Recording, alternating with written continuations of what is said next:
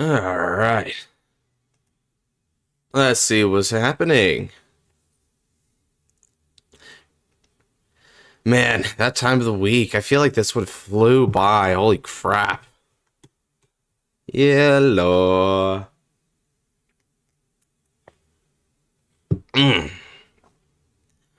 Well, you already know what it is. Time for me to start setting up. Greetings, sir.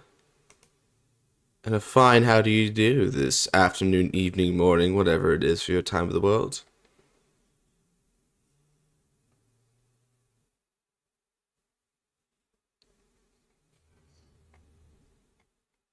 Sure. Let's start with this. Hey, Kami. And then we got Corvida over here.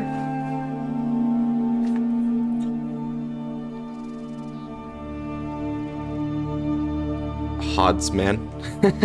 My name is Hodsman. Will the real Hodsman please stand up? Man, I cooked up some customs yesterday. We'll post on Discord later, but I will fix them because they kind of dumb. Yeah, I mean, honestly, right? With customs, what do you start with? Well, you don't really start with how do I balance this something that I don't even know what it does yet. No. You start with the concepts, right? And then you balance it later. That's how that goes. So you're good. Hodsman, man of the Hods. Man, honestly, if I had like a barbaric tribe in D&D or something, I could call them the Hods. The theory about the family, some members use logs and some use armory tokens, but Susan uses both because she's the strongest, bro. She's the strongest of them all. But you see, that's the thing, right? Her identity is so like non-existent right now in that family that they're even acting like her winning is just because she's a part of the family. And I'm like, oh no, it's because Susan is an incredible fighter. But you know, we can just act like it's always about the family. Like, come on. Mildly panic deck planning because screw some of my favorite decks. I'll play a style with Locke being back. Jeez, they really gave Bob Saga like restands like right off the bat just to immediately give like the hard counter in the form of Locke. You know what I'm gonna do if I play into it with Bob Saga? You want to know what I'm gonna do? I am straight up gonna call Vylord to the front row. Because if y'all know, right, Vylord has a resist skill. It can't be chosen by effects. Like, it cannot be chosen. Even if it's not in the overdress state, it still can't be chosen by effects. That's just a generic effect. So you just call them to the front row, have a Vylord boosting in back row, and there you go. You just anti-triangle lock them by making a triangle of Vylords. It's really that 5-head, bro.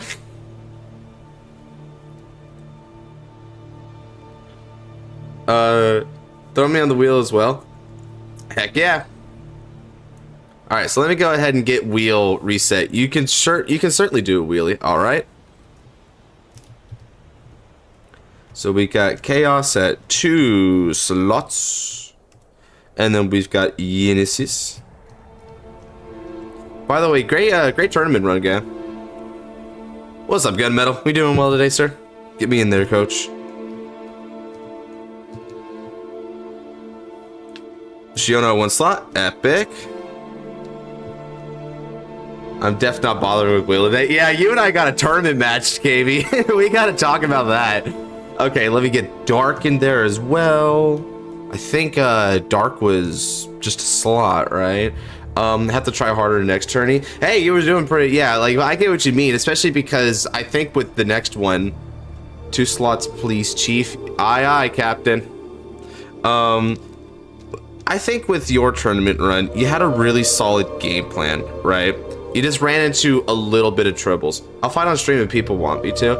I mean, honestly, I feel like with how stressed it is for you, you might want to do it off stream, brother, you know? We don't want you to get like too terrified, right?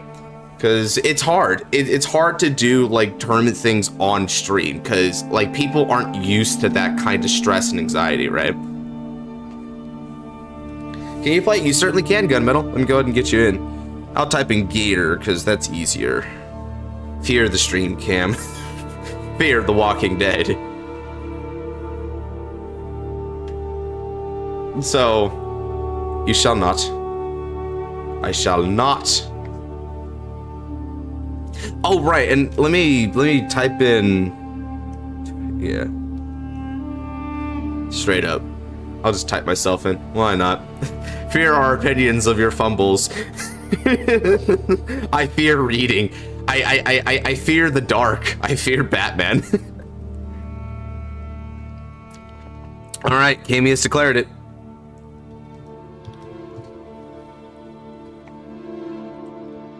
What happens if you hit your own name?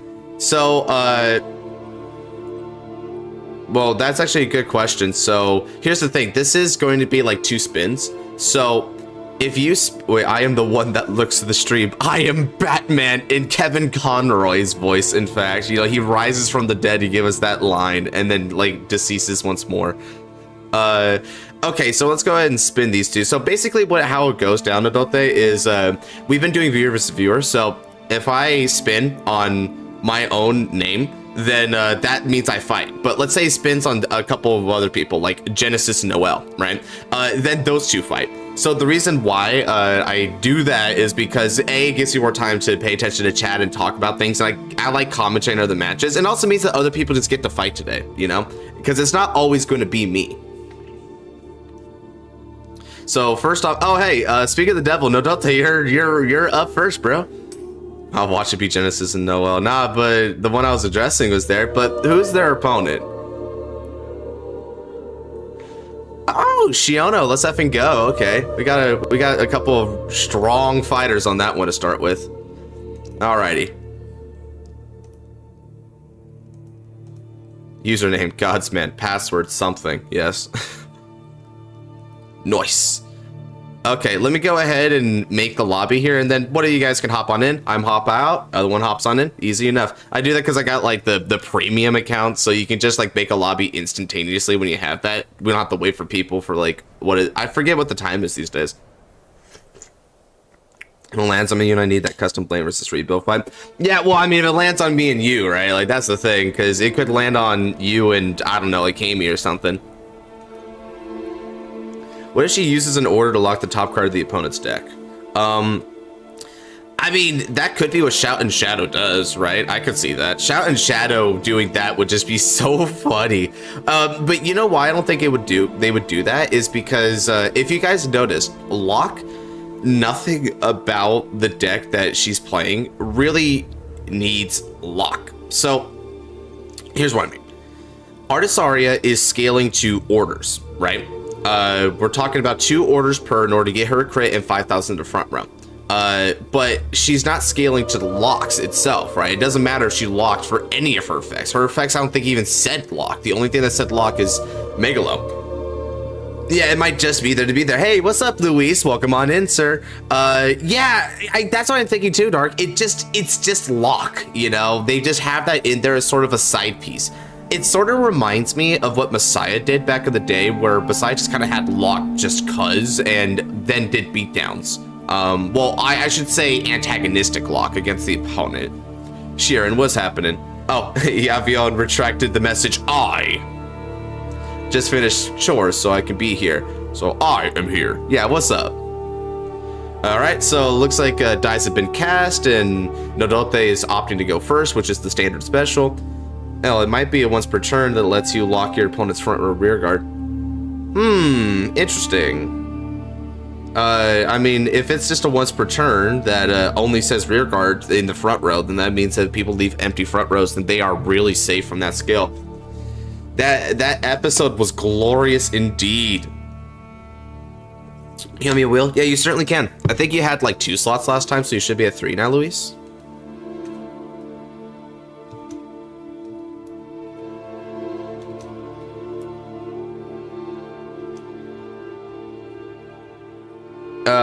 Are you ready to make a Link Joker lock retrospective just because of the new episode? We need a war film on this. I mean, the documentary would definitely be fascinating, especially because I already know like how to write the documentary. Link Joker, 3rd time's the charm, question mark? Varga's gonna be laughing at their lock attempts. Oh shoot, yeah. Man, I mean, not even just Varga, right? Like, imagine playing Reziel, you know, and just like going, yep, I'm going to wipe out my front row and then bring it back. Now watch in amazement as I do it again. It's his favorite magic trick. Ooh, okay, so Nodote's throwing out some Argo Sirens here today. Really, really fun deck that came out in set 7, I think it was, right? Yeah, it's what Stoic K is getting in set 7. In the episode, the crowd was so excited when she locked me with God said, "What are you thinking, Bushy? What? Bushy, no!" Oh god, there's this one comment on video that was so funny where they were quoting me saying Bushy, no, and then the guy says, Bushy, yes! Oh, the Suzune OST? Yeah, Suzune OST is some like Myth and Roid level crap right there. That is going to be like an automatic on-loop soundtrack when it gets released. And thankfully, we can definitely bet on it being released a bit because they do tend to put out the lyric themes from the Vanguard like Overdress era stuff. So we could probably get that. We could. I don't know about the theme that came prior though, right? That background OST. That might be a hand soap thing to rely on. She had 0 on her turn 3 and she had 1 on T4. What might be what the order uses to use energy? Polyphonic lock IMO is fair. Yeah, I think it's fair too. If it's a singular lock, then realistically speaking, because it's not like expanding a lock much as all right now, then the polyphonic lock feels like a skill check, you know? It's asking the opponent if they were prepared to deal with lock, because if they're not prepared to deal with lock, it's going to bludgeon them. Josh, I was 3 last... You were 3 last time? Oh, okay, that means you're 4 this time.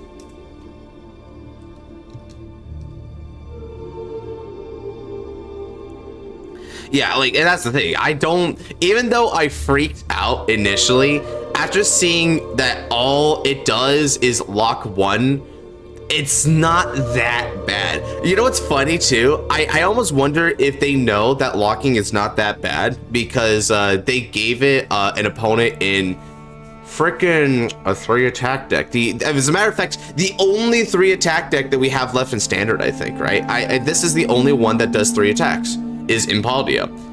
And not only that, but Miss Senka down here that Shiono has as the BFP, Miss Senka here didn't even play around it. If Senka had just researched what block was, she would have known to be able to play around it, and it's not that hard to play around.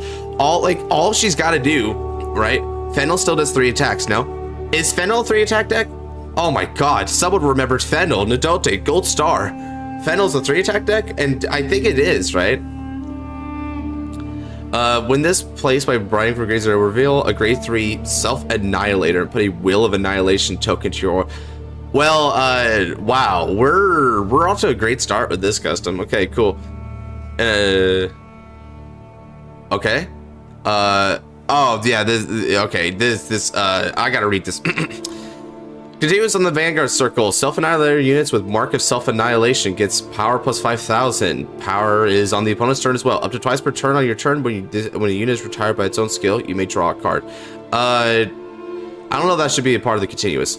Now, here's the thing. Act on the Vanguard circle once per turn, Soul Blast 2, and all units on rear circle... Wait. All units on rear circle get Mark of Self-Annihilation. But units put on rear circle get Mark of Self-Annihilation. Okay, and that's all units on the rear circle, so that's on both sides of the field. That's insane. When this unit attacks, if your opponent's Vanguard is grade 3 or greater, you counterblast 1. Your opponent's original power becomes negative until the end of the turn. Wait, what? Wait. Is he gonna do the funny that we do in math class where they take the power, like let's say it's this card, 8K, and he just like tacks on a little negative sign. So now it's a negative 8K unit. What? What did he say? This is 0/0, I didn't notice. Oh yeah, totally. So okay, and then when this skill is gauged, retire this unit, then all units get, wait.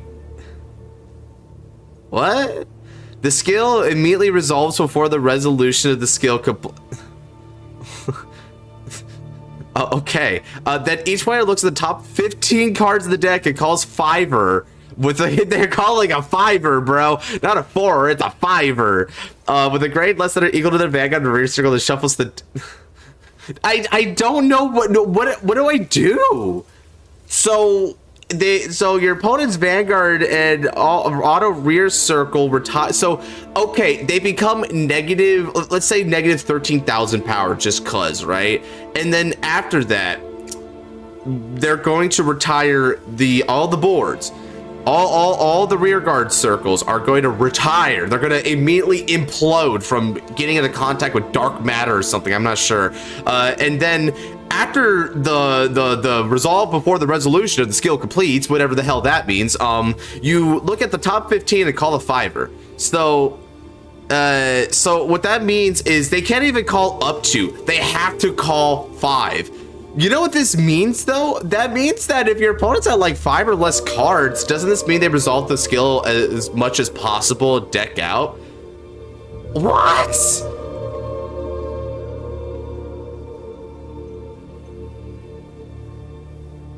Why did I start with this? Oh, it's a Keter Sanctuary card. That's a Keter Sanctuary card? All this like death and annihilation, and it's Keter Sanctuary. How sway? Dude, this is the most Dark States or Brand Gate card I've ever seen in my life. Maybe Lyrical if you're being extra spicy. Why is this Keter? Oh man. Oh dude, I swear. Crit me, he says. That should be Dark. I agree, that should be Dark States. Nah, he draws instead. Is it Keter Sanctuary because of Perobi's cheeks? Maybe so. I drew instead. Like I like how that's like Sag marks. Hey, no, don't they pack the crit though? That's for sure. Oh man, that's really epic funny. Okay, let me go ahead and change it up a little bit here. I ain't got no monetization on, so what songs do we feel like, chat? It's basically open board right now.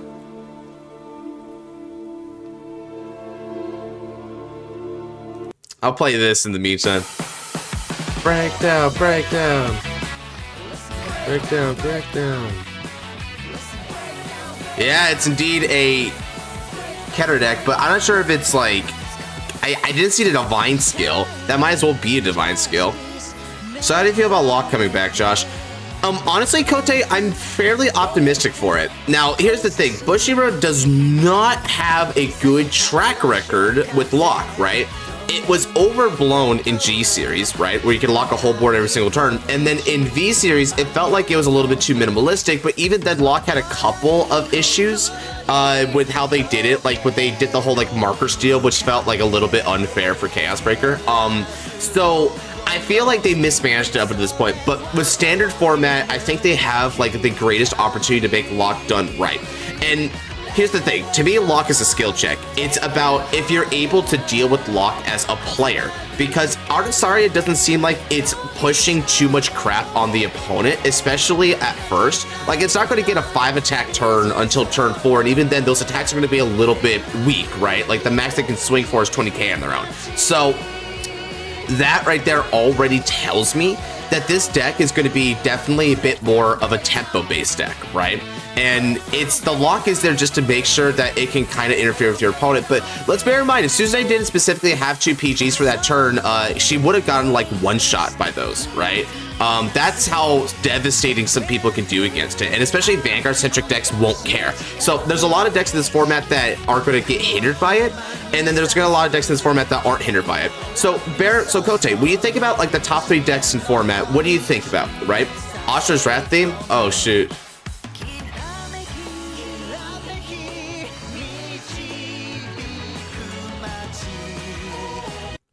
Ashra's Wrath OST? Sure, why not?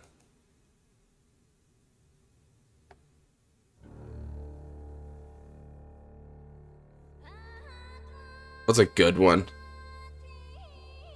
They got a lot of good ones. I'll just pick something random.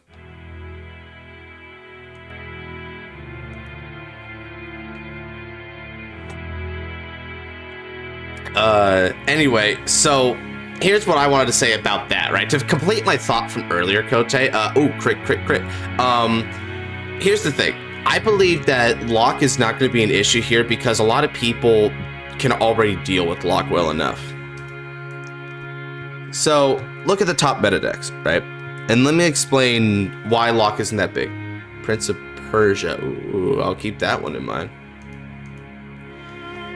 So, if we're talking about the top decks, Rezial, number 1, right? Rezial clears its front row all the time. Overdress can also clear its front row every single turn because of Charmin. And also attack from the back row, mind you, so you even have extra attacks in case they do catch you with it. So you can still attack 4 times every turn with Overdress. Then you look at Vargadragras. Vargadragras annihilates the front row, and they can get multi-attacks both with Vargadragras himself and Shura on the other side. As a matter of fact, you're probably doing Vargadragras a favor by making sure that they don't, like, overcommit, you know? How does Locke interact with tokens? The token will disappear if the lock doesn't manifest. So it'll just be an empty circle afterwards. I started a new game in Skyrim lately, and a giant shouted that a high elf could indeed fly. Oh, yeah, classic. I love that. Just boom, just smashes the ground. Oh, Bracing Angel Ladder? Yeah, Bracing Angel Ladder, if this ever did become a thing, there is always the same thing that they did against Shiranui, which was use that order. It's pretty easy. I mean, I think Locke is easier to deal with than Dominate, personally, but that's just me.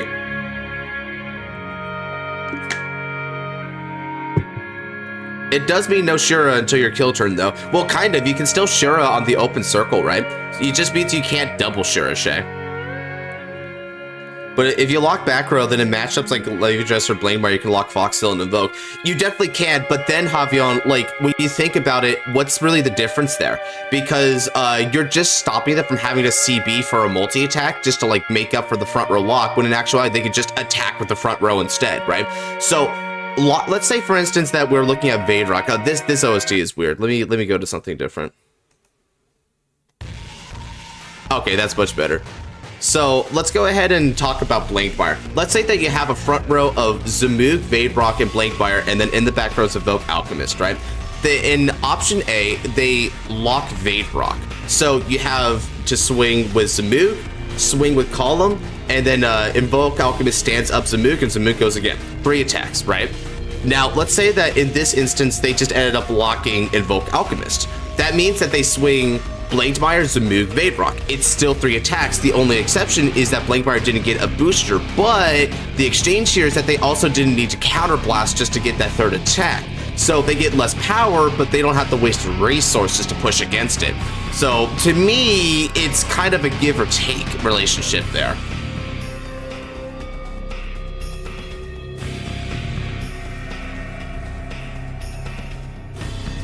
Number 9 in E minor. A New World. Whoa, you know this OST, do you?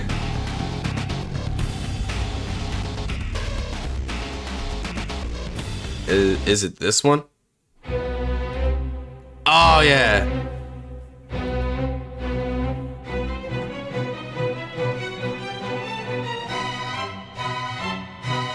They can't target locked units and card effects and get tricky to deal with. Zorga or not. We had some summon and retire options, but only in order of Zorga's skill, I believe. Well, Zorga, Nexus versus Polyphonic. Shoot. I mean, that's gonna come later on in life, right? Because we need to see Nexus first. But yeah, when it emerges, that's definitely gonna be a pretty popular poll option. As a matter of fact, aren't the Reapers tied right now in the polls, Dark? Like, we're still having to decide between Orphis and Blankmire for, like, right now in this instance. And that's just with original Blankmire. Yeah, that's funny, dude. Damn, good on Blankmire for keeping it tight. He might actually, like, emerge with one more vote. Where Dark Knight appear in a fight night? He did. He played Dragon Tree in the recent Sephiroth Gila fight night against Alden.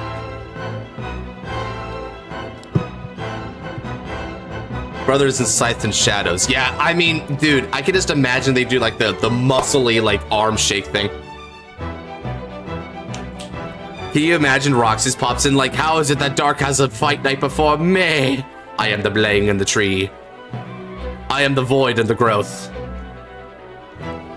I am the heat and the heal.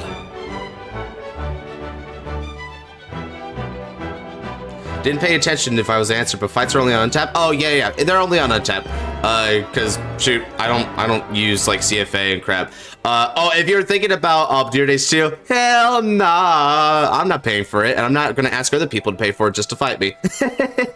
I would never appear in a fight night because in Poly will always get jobbed. Well, I think it's also just worth noting that like fight night isn't something that I'm trying to extend to like a lot of people, right? I think mostly like I think the only reason why I extended off the mods for fight nights is because I thought it would be cool if some of the Destined Showdown players like got a chance at it, you know? Like Rox is suffer, he smells funny. What the heck? That's so random. Okay, so we got Sirens go up to grade 3 first, and it appears Sirens. Let me refresh real quick here because I think I see an Overdress, and that's not what that should be doing. So it's probably just a call over, right? Yeah, here we go. So Sirens is swinging with 2 of the grade 3s. That's funny. So he's going for big beatdown. Good one, Josh, because DD2's online feature is buggy as hell. There we go. That's just even more reason not to do it, huh? Is region locked anyway? God, yeah. That's sad. Think I'll create an account, do a deck real quick? Oh yeah, all good. It's totally free to play, Sharon, so you're good to go there. Aw, thank you for the hearts. Well, time for me to make a strategy up for our tournament match. The strategy is survive. Essentially because we might have a mirror match between Liberators. That's so funny. I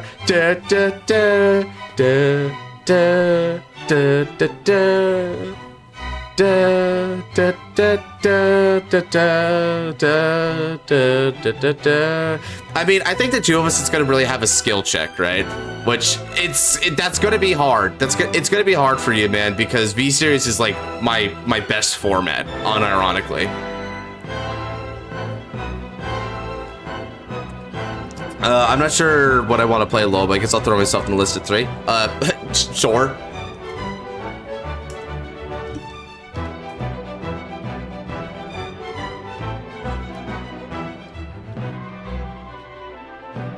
Even though the CPU sim is too valuable for me to pass up, but still, it's not very cost effective, the fights. Yeah.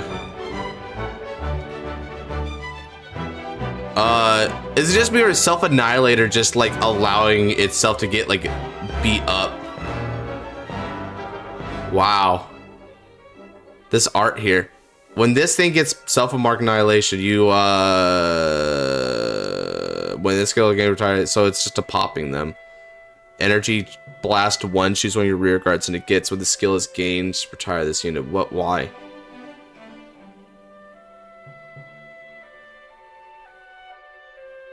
Damn, the mercy. No, don't they straight up gave mercy there? Like, I will let you live on this alone. He gave him mercy.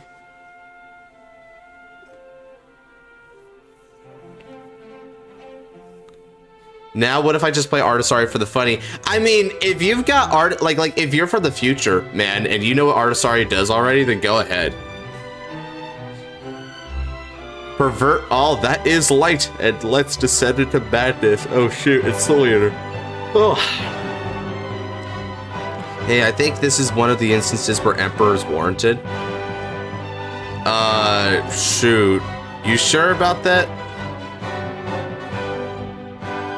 Self-Annihilator, Sanctus the Neurostic 1. Erased. It's just, so not much longer, yeah, not much. Chaotic custom versus custom. Shoot, dude. Yeah.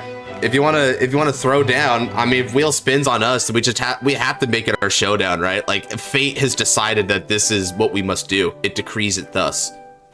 Artisari is gonna be my future main deck for sure. I was planning to main it before the episode. Yeah, no kidding. And you know what's so funny is like Xenon, right?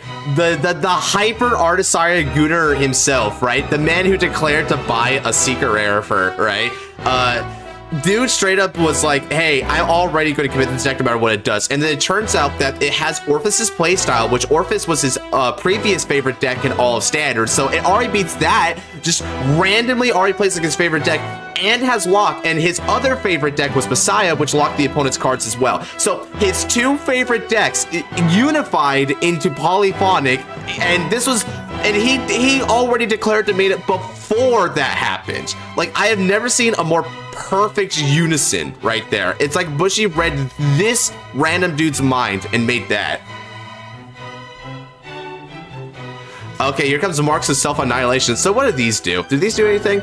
If it's on a rear circle, remove this marker. If it's on a rear circle, moves to another rear circle, move it to that rear circle. So the Mark of Annihilation like is a homing missile. It tracks its target. That is funny. I know that is straight Fata mod 100%. He like that is so his perfect deck. Like that deck was literally made for him. It feels like I don't know how. Even like the music for her theme, right, is his favorite genre, right? It sounds like Otto and Myth and Royd, which was like his favorite genre. Those are his favorite artists from Japan. It's amazing. All right, self of Mark Annihilation. Yes. Her OST is clean. Shoot. I want to listen to it again.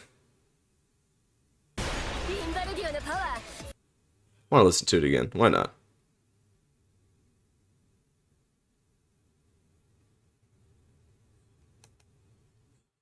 Because why not? I feel like it. Vanguard に楽しみは不要。あるのは勝敗のみ。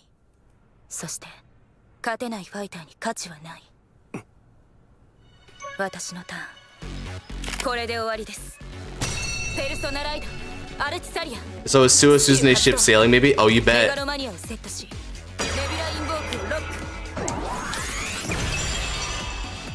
My turn リアガードをロックして攻撃回数を縛るどころかインターセプトまで封じる。まるでハメ技ですね。Yeah, I love what Akane says there. Where like it's a cheat move. It reminds me of like Senka's new VA. Honestly, I think it's an upgrade. I like her better than the old VA. 私は勝利のリズムを刻み続ける。ラクロアでアタック。ノーガード。ダメージを受けたとき、エクシード発動。Can easily compete with best OST ever of Vanguard. Damn.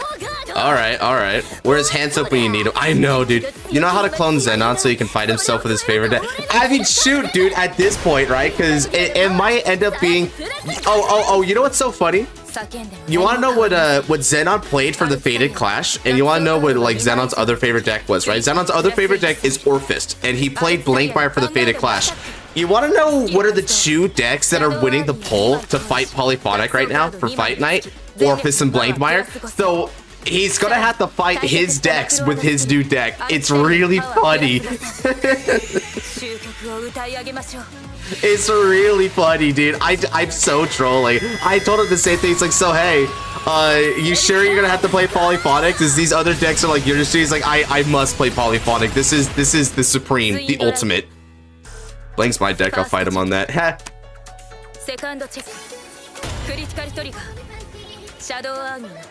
Yeah, like this right here sounds like something straight out of ReZero, dude.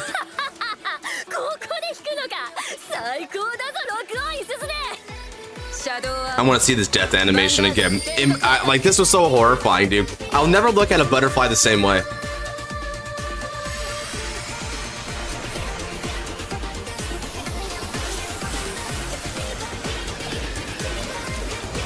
He has to fight Orphis or Blankmeyer. Like, look at this! And they're like, oh, no. You see, you're supposed to completely be annihilated. That was the script, bro. That was so horrifying. What the heck? Oh, hey, do I do the instant kill button and play meta? Dude, do I kill the stream?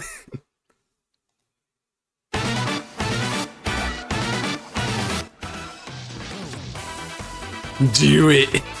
Yeah, I'm not doing it. Deconstructed by butterflies.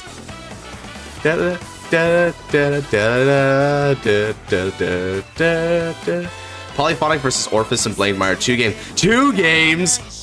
2 of them things.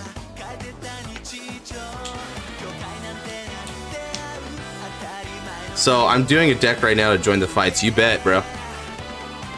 No, I want to do my match on stream, so don't.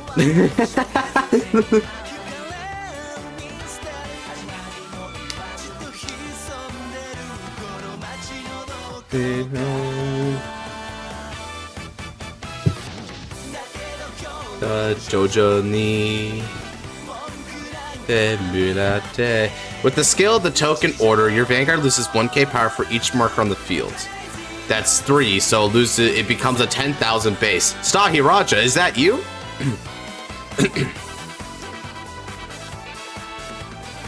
Wheel me after the dog walk. I'm being dragged in. Just don't get caught on the wheel and have to spin continuously ad infinitum. It's like the Jetsons, right? Back in the day where like he's on the treadmill and he gets stuck on it. He has to like spin around the treadmill constantly. He's walking the dog. It's funny.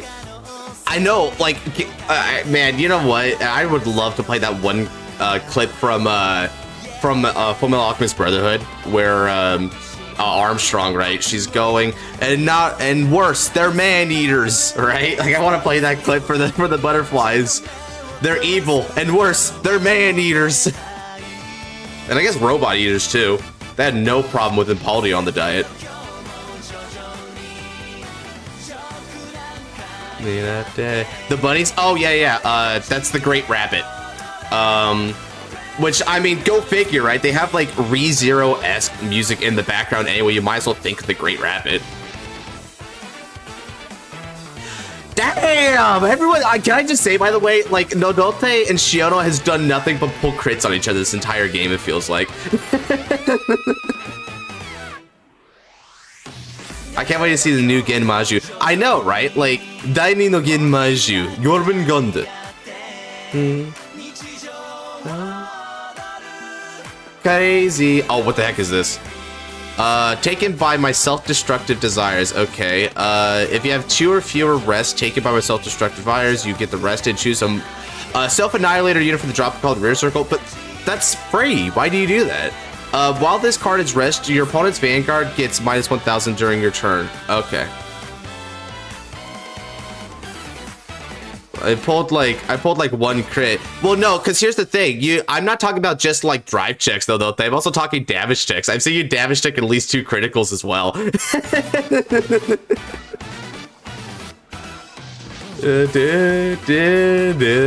Again, I'm not hammering on you like it's a negative thing or whatever. I just think it's really funny.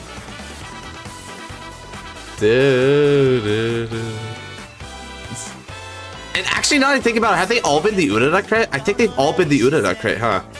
Like, I see one there, and then what other Urara crit did I see? Or is it also, yeah, so that means you got the other one and the damage done and one stuck in your hand right now. Fair enough.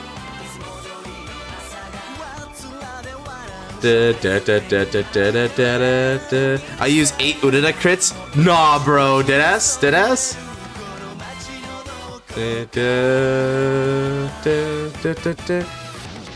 Having too much fun with Vaserug. Vaserug is awesome.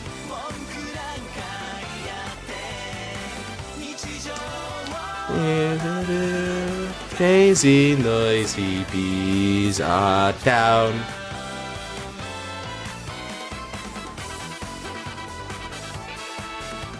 For the length of the battle. 8 Urara crits, funny enough, is not legal. Yeah, I know. That's what I think. That's his joke. Is that though it's not legal, he wants to do it anyway.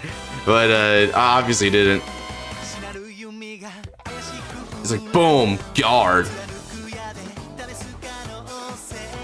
I'm gonna go remake my custom Griffo Gila deck. Which nation should I use?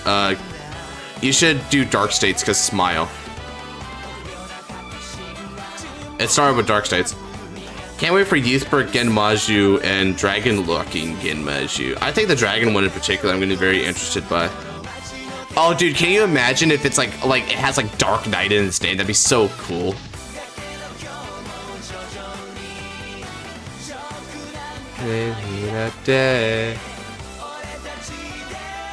Yeah, so here's yeah, and then here's the other Urara crit. Yeah. Because I think they were meaning like if you're running 8 of the Alana likes. But yeah, technically there's multiple Urara crits.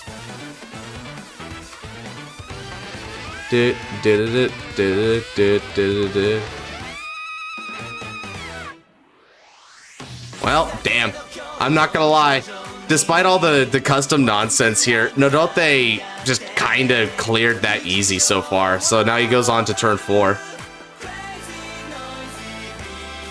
Down. Jojo knee. Alright, Nodote. Finish him off. Do it. Finish him. Let's do it. Show him the power of the Aquaforce. Chaos Breaker encounter? No, sir.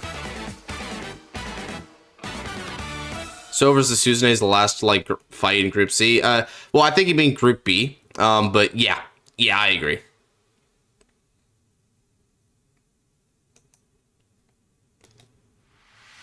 And then we could use it against Youthberg. Imagine the fight animation, dude. I would love to see Youthberg like slay a Dark Knight version of himself, like a Darker Knight version. That'd be so cool. Like, I just want that animation, bro. Just like you saying, I want that animation. Josh, in your opinion, how many times will Babs pull triple critical? LOL. As many times as she needs for victory. I think the greater question is, well, how many times is she going to hit OT, right? Is Babs Saga destined for Drag Rata? Underrated soundtrack, Darksider series. Oh, I never even listened to the Darksider soundtrack. I'm not even gonna lie.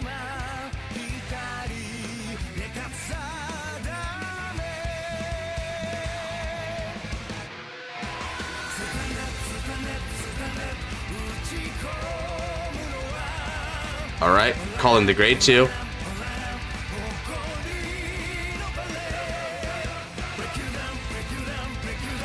Also, Artisario, Lyrical OT gonna hurt a lot.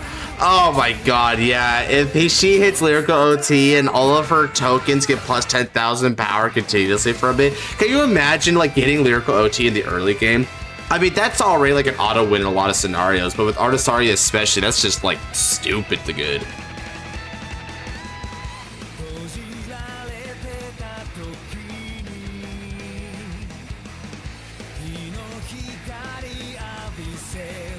$25k Shadow Army tokens minimum, Scarlet, minimum. Yes sir, minimum. You are right. I've been enjoying watching people's V Revival matches. Some of them were cinema. Oh yeah, the V Revival matches were really freaking fun. Did you see the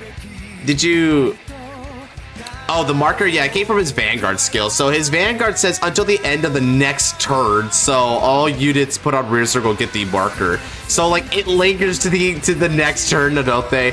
Yeah, you can't escape this crap. It's just there. Yeah, it's crazy, dude. Maybe you shouldn't have given him mercy. Oh man, come on, Adolthe, you could do it. You could do it. Beat past this. New fear unlocked. I know, right? Like, when you think the high roll can't get more high rolly, and then this appears. I'll be right back. Cherokee, take over for me.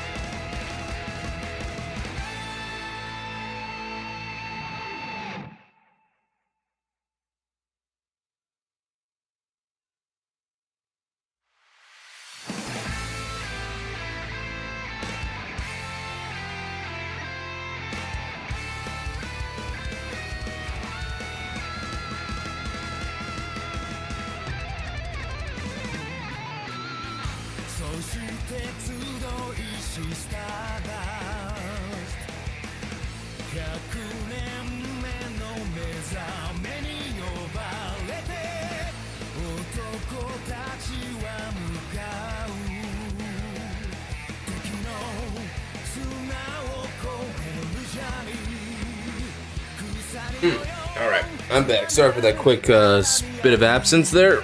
Oh, man. Why did the chicken cross the road? Wow, chat, we really had nothing better to buy our times with.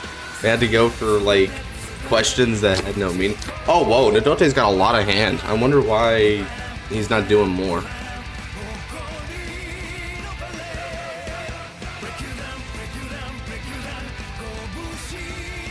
Is final turn dumb to say? I think some people might consider it cringe. So we can reach 70k columns easily. Yeah, I mean with that token, if you have like a column of tokens in the lyrical OT, yeah.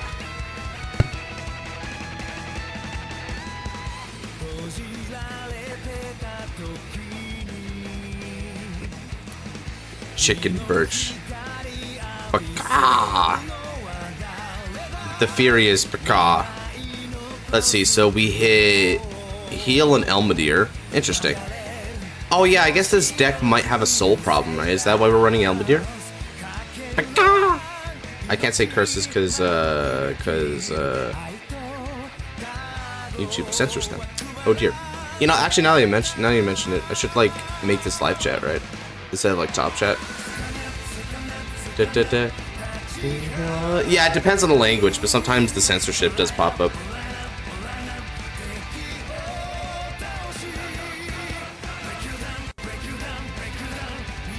I drew like crap, to be honest, he said. Ah!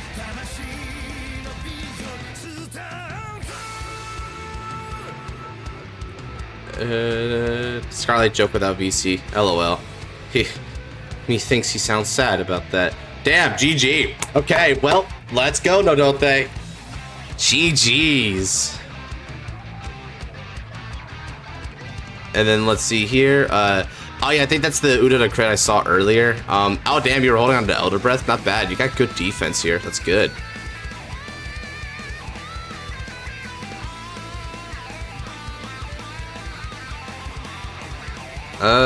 Let's see. So we got Persona Ride. Honestly, Soul is the only needed for the order, honestly. Okay. Yeah, I figured as much because if I recall correctly, like, both of your orders are using Soul. So that's where it's pushing it.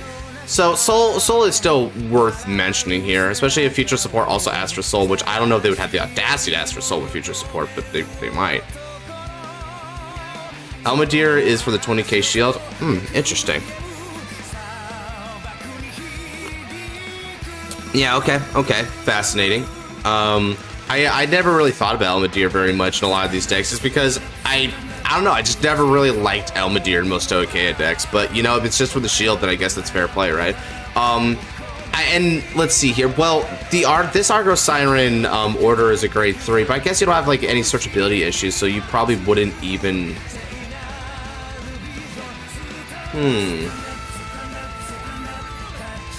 That's interesting. Alright, let me go ahead and get the next match started here real quick. I gotta think about that a little bit more. Yeah, because I was thinking about there was other like shield stuff that was worth doing here.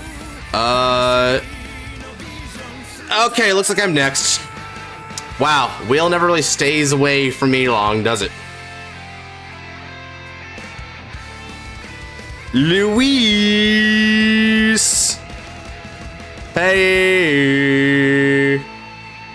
Yes, who can be added in after in the roulette? Sure. Heck yeah, Luis. Be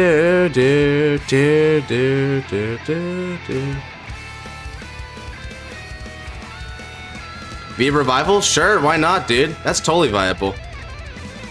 Philanders, that's funny. Heck yeah. Didn't get your practice match, Cam? Well, not yet. I mean, you can always practice match someone else, potentially. Especially if everyone, we deck thin, mate. We deck thin. Damn, bro, you just tried to go for the big deck thins.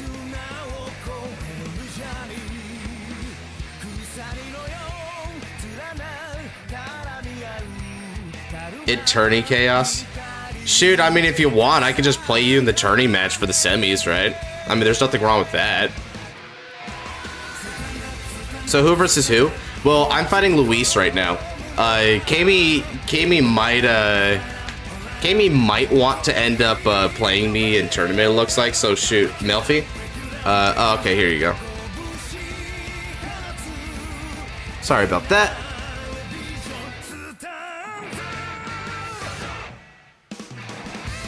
Alright. Shoot, how do you think about that, chat? After I'm done fighting Luis, do we give Cameron his V Revival tournament match right now? After Luis? Because I'm totally fine doing that. Yeah, that's right, Melfi. So I wanted to ask chat if they would want to see that as a spectacle. Suzune versus Rakshasa, who would win? Rakshasa personally, but that's just me. Maybe because, you know, Suzune's just a person and Rakshasa is a giant dragon. Nah, make him wait. I shall clutch. Yeah. Sukana. Make him get rolled like everyone else, fair. You don't mind seeing it? Please have mercy, John. Okay, you know what? This is worth a poll.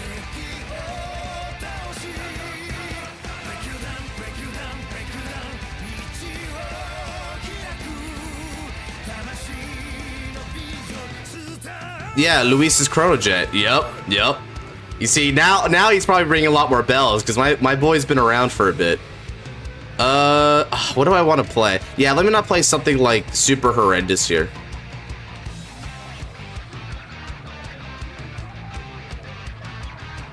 Oh shoot, you know what? Yeah, let me.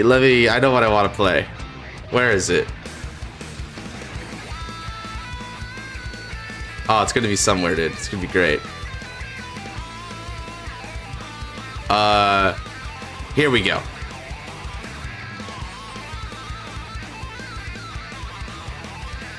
So anyway, I started blasting. Let me get some. Oh, hold on a second. I'll be right back again. Sorry, Chad.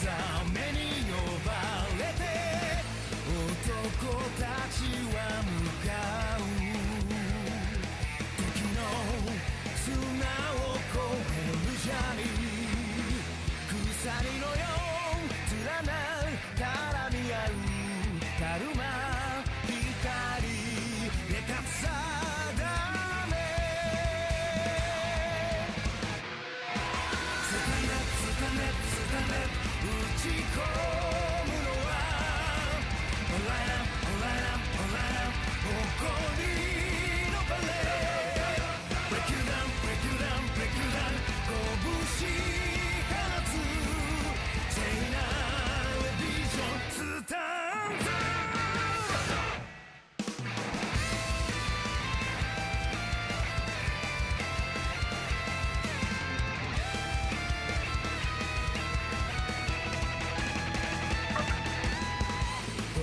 Back again. Let's go.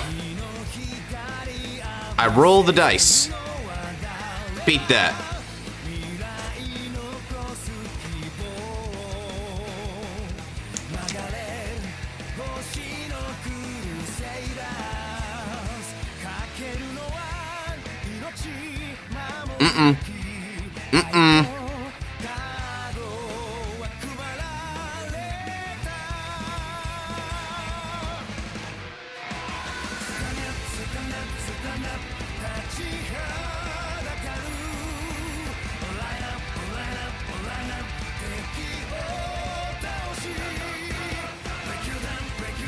He did. You know? Luis was always good at following instructions, bro.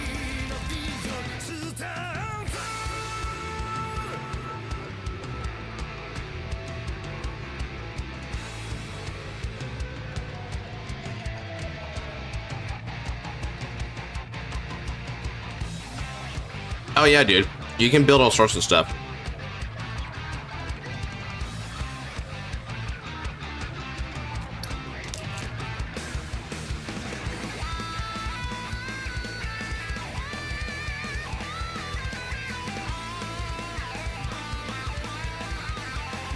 Cross. Oh man.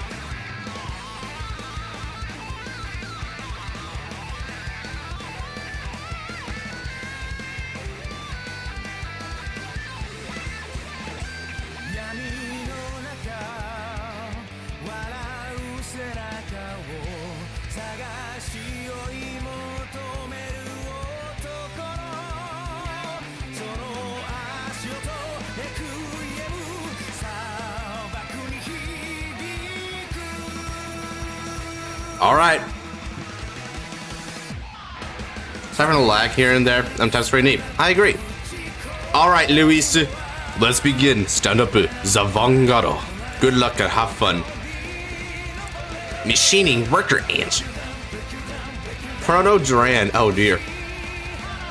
I mean, Luis is in trouble, right? Because Mega Colony has always been way more meta relevant than Gear Chronicle, right?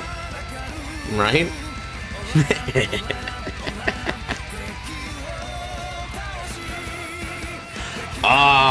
Yeah. Even less popular than Vanguard? Damn, yeah, okay, go figure.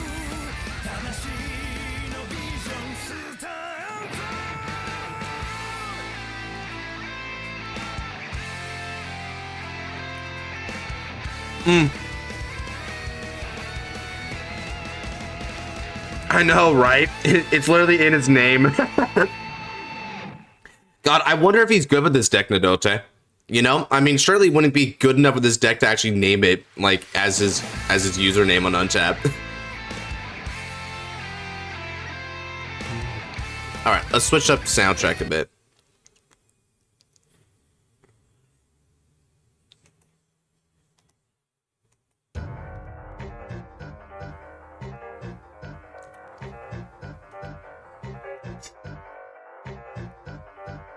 Draw.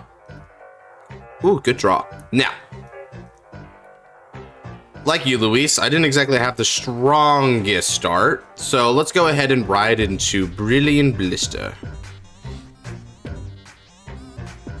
With skilled machining worker ants, we'll draw an additional. And let's get ourselves the quick shield while we're at it.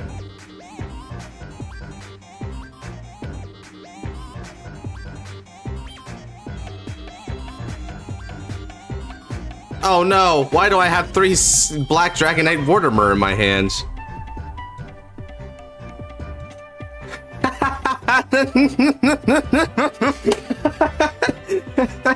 Why is there 3 Black Dragonite Vortimer in my... That's not even either of our nation.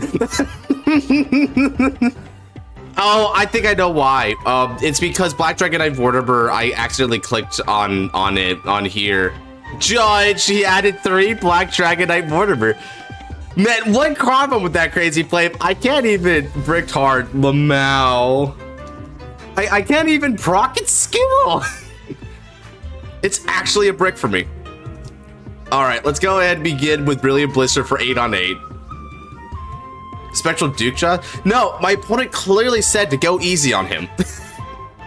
It just unconsciously adds 3 Vortimer's. I have to ride Oathlimiter Aglavale, or I can't get my fix, Nadote. I need to call down 5 units on turn 2 against the Grade 1 opponent, otherwise, it's not living. I mean, I did. Check. Oh, Intimidating Mutant Darkface. What did I miss? Went to grab a snack. Black Dragonite Vortimer being my favorite grade 2 of all time actually just added 3 copies of itself to the hand. Like, it actually just did Genesis. It was really funny.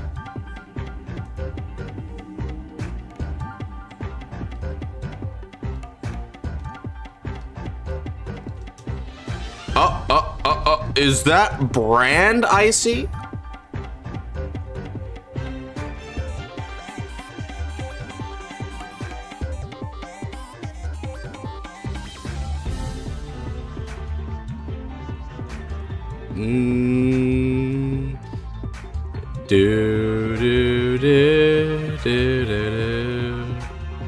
Let's see here. So Sweet Cocktail. Frick it. Someone name any clan. Shadow Paladin. Play witches more. Tachikaze. Come on, Scarlet.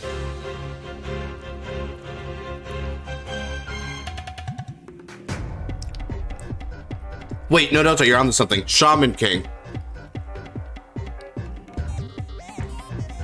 Bang Dream.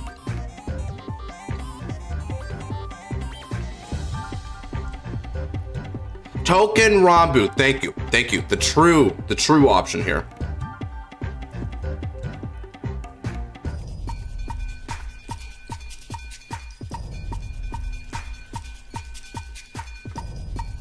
He doesn't have to know that crazy.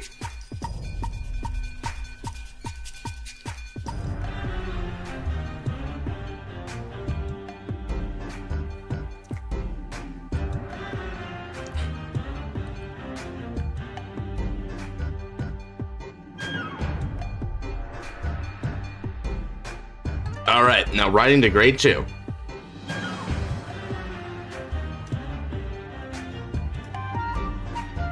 Smoke Gear Dragon. Ah, classic ride from the old days. The animation clan from Thai format. Eh.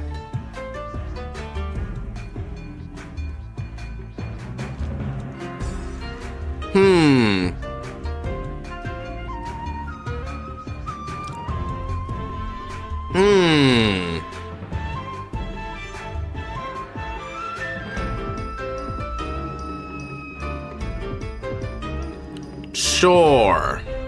I'm sus, but I'll let it through. Okay.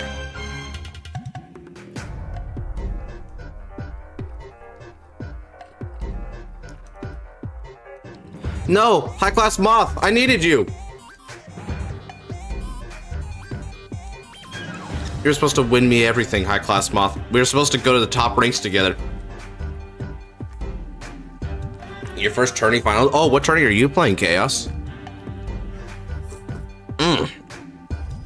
Ah. Don't write, Godsman, you won't.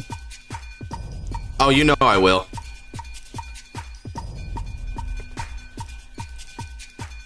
Hell yeah. Still nothing comes to... You were given 10 clans.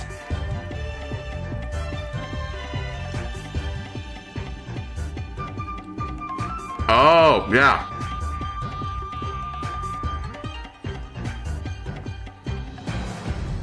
That's what you meant. Okay, I got you, Chaos.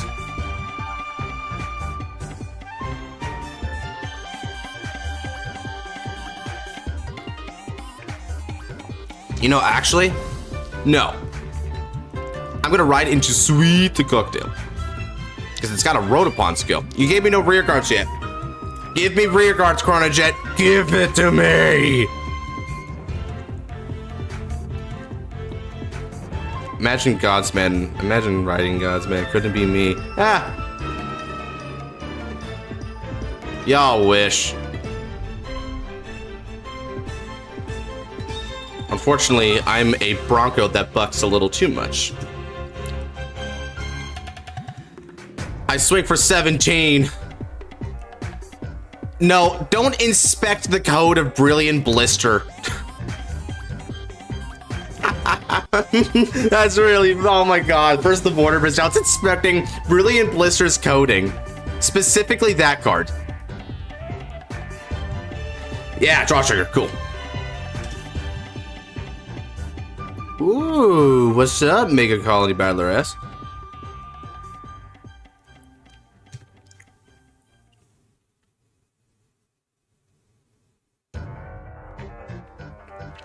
Alright, extend Magne's damage check. Now, Brilliant Blister returns back to hand at end of turn because he's got no stand rear guard. So, over to you. Alright, I'm looking good, everyone. People talking about Suo and Suzune, but we can't forget that Blaine is going to get himself a girl from Artisaria. I mean, you know, Rezile's going to have to teach him the birds and the bees, yo. I'm just saying.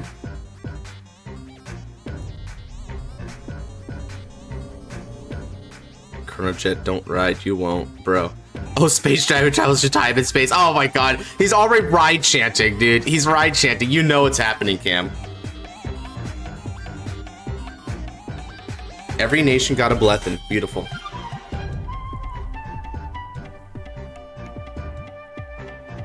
We failed our mission to delete everything from existence. Honestly, I feel like they would just want to fail that mission. That mission is bad. Well, too much characters. Rule 34 artist ideas with that.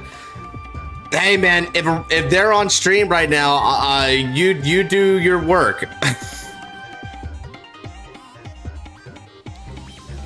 Don't superior right, Chronojet, you won't. Damn, he just keeps memeing. I'll post it little by little. Atom by atom. Oh, you simply swing with Chronojet? Oh shoot.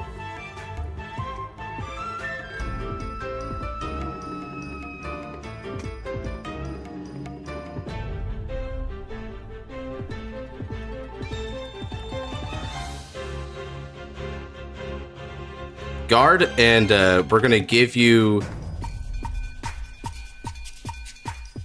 guard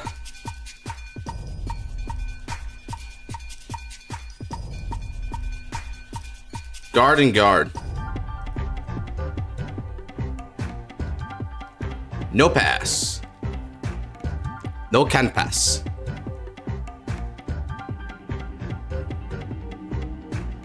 Having 3 parents must be a pain at times.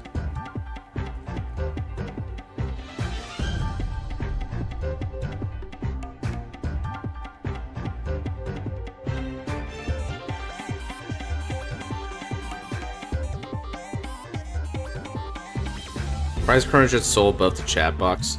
I don't know.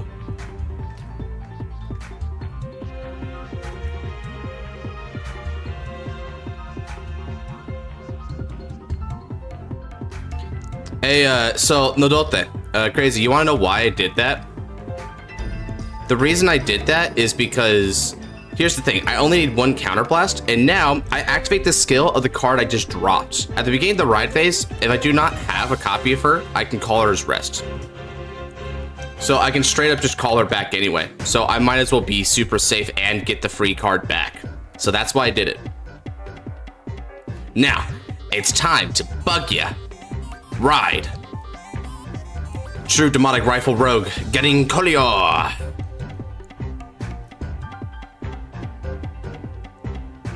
And now, with Gutting Kolio's skill, an extra 5,000 power and an extra drive. And then activating skill, you're going to mill a card from the top of the deck, and if it happens to be a grade 3 or greater, then I get 10,000 in drive.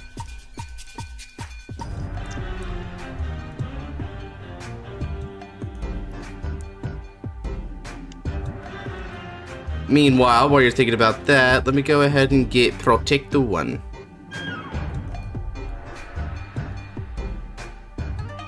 Alright, you milled a grade the 1. And now, Activating skill. When your card is discarded by the effect of my Gunning Kolio, I counterblast one. Soul Blast one. I stand him up, and then my Vanguard is going to get the grade 1 skill, where it gets 5,000 power and an extra drive anyway.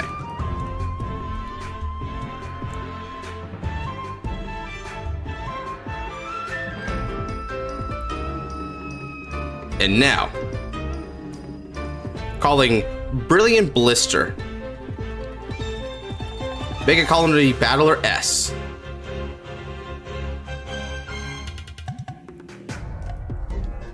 And Stamping Red to rear guard.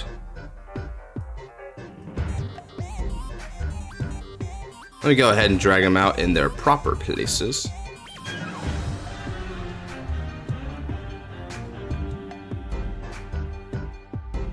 Here we go. Now, True Demonic Rifle Rogue will attack the Vanguard. This is going to be for 22 with 4 drive.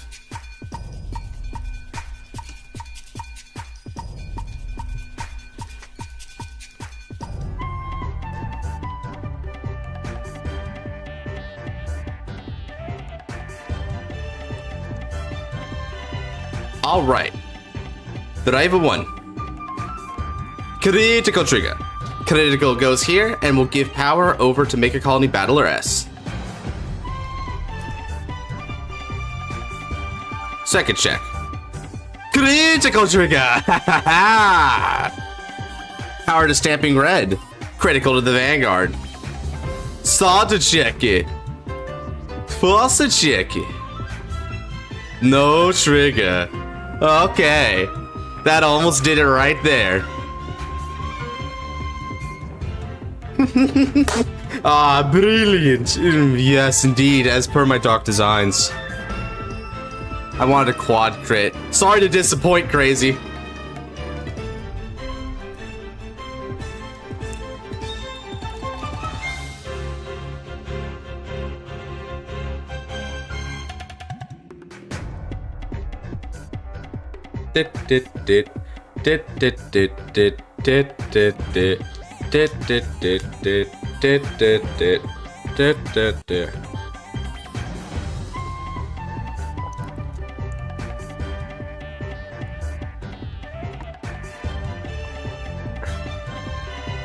All right, and now it's time for both of these rear guards to begin attacking. With support from Papide, my Stamping Red is going to be attacking for 27k.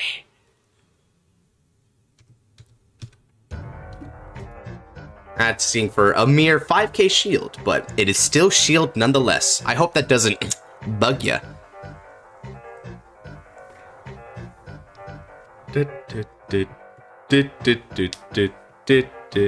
Okay. And let's go again.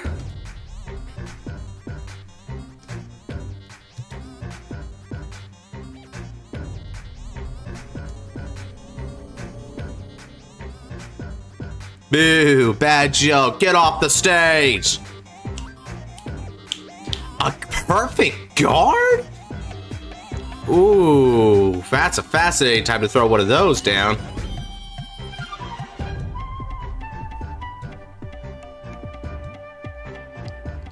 There's an extra step to sign up. No, I'm so cooked. My decision making is terrible. What do you mean? Yeah, you could. Yes, you don't have to commit until the tourney starts, brother. All right, now Brilliant Blister will return to the hand because you once again refused to give me rear guards. Over to you. Oh, that's really that's just great. I love it.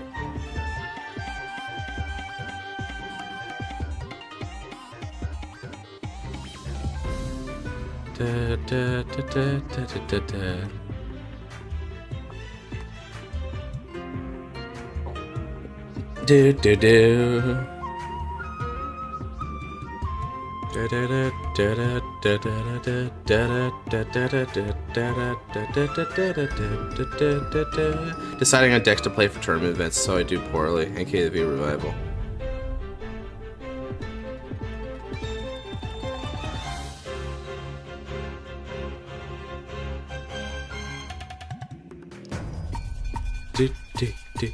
Okay, so no ride, but now with Smokier, is it finally time for Chronos Command Funny? Seems so. Calling Enja. Okay, he wants to bot deck his heal to like give himself the maximum opportunity for a trigger. That's fun.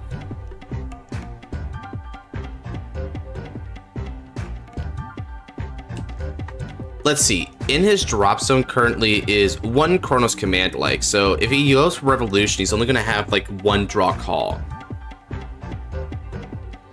I wonder if that's worth it.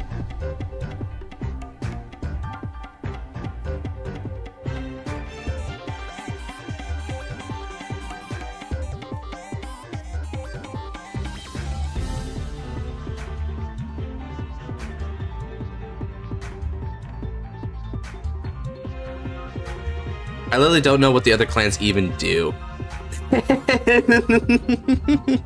Oh man, I bet it's like a rude awakening figuring that out, huh, man? Yeah, some of the clans do wicked crap. Discards Chronos Command Revolution from the hand. Fascinating.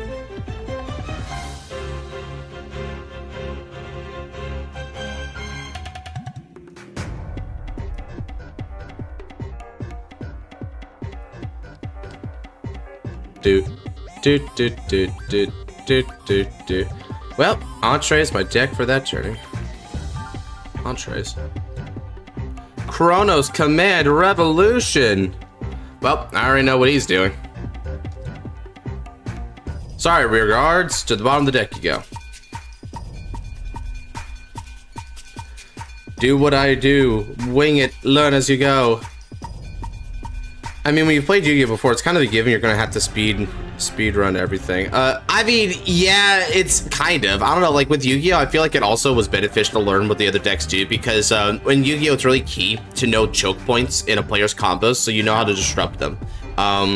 In this game, there isn't like the whole know how to disrupt them thing. It's more so understanding how you should be orienting your hand for particular offenses because V-Series has a fair bit of like different kind of like win cons to bring to bear. Like there's a fair bit more Sentinel restricts in this format compared to something like Standard, right? So you never know when someone's gonna do something really funny, right? This was a format of experimentation. They do a lot of fun stuff here. Like shoot, just look at Gunning Kolio for instance, right? Gunning Kolio has an alternate kind of win condition skill to it where you Soul Blast a grade 3 and you mill the top card of their deck and they can't call cards with the same grades whatever they milled until end of turn from the hand. Meaning that if you mill a grade 0 from the top of their deck, well, they can't call any grade 0s from their hand to guard with for that entire turn. It's pretty wicked. So like against Gunning Kolio, you've got to like diversify the grades that you have in your hand because if you got too much of one grade, you're going to become vulnerable.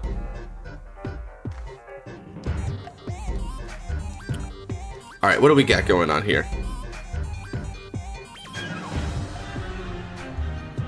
Asha support win? Probably next set, brother. If you're interested in what Asha does, well, I'm actually taking the lead design on that one, so I'm gonna make it pretty good.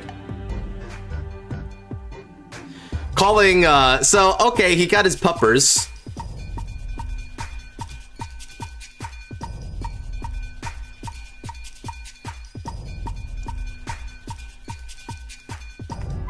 Okay, so revealing a Chrono Dragon next stage from the hand, and then that'll allow him to add a grade 3 card of his choice. Puppies.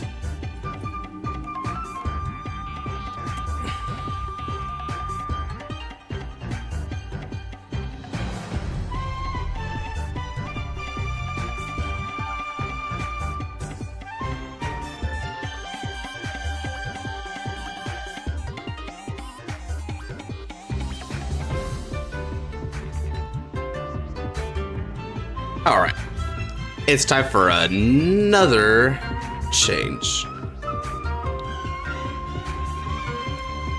I'm hungry for hot dogs now. It's awful.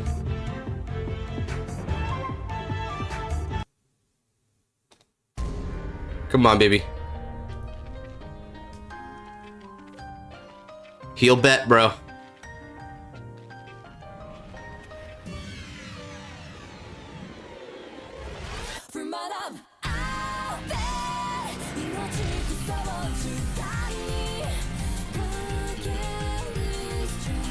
Oh, was that combat? Okay, it's not combat yet. I was wondering if he was just gonna go with that. Oh, shoot.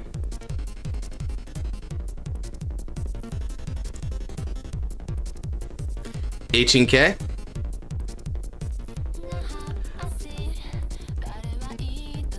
Garb with Sweet Cocktail. With skill of Sweet Cocktail, when it's put on the Guardian Circle. Soul Blast 1. And you can rest that doggo, but if you choose not to rest doggo, I draw, my front row gets 5,000 until end of turn. What do you do, Luis?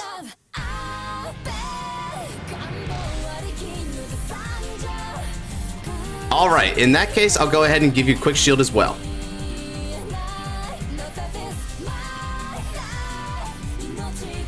So we're gonna go for the 10K shield there, putting me up to 22 to their 18. That'll be sufficient.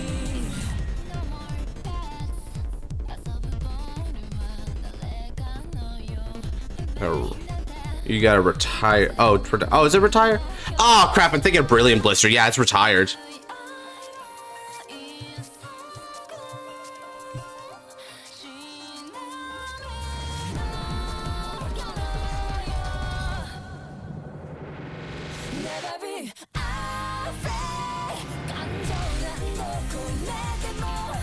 In which case, let me go ahead and get back my Quick Shield ticket.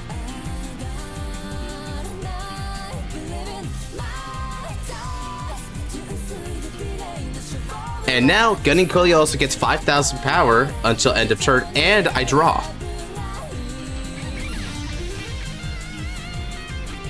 Very nice. The best deck ever. Oh, you should have seen it, Maz. I got Quad Drive and hit 2 crits, putting him up from 2 to 5, just like that. Was beautiful. Gunning Coolio was, man, you must be proud. You must be proud, Maz. This deck is freaking awesome.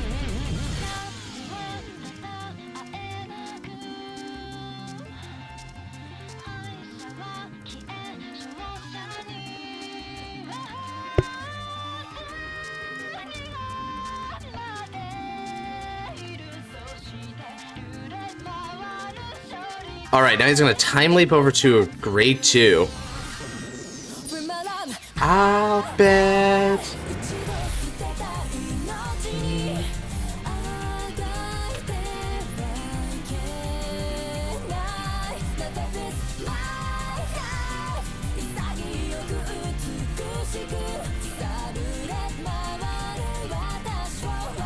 Extend Magne. Oh. That's your play? Okay.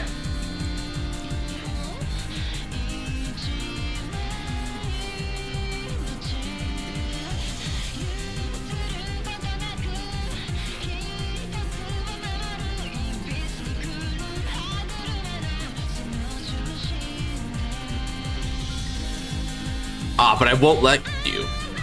Yard with Brilliant Blister. Now when Brilliant Blister is put on the Guardian Circle, I can Soul Blast yet again, and now I'll be discarding that Quick Shield ticket. By doing that, I'm going to choose that unit, and it rests, and it cannot stand until the end of the turn. What's up, Ant-Man? So now they'll put me up there, and then let's see. So that's 23, max is 43. So then, how do I solve this?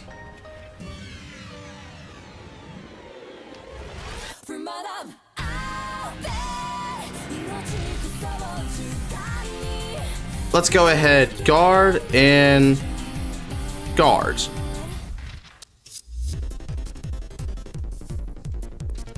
No pass.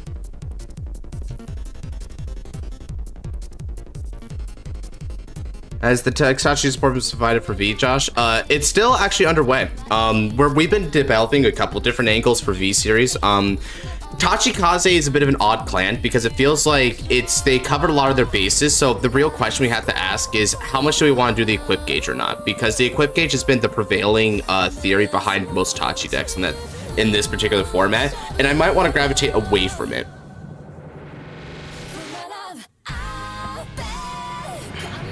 Made a brilliant move.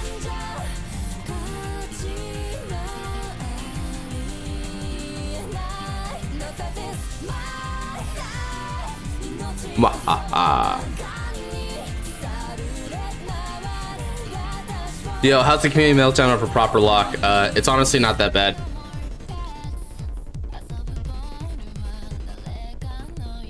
That'll be a good angle, not gonna lie.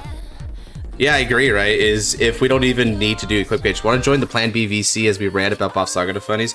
Oh, sheesh. Would you tempt me with that? I don't know if I would ever get the temptation of that. Here, let me go ahead and check and see if staff even wants to VC me right now.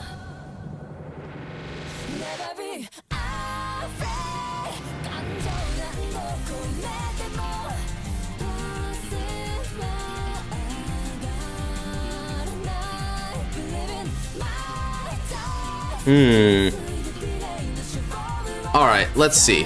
I think all my non-command are out of the deck. Damn, actually.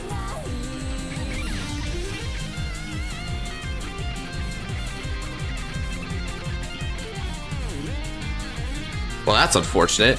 Okay.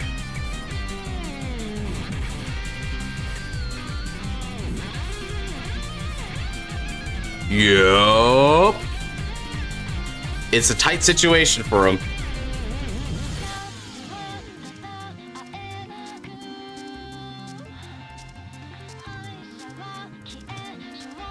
Stand on the draw.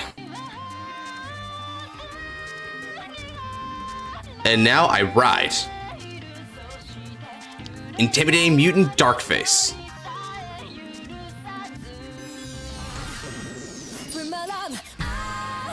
Darkface's skill is going to discard a card from the hand. I placed a cradle marker on a rear guard. So I'll place it over here.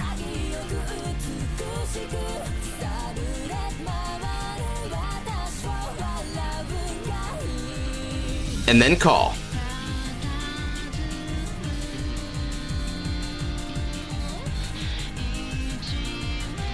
There's no survival from me. And I need to make sure to get my second protect marker while I'm at it.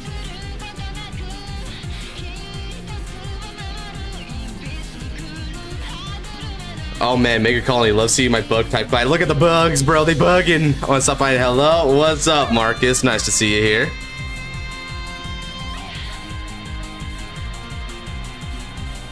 Oh yeah. Now then, let's go.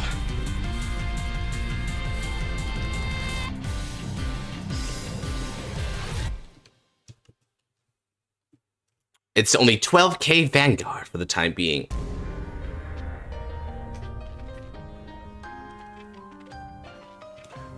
Okay. First check.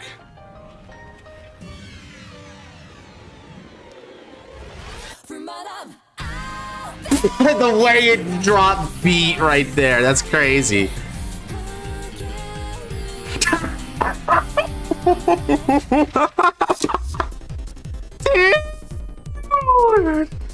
Dude! Oh my god, I throw my jacket at that. Dude!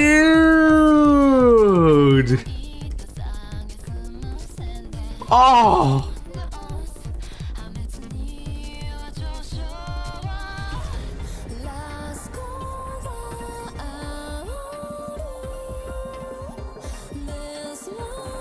Triggers were brutal. I had 5 PGs. I ran out of normal units. Judge! My opponent is clearly cheating. There's no way he could have checked 4 crits in the course of 6 drives. Judge! Judge! Shoot, that was pretty bad, dude. That was pretty bad. When the only thing hitting, yeah, pretty much.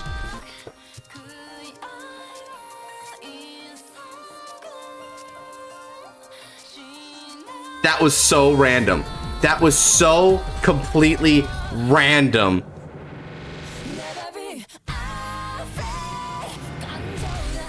That was such a... Dude, how many do I even... This is going to be my first time I even look in my deck all game. How many did I even have left? By the way, can I just say, by the way, that if that didn't kill somehow, I was screwed because I have no pieces.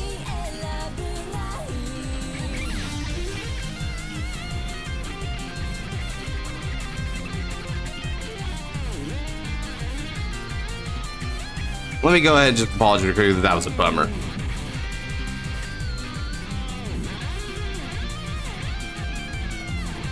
Sorry, that was a bummer.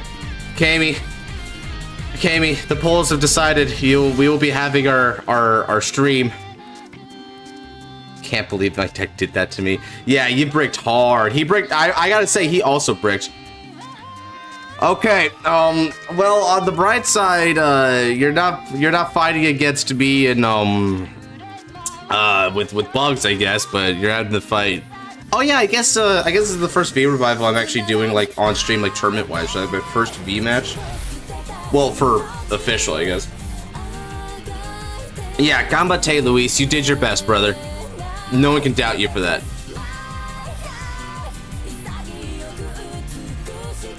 Okay. Am I on the wheel? I like how he's asking Scarlet. No, let me get you on the wheel. Boring. We're gonna go ahead and do that. Wait, what? Wrong one.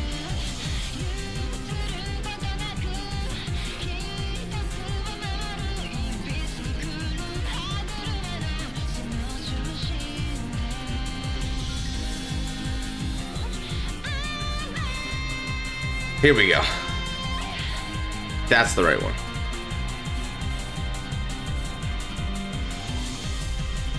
I'll go first, Cam.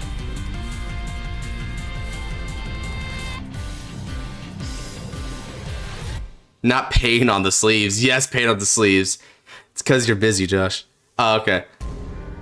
Those who do not understand true pain can never understand true peace. Okay, draw 5. I bet.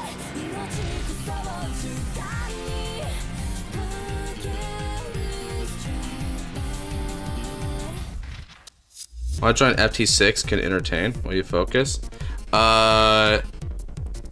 Maybe. Let me think about that. I need to check something here real quick. So we've got you.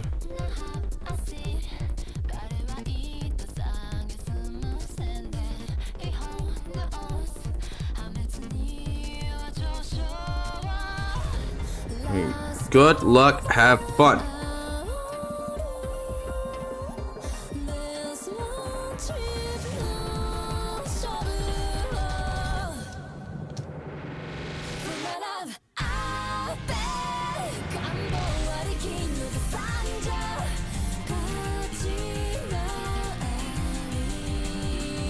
Prices of Revenge or Fritz, I draw. Okay.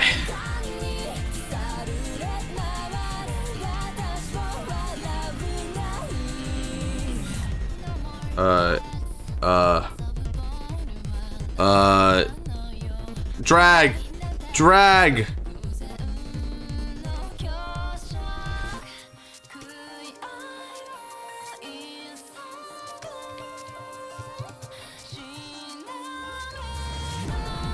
Draw. Refresh. Okay, let me go ahead and move on over.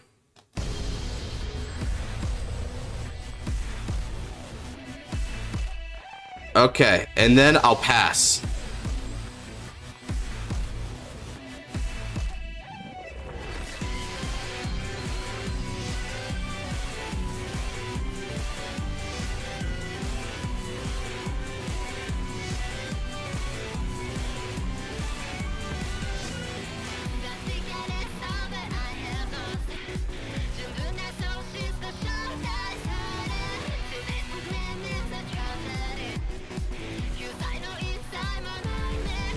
Ride Protector. It's okay though, because you can still make up for it later.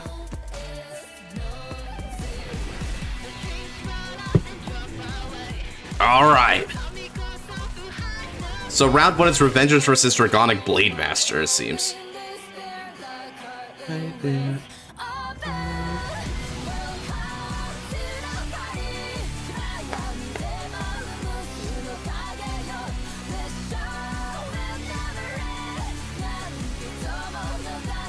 No guard.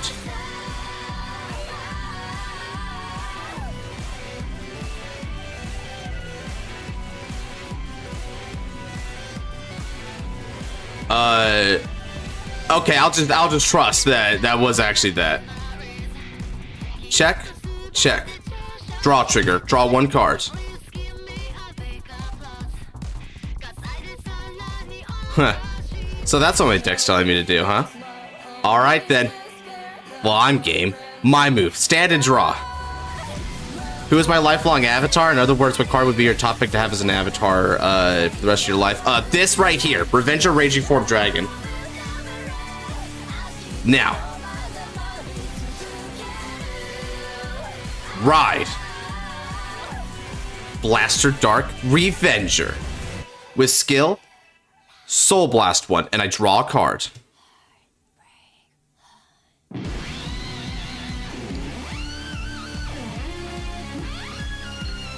And now, call Transient Revenger Masquerade.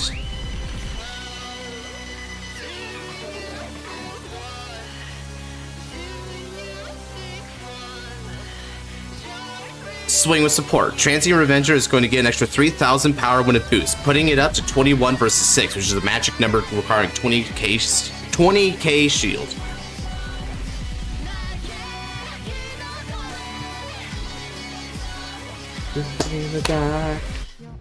Drive trigger check.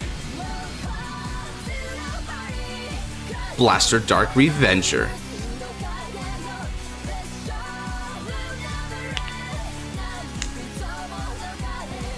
I guess V, P, and V are dead in Bush. These eyes be nice to have those part cards from 0 on paper. I know, right? Those arts are so beautiful.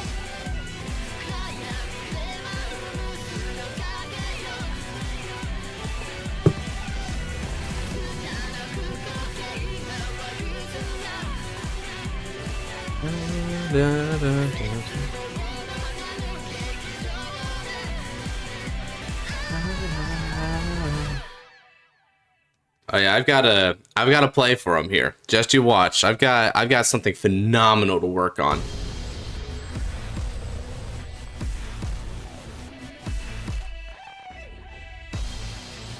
Me booty.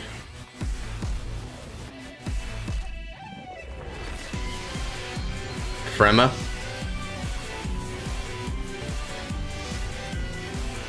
Okay.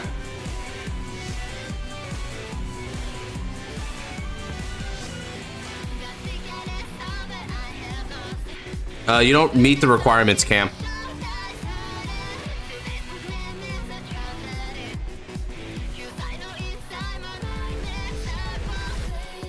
Nice try, though. You gotta have 2 or more grade 3 or greater units on the field in order for that skill to go off.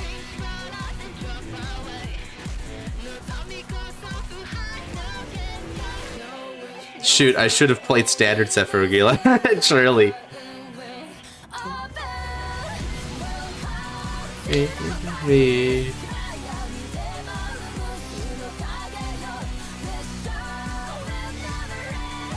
Has to happen sometimes. I mess up. Would have been a better fight. Potentially. I mean, I win easy by playing Mega Colony, which isn't that powerful of a clan, but it just happened to be a really good day for Mega Colony, a really bad day for you on that.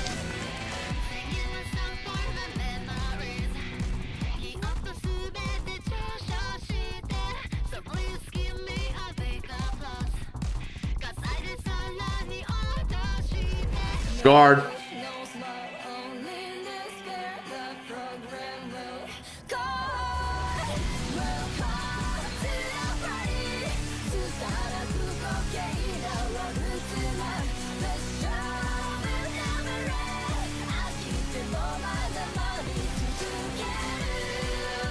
Stand and draw.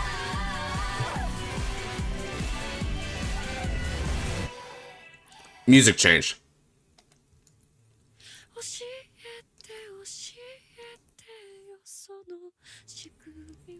Now, pave the way to a grand future. Let shadows make the light dawn once more. Kneel before destiny's blade. Raido, illusionary ranger, Mordred to phantom.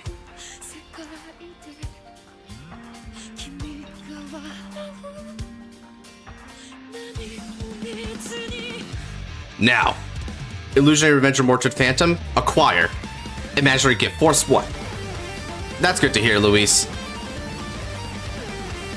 It's auto? Yep, it's auto, bro. Now, skill of self-control Revenger. Search the deck. Call a grade 1 or less Revenger in the rest position.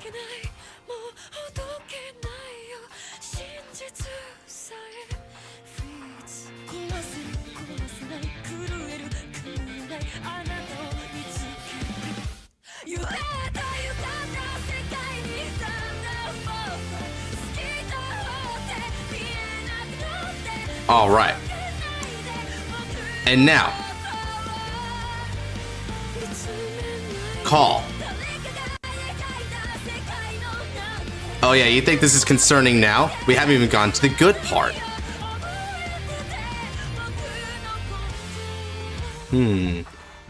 Refresh you again. We must be having a high volume right now. It's fine. I'll push past it like anything else. Unravel was probably the best Tokyo Ghoul ever gotten. Deadass. Come on, baby. Come on, baby.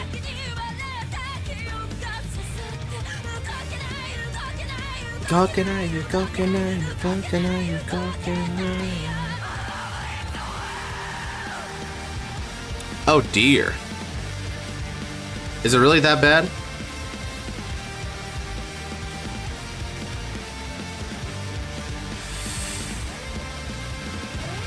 Oh, just a second, everyone. Wow, we chose a hell of a time to crash, didn't we? Here, I'll force the issue.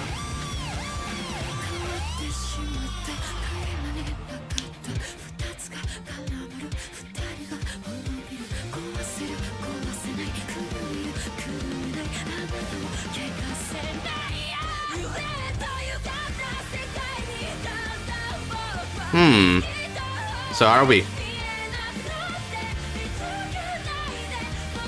Here we are.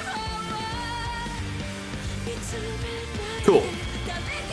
And now, by Soul Blasting 2, I can Superior Call a Grade 2 Revenger in the same column as Rakia.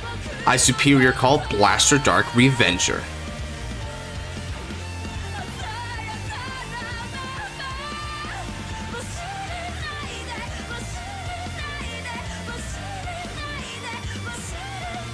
Now, that gives me another Imaginary Gift Force 1.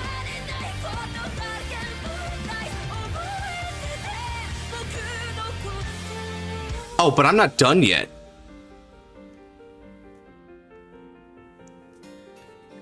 Call Blaster Dark Revenger over Blaster Dark Revenger.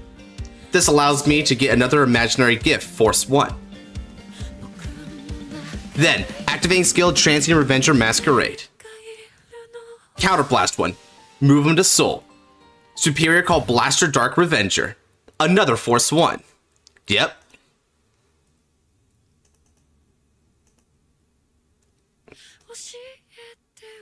And that's going to allow me to also Soul Blast out that same Masquerade in order to draw a card. Perfect.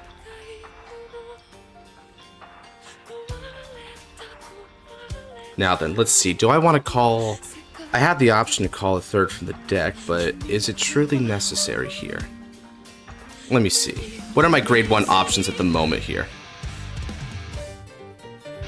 Let's see, so I got 1 left of that, 2 left of that. I can go for a Karma... Well, no, I can't call Karma Collector. Let's see.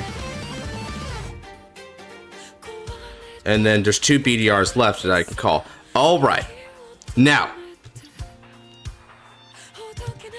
Call. Let's counterblast 1 again. And call Blaster Dark Revenger 1 last time. And also 1 last time, Imaginary Gift Force 1. This time to the Vanguard Circle.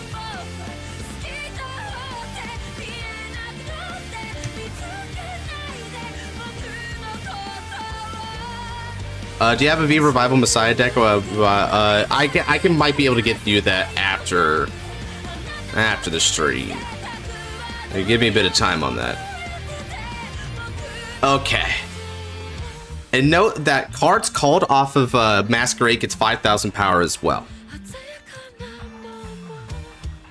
So that means between the markers and the skill, they're gonna be gaining a lot of power. Jesus, what is up with you, Untap? It's like it's doing everything in my power not to do what I need to do. It's so weird.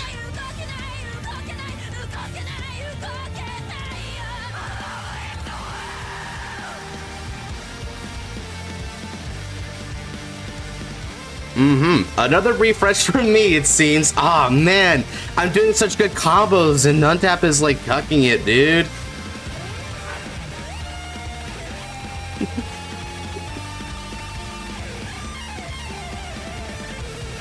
Can I join the wheel? Yeah, in a bit, tour.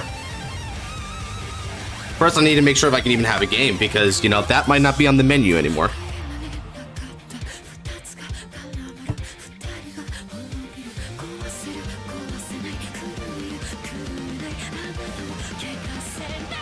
At least it's not multis yet.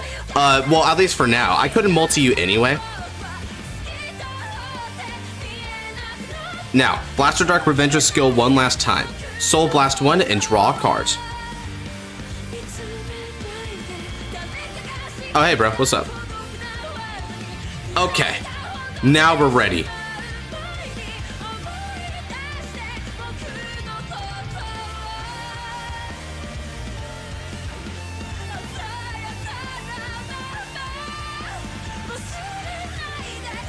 Now, I think I'm ready to go. Illusionary Avenger Mordred Phantom starts us off. Attack for 23 on the Vanguard.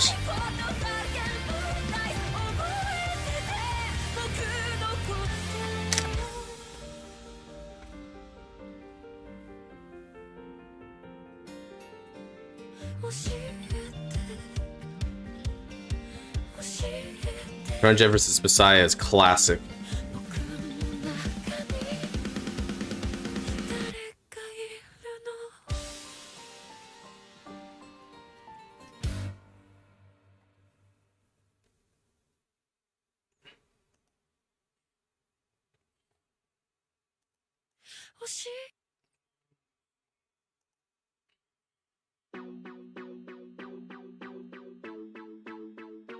This one's even better.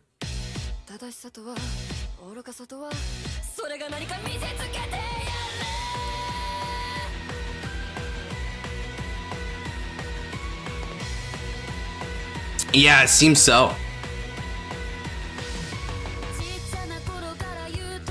Okay, let's see it. First check.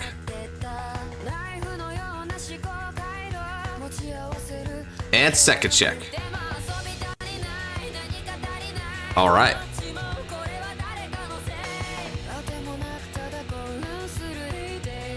And now here comes Blaster Dark Revenger. When it attacks, if I have a Great Tier Greater Revenger, I get an extra 5,000 power. That'll be 40 on your Vanguard.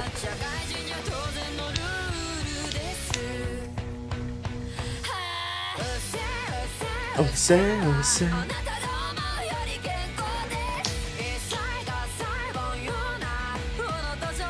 Come on, baby. What you got for me?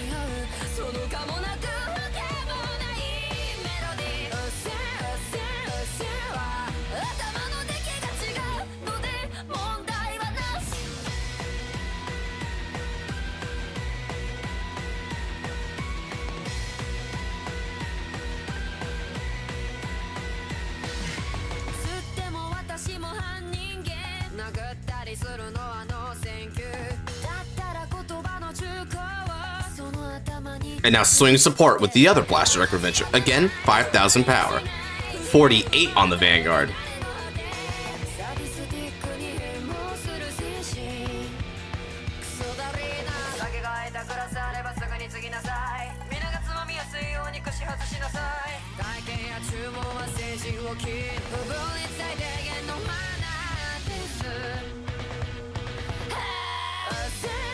All right. I'll pass for now, but come the next turn, you better beware. If he can't 2-6 me on this turn, it's over.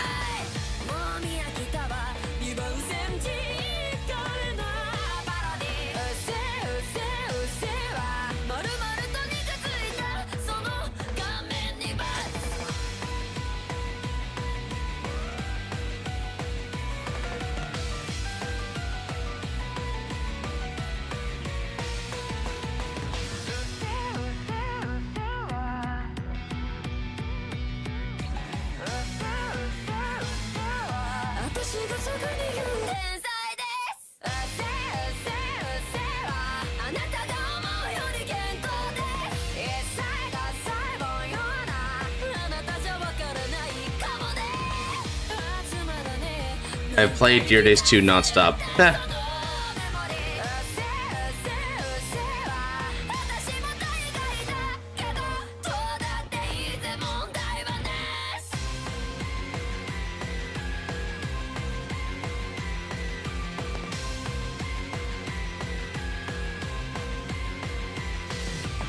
Uh-oh. Right, chant. Okay, here we go.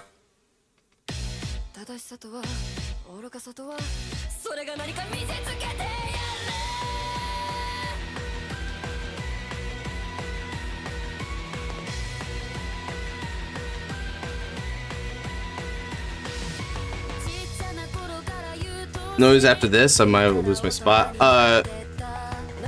Sure, let me go ahead and spin real quick.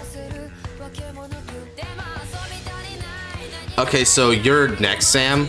So after we're done with the best out of 3, you're up next. So I'd stick around if I were you. Although it will take a little minute here. And you'll be fighting Genesis, it looks like.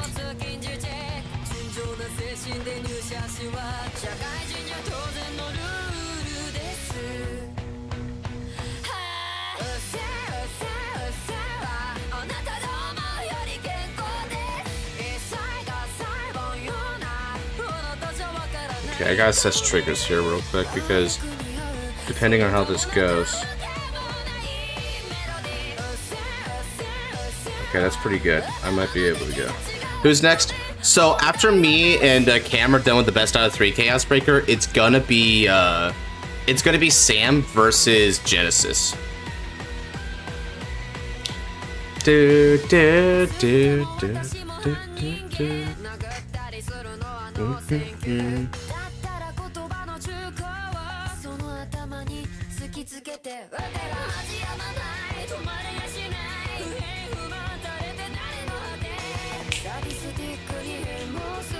Can I be added to the wheel? Gosh, is this considered bullying? No, I don't think so.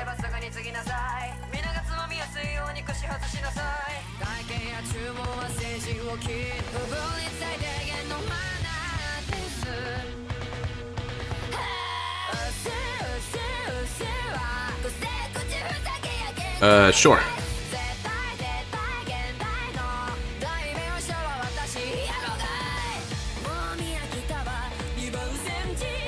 Jeez, F and D are right next to each other. By the way, if you guys want to, can I join wheel? I have a slot. Yeah, sure. Now, back to here. Margin to better sounds card when you say, well, kinda. I mean, if he can't kill me specifically right here and right now, it's over, right? So yeah, exactly. I don't think it's fair balanced card. The moment I live this turn, if I live this turn, then that's it. That's literally it. There's nothing else you can do about it.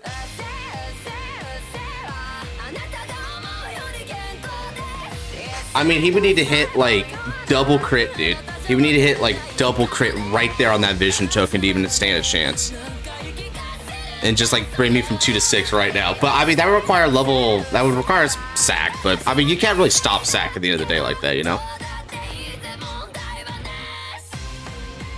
Do do do do do do. Frema, okay, cool. So he's gonna go for Frema. Soul Blast 1, but and then he draws a card. Fair enough. Soul Blasting out the PG to get some help. Do do do do do do do do. Go ahead. No guard. I agree with that. All those crits were personal. Man, there would just be a lot of crits. See, I mean, look at this right here. He's already critting me to death.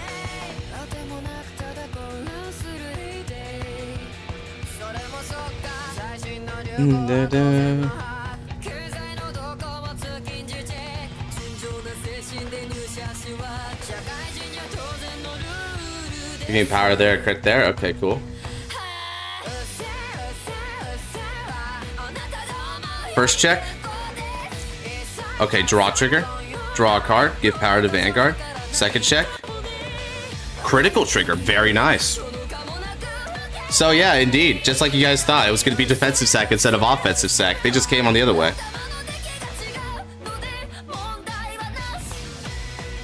Sign name on the wheel yet? Oh, okay, sure, dude.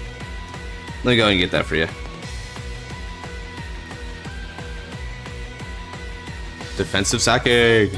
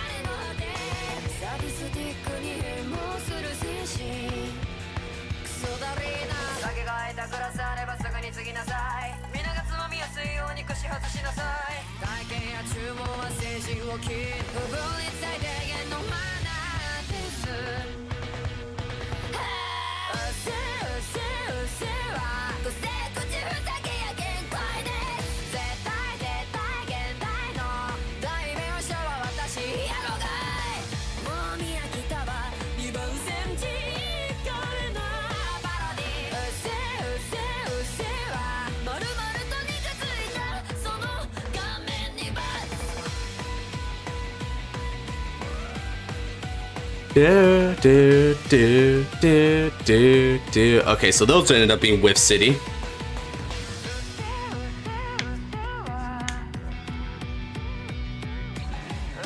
Okay, Counterblast was, stand vision token.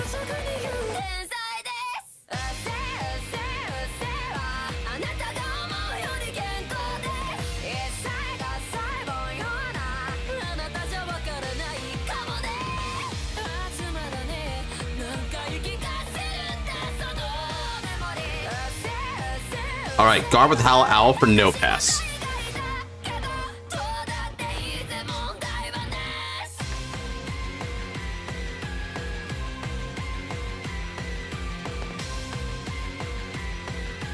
Let's see what he gets for the drive check. Alright. That means Babooty can't even hit me, so he'll just do it for the draw.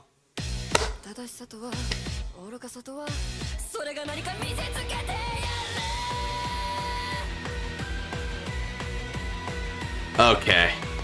Now go ahead and hit me with, try to hit me with Babooty. CB for draw, and then that's that. Alright.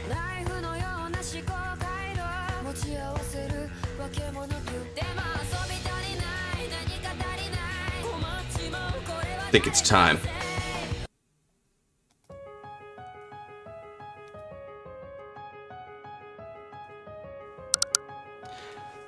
Are you ready? Stand and draw.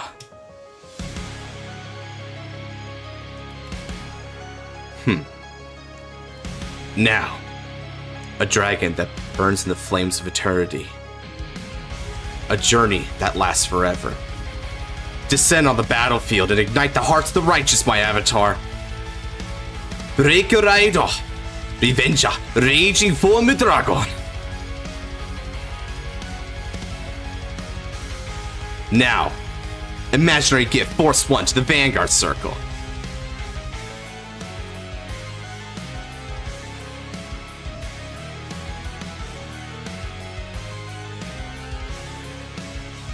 I call Tar 2. With skill of Tar 2, Soul Blast 1. Let's search the deck for a Grey Worm Revenger and call.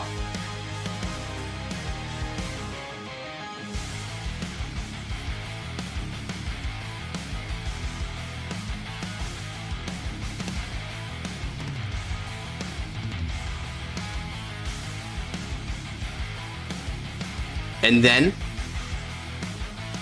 call. Call. Call. Yeah, sure. Remember, force markers in effect. 20,000 power here with continuous skill. 25,000 power here. And 20,000 power to my avatar. Attack Tar2. This is going to be for 38 on the Vanguard.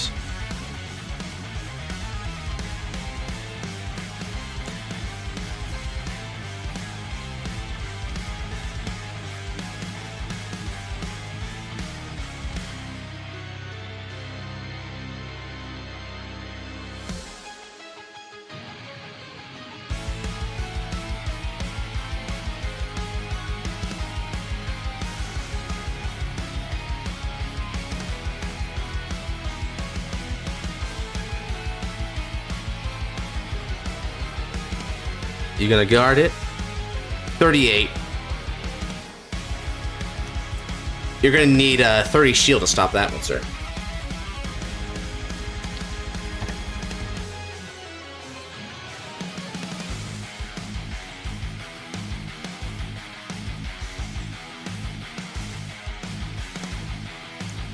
Now, go my avatar. Attack! 33,000 power on the Vanguard with the twin drive.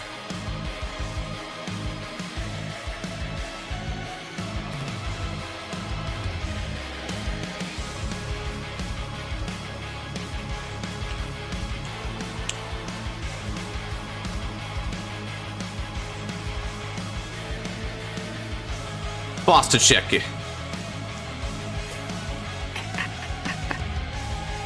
That's funny. Second check it. I think that was my last one too. What's up, my avatar? Draw trigger. Power to Rukia, and I draw a card.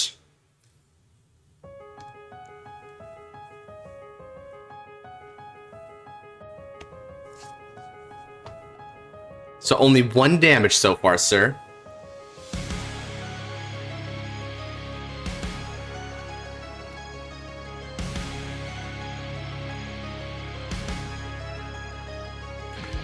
Now, he revives again and again. From one fearsome form to the next. Reincarnate, Revenger, Raging Form Dragon. Imaginary gift, Force 1 to the Vanguard Circle. Furthermore, limit to break. I search the deck for a grade 2 or less Revenger and call it to rear circle.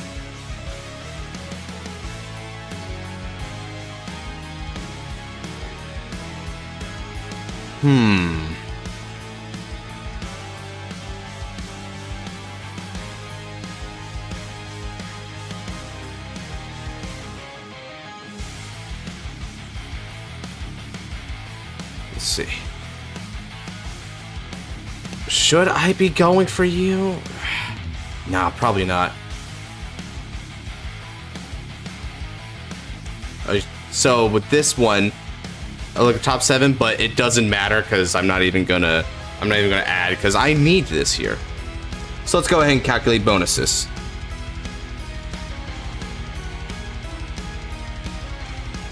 Soul Blast 1. Rockiest skill. You choose a rear guard or retire.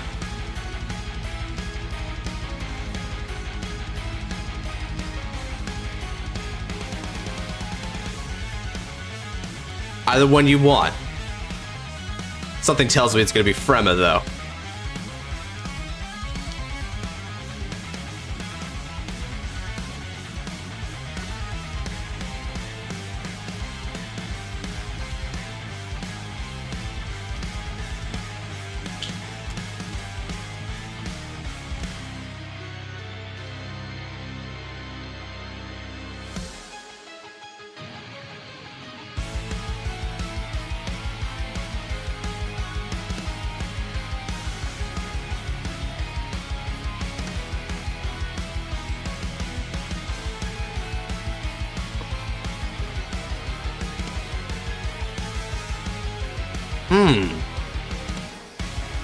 Interesting choice. How's Cam doing? Well, he's having to survive Revenge of Raging Form Dragon, that's for sure. He's done better than anyone else in this tournament thus far, but I think it's still going to come to an end. 33,000 on the Vanguard with Nullity Revenger Masquerade.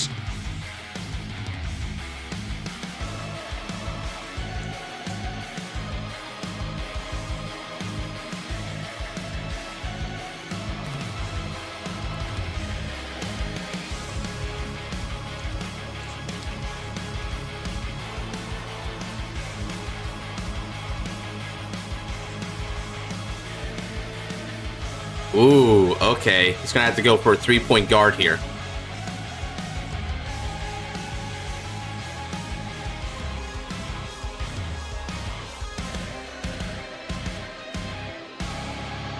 Alright then. Overcoming Revenge of Rukia with support from Renal, attacking for 53.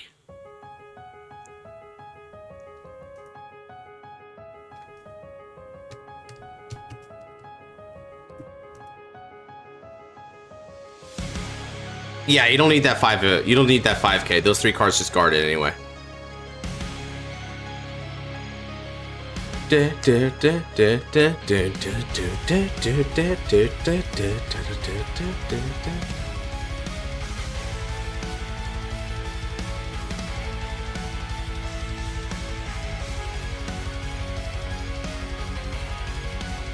Remember, if you let this attack hit, Renal will be able to search me a card off the top 3.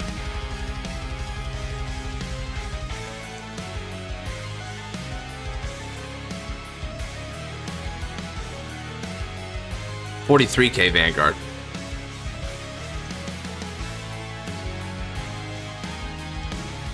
This is 53K. Yeah, if you let this one hit, I'm going to get a benefit though, so I don't know if you want that.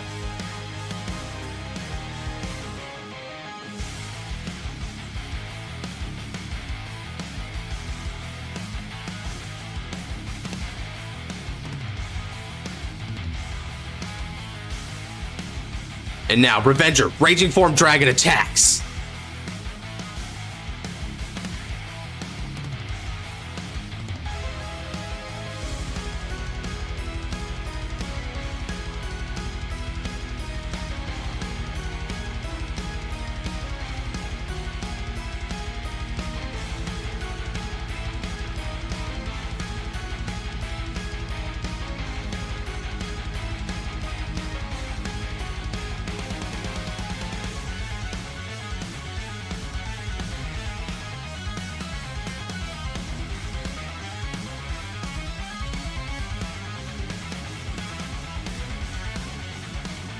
Oh, I just realized I forgot to use Renal's skill. Oh well. We committed. We committed. Oh, you garden like crazy. Let's go. Okay, 25, 30, 40, 45, 50k shield. That's a 2 to pass.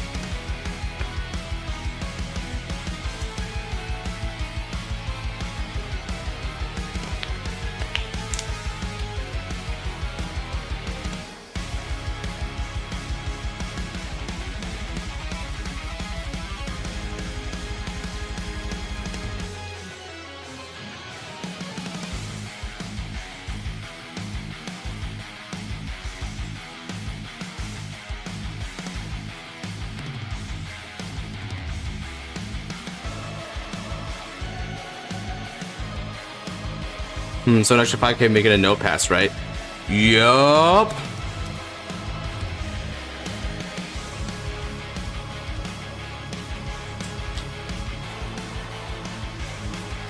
Interesting. Alright then. Now, Twin Drive, first check.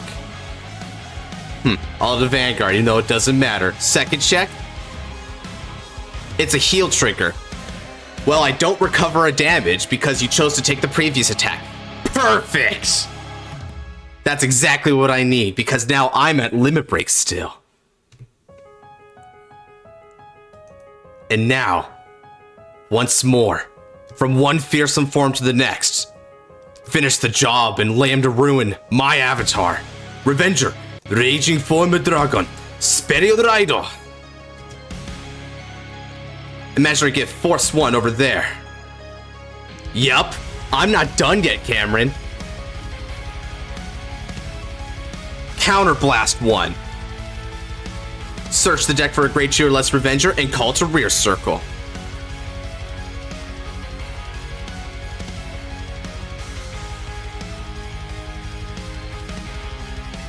I call Blaster Dark Revenger. Then with skill of Renal, Soul Blast 1, you choose that remaining rear guard, retire it. You're alone on the battlefield. But that's just the fate of Kagero, is it not?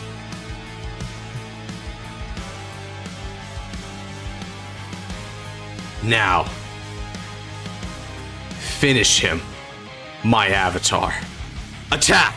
Revenger, Raging Form Dragon.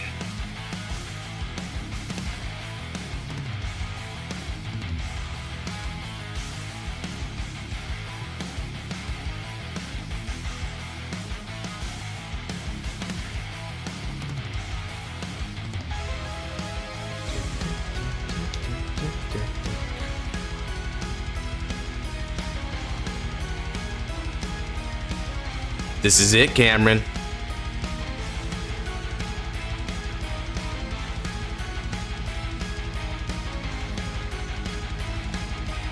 Foster check. Critical trigger. Critical to the Vanguard. Power to the rear guard. Second check. No trigger.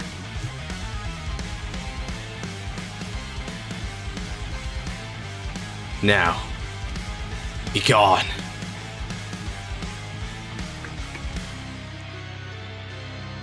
He added 6 damage heal too. Nice try, Cameron, but no such luck. Round 1 goes to me. Good game, though.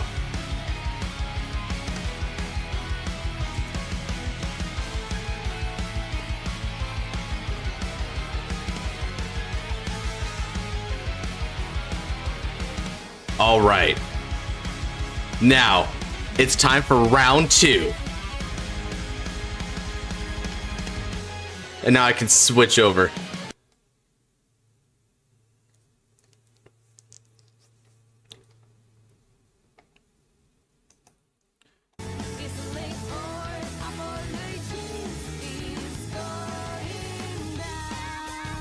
I won that one, and now it's time for the other one. It's Liberator's time. Can I be as good as this in Fate Revival? You sure can, bro.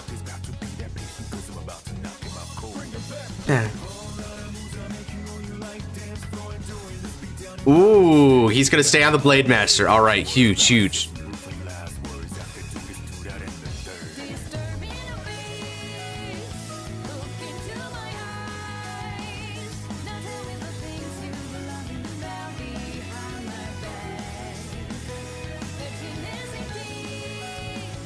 Okay, I'm ready. Look into my eyes.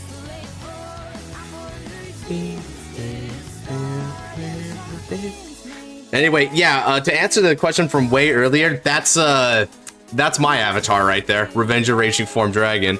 A very, very vicious creature. Unbridled power right then and there. Slaying everything on the field just to secure victory. We do it then. Stand up, Vanguard. Liberator, cheer up, Trumpeter. About behind my back.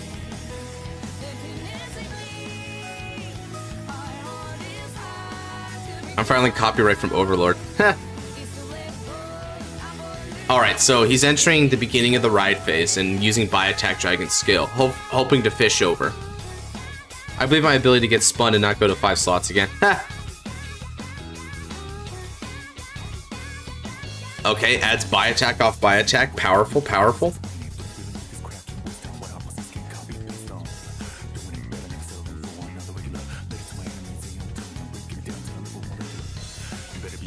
Okay, riding the Lava Flow Dragon.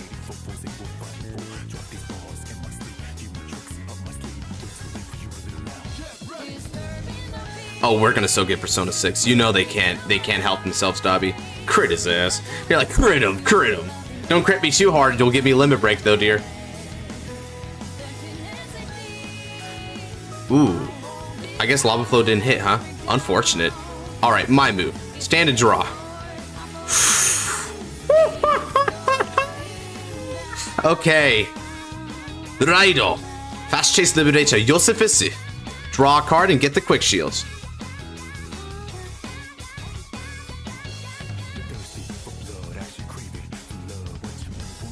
Attack for 8. Man, remaking Persona like 2 would be so interesting. I mean, they'd have to remake Persona like 2, like both halves of it, right? Because yeah, that was kind of an interesting one. Critical trigger, all effects to the Vanguard right away. And then I pass turn after that. But yeah, I think they need to remake both of them, right? Because if you make both of them, then you get like the complete package. Because you don't really need to remake Persona. Oh shoot! Ow! Ow! That sucks. Hit that guy. Okay.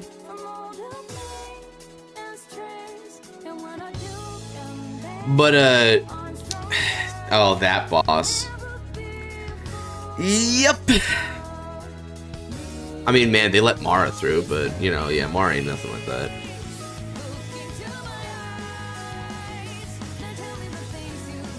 So, what's your favorite Persona, Dobby? I've always been a Persona 4 guy myself.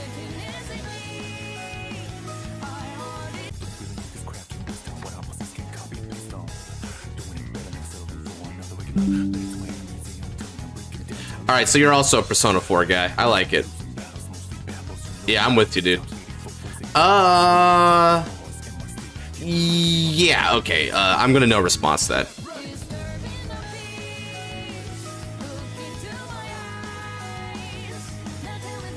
Damage trigger, check. Alright, no trigger.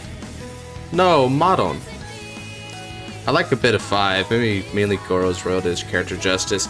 Yeah, and they needed to do his character justice because it felt like it was kind of lame. It's Sam versus Genesis Tour, so you're not up yet. Viewer versus viewer it's already upon us. Alright. Ride Oath Liberator Aglavale. So, Counterblast 1 for Aglavale. Skill when placed on the Vanguard circle. Look at the top 3 cards of the deck and call one of the rear circle. Yeah, you're next against Sam. Superior Call. Holy Shine Dragon. Bot deck the other 2. Skill of Josephus. Look at the top card of the deck. Leave it on top.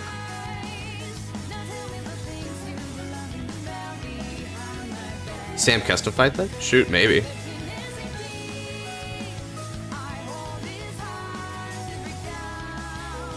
Oath Liberator Aglavale is going to attack the Vanguard for 9, which is currently a 1 to pass.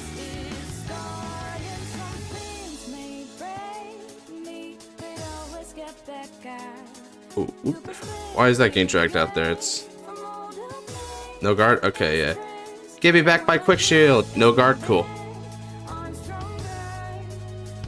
Well, the drive check is going to be a critical trigger.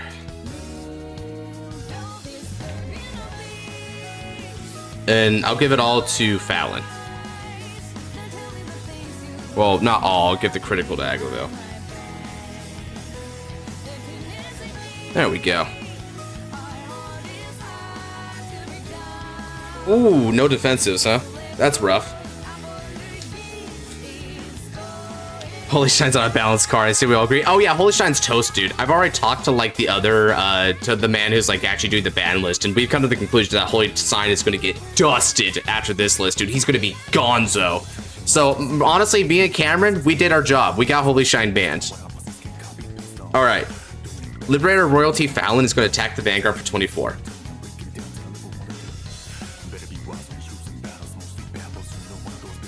Marsupial. Alright, thank you for letting me know, Tor. And bear in mind, yeah, y'all gotta let me know, because I usually don't remember. Alright. And then let's attack with Holy Shine Dragon for 12.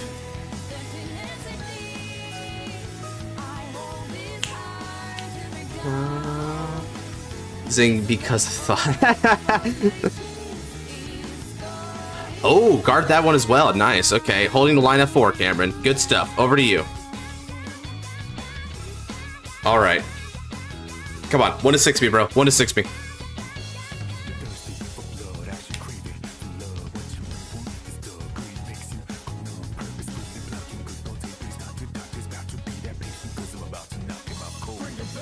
Draconic Blade Master Titan. Oh, but that's not good here. That's unfortunate. Ah, placing Vision Token over there. Well, I guess that makes sense. That's where you'd want to kill. Honestly, Holy Shine is the reason I never went full pressure against Cam. Yeah, I feel that. Because if you just get clapped back with the limit break, it's just terrible, dude. Alright, and now... retire. Retire. That guy. And great character and ally. Oh, yeah. I mean, and honestly, I look at Shido and I never stop weeping about what could have been, you know? I mean, I almost want to troll people and say, oh, you want to know who Shido is? Watch Persona 5, like, anime, the animation, because that was even worse. Like, that one really turned into just the Joker show, you know?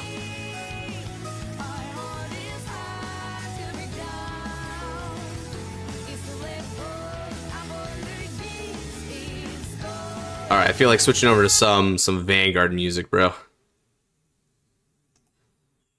Oh, I'm at 2.5? Oh, let's FA go, guys. I'm at 2.5.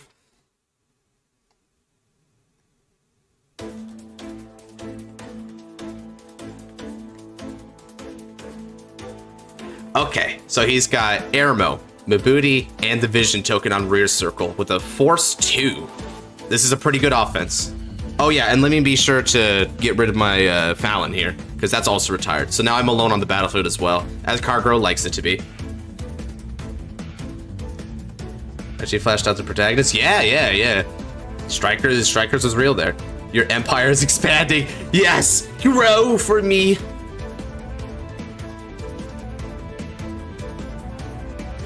No guard.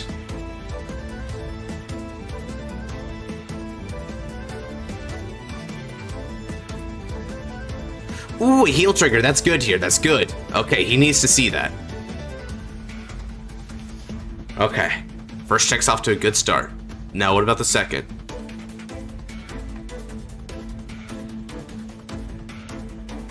Dub was kind of the saving grace of the Persona 5 anime.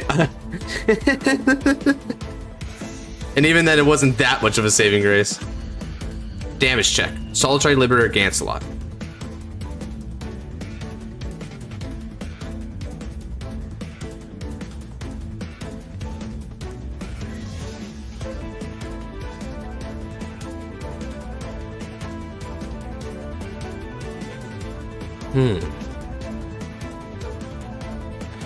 I don't think I need Limit Break right now. I can just chill out for a little while.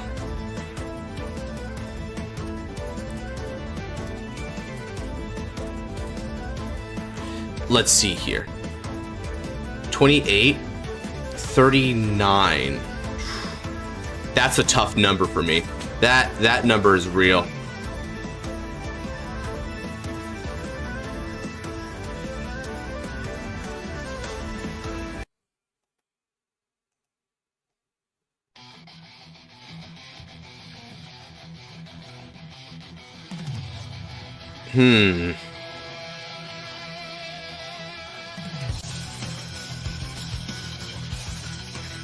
Okay. Guard with Clarity Wing Dragon and activating skill. I'm going to -2 crit.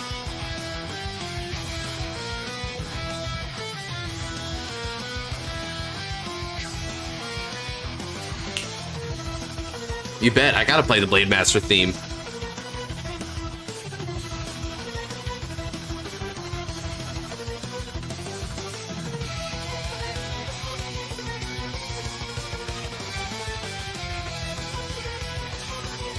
Okay.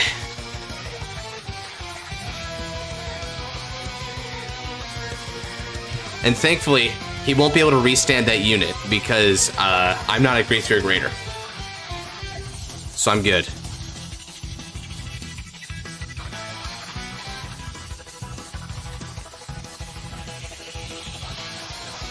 Persona 4 anime was probably the better anime adaptation among 3. Oh, easily. Yeah, 100%.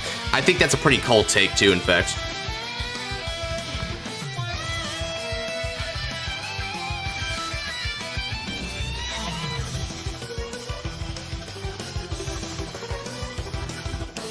Alright, I'm gonna Garb with Quick Shield and Sharp Point Lancer.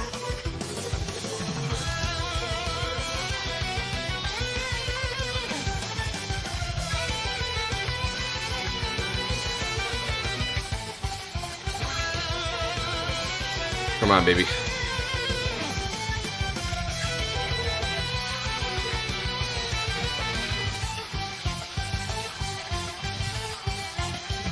Now, my move.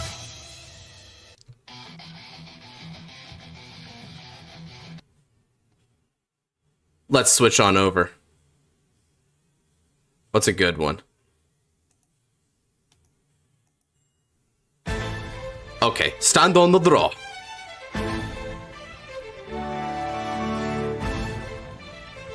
Alone atop a summit, he looks down. His penetrating gaze seeks evil and offers liberation. Solitary Liberator Gancelot. Ride! Imaginary gift, Axel 2.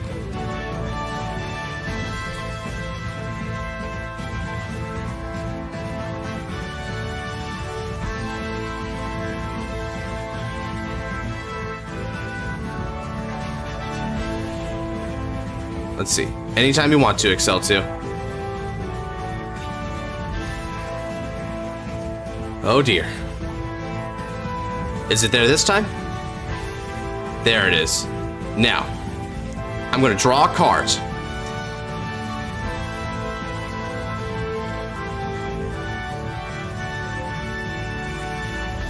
Next, activating skill at Gancelot.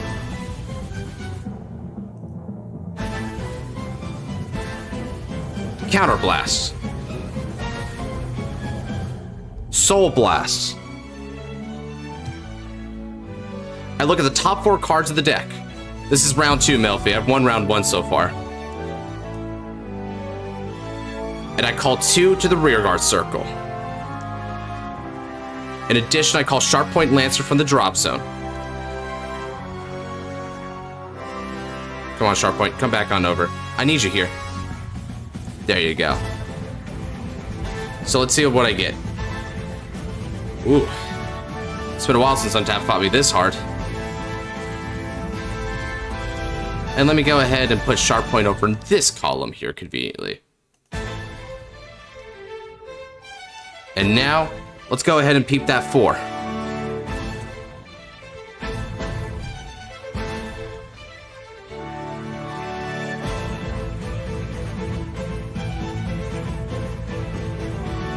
Alright then.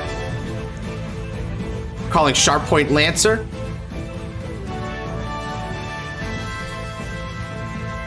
And calling this critical trigger.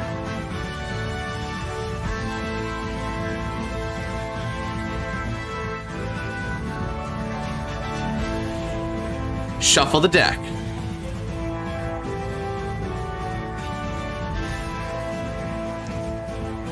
$5,000 power goes to Gancelot, and 5,000 power is going to go to Sharp Point Lancer, both of them, and Flame of Victory. And then that's another 5,000 from the Excel.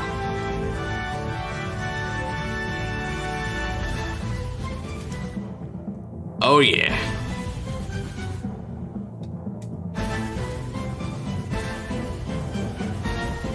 Call Little Liberator Marin.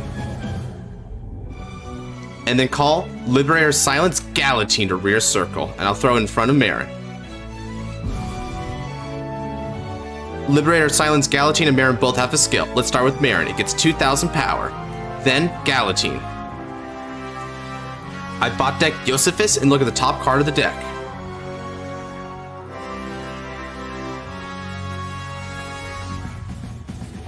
I leave it on top.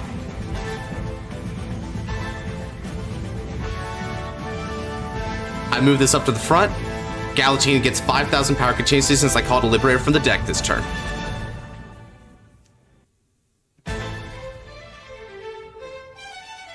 Now, Gold Lancer, attacking the rear guard for 13.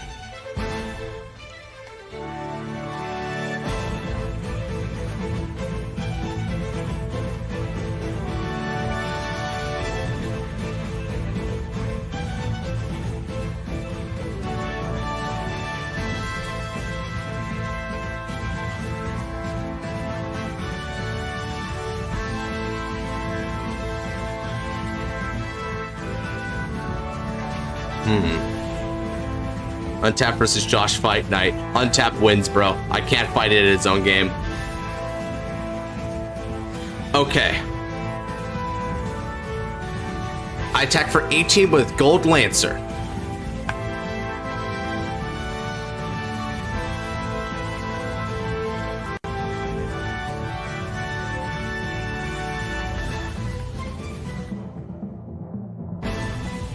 Solitary Liberator Gancelot with support from Flame of Victory.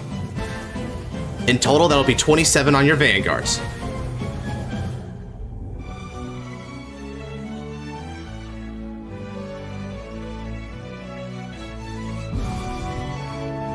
No guard? Alright. The card I saw on top was a critical trigger. Critical to Gancelot. Power to Galatine. Second check.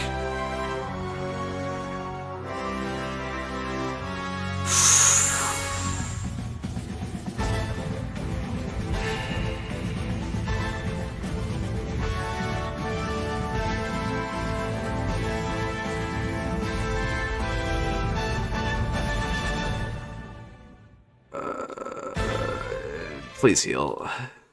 I don't want. Come on, man. Please heal.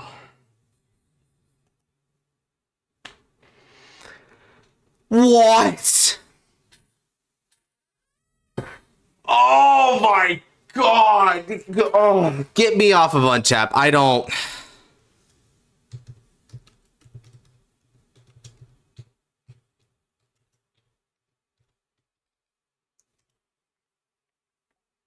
Didn't even deck thin that much. Yeah, I know, dude. Seriously. If anything, I had to call a critical. Like, look at my hand. How did I get that? How did I get that? To Kaito v Godsman round 2 in the finals. Sigh. Yeah, no kidding. No effing kidding. Jesus. Could you even stop the next one? Let's see here. There's no defenses incoming, so you have a total of 45 shield to put you to 58. So let's see. Even if I didn't, could you? Yeah, you could have blocked it, and then you would have gotten it. Damn. That was kind of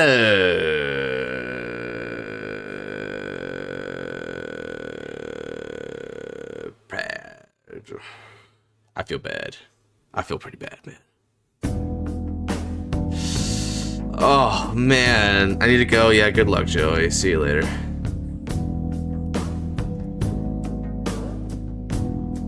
Oh, that blows. Yeah, it happens.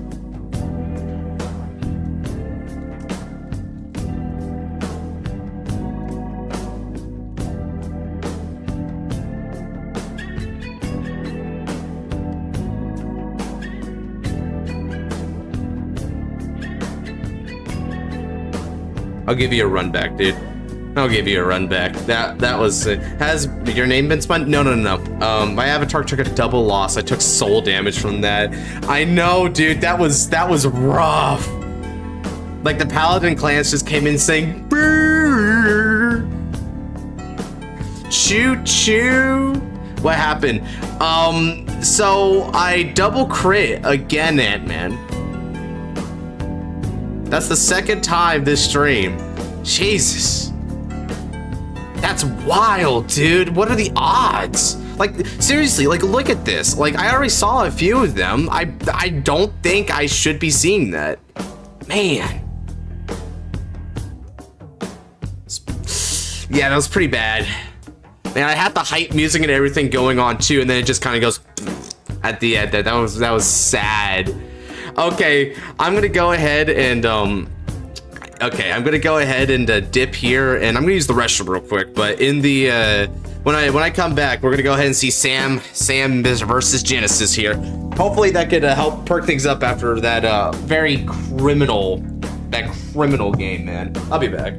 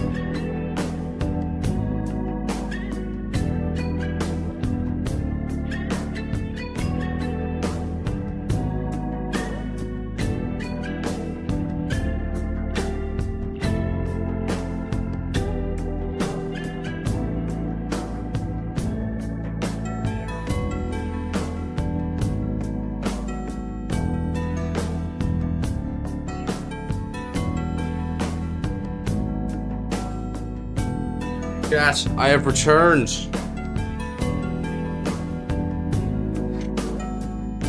It's Cherkun, bro. I have returned.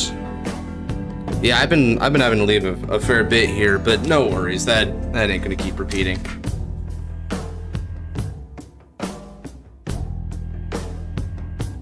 A vid on this tourney, what happens? Maybe, I'm not sure. We're gonna figure that out. All right, let's see what's happening here. Hopping on in game, so now we've got Sam versus Genesis. Let me go ahead and spin the wheel for the next match while this one's going on by, so people know who's up next up to bat. All right, Sheeran, you said you built a deck. Well, it's gonna have to come up into play because you got hit on the wheel. So we've got Sheeran, and their fateful opponent is gonna be Torgoric. All right. So Sheeran versus Tor. Have a good one. And this will be after the right there. Oh, Luwan. Interesting.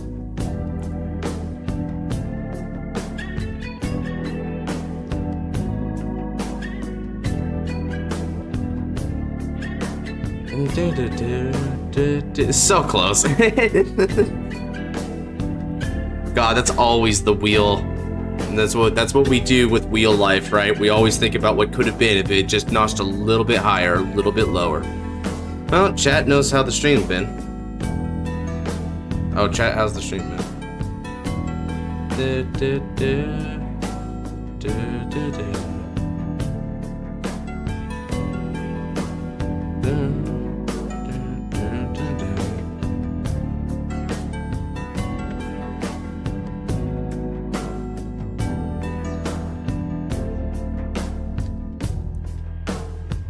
So chat, quick question here. Who do you think's gonna win between Akina versus Kuon? In this next round here. You know, we've got the kings fighting, you know, it's gonna be a true meta match, like an IRL right now. So who do you think's gonna take it? Kami says Akina. I mean, that's probably the safer choice. Melfi's got Kuon, the one that has the divine skill. Well, that doesn't narrow it down. Akina, but it will be close, that's fair.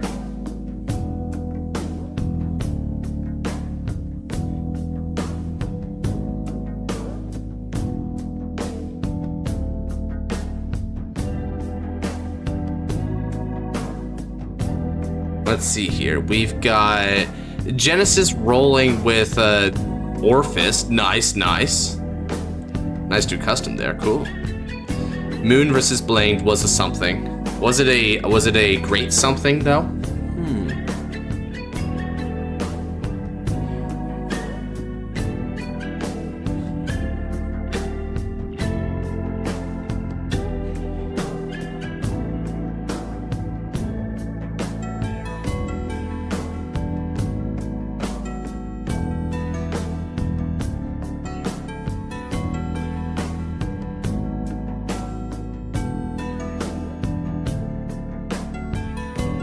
Let's see. Yeah, we got customs on both sides of the aisle here, it looks like. Oh, hey! Yeah. This is Sam's Don Quixote deck again. Sweet. Just like it was last time, no wonder. Danny, he already revealed the hand, brother. He already revealed the hand if you're looking on stream.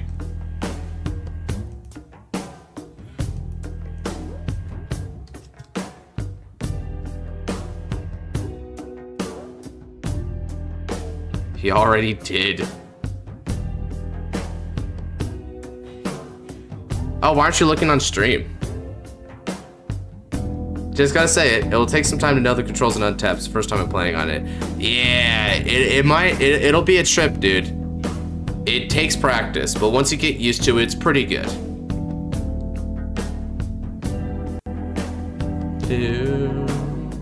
Past the Trial of the Moon. Neat. Perhaps anime accurate, I don't know.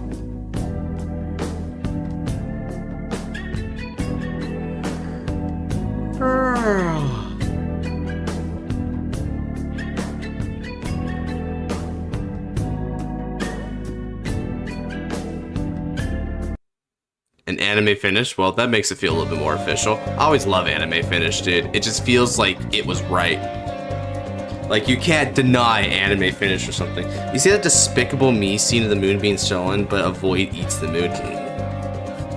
Jesus, I know the scene you're talking about too. That's funny. And then you're thinking, well, that's just Tuesday with Gru. Tee-hee-hee-hee-hee. Interesting.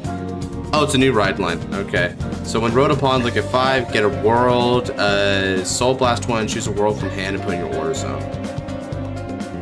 Interesting.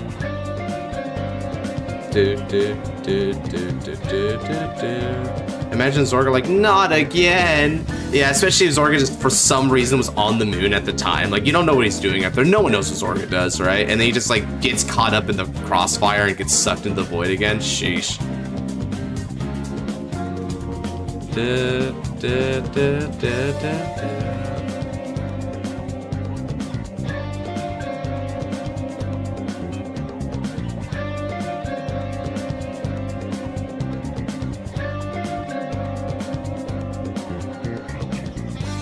So Yami Yono is Yushiden? Okay, interesting. Gotcha, yeah, no problem. Thank you for letting me know ahead of time so we know for sure. Whoa, that's an interesting one. Kupiska. When it's rode upon by an Orphis, look at 5, get a world, reveal it, put it in the hand. Oh, it's the same effect. That's trippy. I'll be getting my run back next trade. Yeah, no Kennedy, we just fight. Oh, shit. What if Zorga gets another form again? He's just a void Zorga, right? Like he adopts Blankmeyer's power because he feels like it. That'd be funny.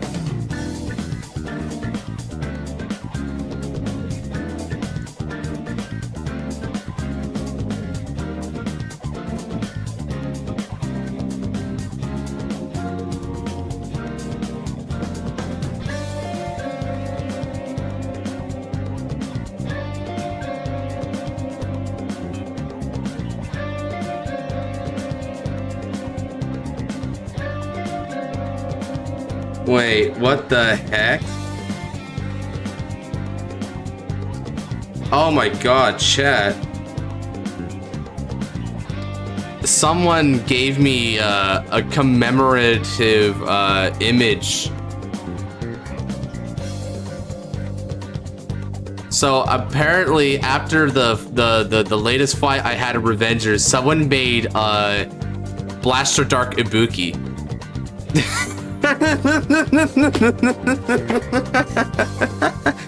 Look at this guy. He's so horrifying. I love it. Is that hair clipping out through his mouth? What? Holy crap. I mean, nothing else is different. It's just that. That's it. Wow, but that's plenty. My god, what a terrible existence.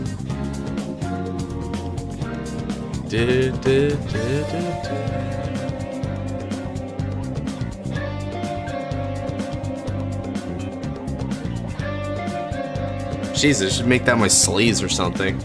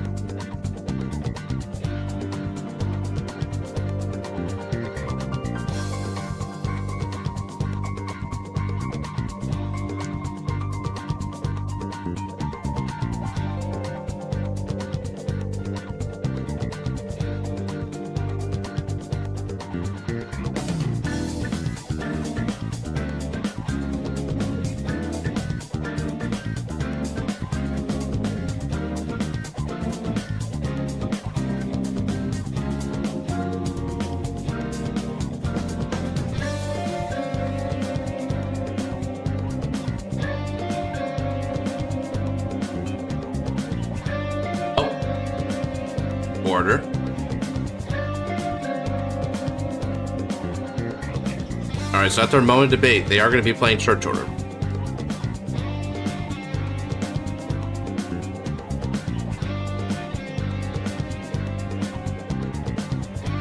Dare I hop in VC?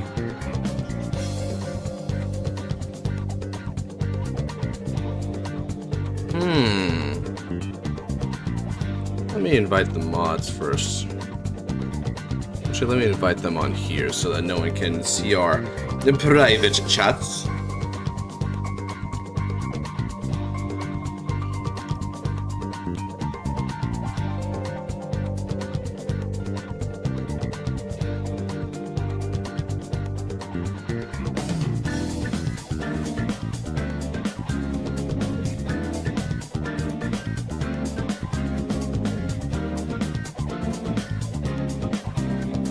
Hey, Flare Blade, how we doing?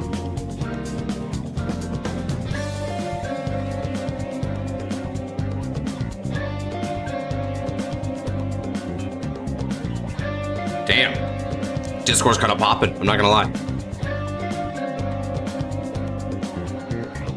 I returned to make amends for my treachery. Huh, interesting flavor text on that custom.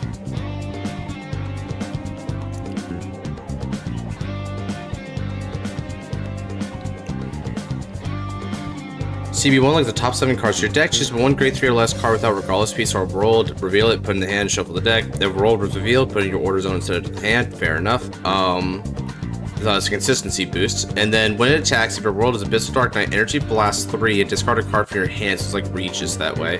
For every 2 world cards in your order zone, call up the 1 Shadow Army token to rear circle, and then you activate the following according to the number of Shadow Army tokens called by this unit's effect.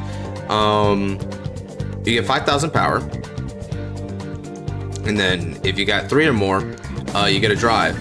And then if you can call 4 Shadow Army tokens, which means you got 8 world orders, when your opponent would call cards, they must call 2 or more at the same time. Damn, okay.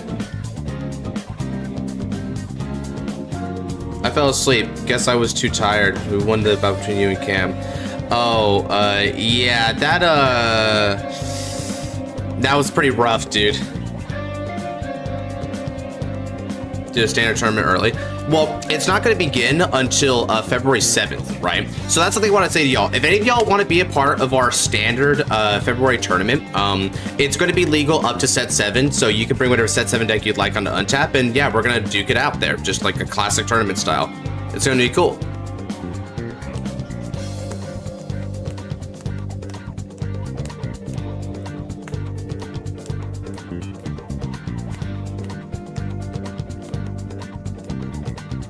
Yeah, February tournament. It's going to begin on February 7th, which is the same as the release date of set 7 over in Japan. So we start with that, we'll go through a few rounds of Swiss, and then we make it a top cut. And depending on the turnout, we'll probably either have a top 4 or top 8. Yeah, I'm entering my boy. Yeah, I gotta enter in with my girl, bro. Bob Sakura's gonna get repped for real, for real. It's gonna be Bob Sakura Gaming. I don't even have to question what I'm doing, bro.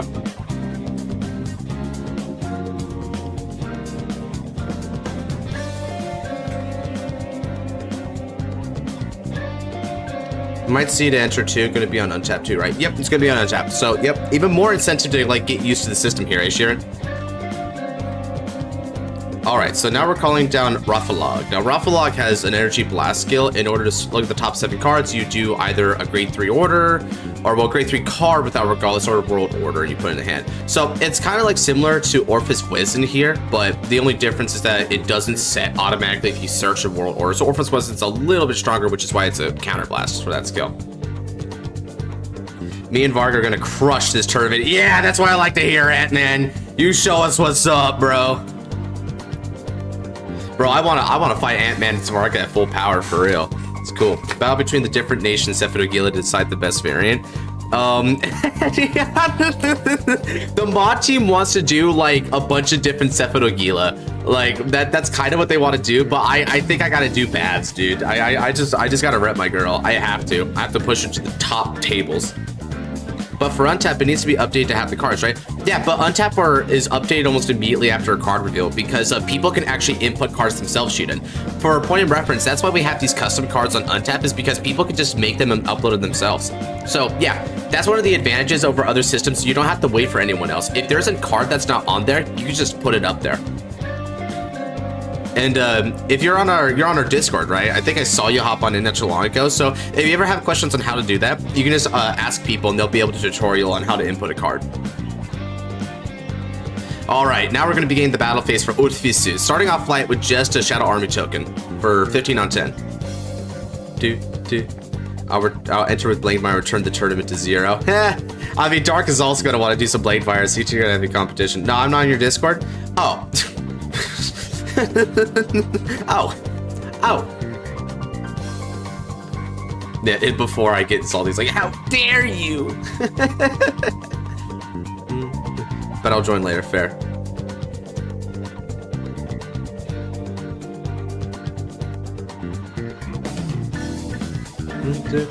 Shoot, who was it that entered then recently? Huh, I gotta think about that. Let me check. Who was it that just entered? Because that was like a familiar... That was a familiar face. Oh, that's who it was. Never mind. Wait, I have people in VC? Perhaps. Yo, let's FA go. How we doing? Hey, look, it's the frickin' I don't know what I'm gonna say. I was gonna say something. Oh, right. It's the Orphis player and the Orphis player. Yep. We're playing Orphis Custom right now. Genesis is whipping out Orphis Wezen. Oh. Orphis Wezen? Yeah, it's a custom card he made. Read it. It's pretty cool. It's actually fairly like fair. Solo test match right now. Are you practicing for the fight night in case Blankmire doesn't win the poll? Yeah, because it's been a hot minute since I played Orphis Mask, and while I respect Xenon's Orphis Mask build, it was not suiting me because my RNG is ass, so I need to actually see that set work more. Man, what else is new? That's funny. It's on me. Dude. It's kind of funny we're bringing that up too, because I was talking to Chad about it earlier. We're also having a laugh about how I was explaining to them how Xenon's like favorite deck was Orphis, right? What did Shadow Army token, and then when he played in G, he played a bunch of Messiah, right? And so they took two of his favorite decks of all time, and they bring it together to form Artisaria, which you already said you were going to make before it even revealed its effects, and then they revealed its effects, and it's like they read your mind, your specific mind, Xenon, to make this perfect concoction. Like you, specifically you were pulled out of 1 in 10 million. I mean, that's what David also said. David literally said that Artisaria was tailored for me. Mm-hmm. Like down to the last minute detail, as Homelander said. Perfect. It was just, well, who's going to know? Oh, Nabs. But anyway, it was. I'm so excited for Tuesday. I will take on any foe. I will take on any foe. Will you take on Imperio? The hills are alive with the son of God's men. Oh, look, someone just woke up. Yeah. Is the stream running, Josh? Yeah, it's running. Now I would, if I were you, I'd recommend waking up a little bit before attempting a reading. Well, while I start waking up a bit, do you mind proposing le question? Chat, do we feel like doing fanfic reading today or not today? Bearing in mind, I think this is the last one you've got, right, Nebs? Yep, it's actually the last one. So do we rip the band-aid now, or do we wait for another day? Because then I get to be a hermit afterwards. Not today? Okay, Boring says not today. That's one for not today. Do us both justice, brother. Carry Varga to the very end. That's right, baby! Remind them that it's not a 2-deck format. Let accumulate. Okay, Noel also says not today. That's very fair. Yeah. You see, I'm with Noel on that reasoning too, that like we shouldn't just like blast it, you know? But it's called the Ass Blaster, not the Ass Queller. It's called neither of those. Not today for me. All right, Flareblaze says not today. Yeah, I mean, it seems like Chad actually says no today. Fair enough. I can agree. Rare. Honestly, that's fair. That's pretty rare. Now, having said that, with all of us here, I must say that latest episode is going to get the Vanguard community up in smoke. But how have you guys witnessed the molding? Has it been pretty even keeled, or has people been like imploding? Oh, I haven't watched it. You haven't? No. All I can say is the people I expect to be maulding are maulding. The people I do not expect to be maulding are not maulding. So. The Shadow Paladin mains are screaming about lock, even though they have the best advantage against it. To be fair, I think there's really just one person who does that. Yep. And he calls himself a Shadow main. That was probably the most laughable part. Let's just say I am glad it only won. Yeah, I know, right? I mean, can you imagine they could lock both front row? I mean, sad Draguled noises. Nah. Yeah, for real. I mean, Draguled has somewhat of a, like, not full, because if they play Imposa, then Imposa clears herself off the board. Yep.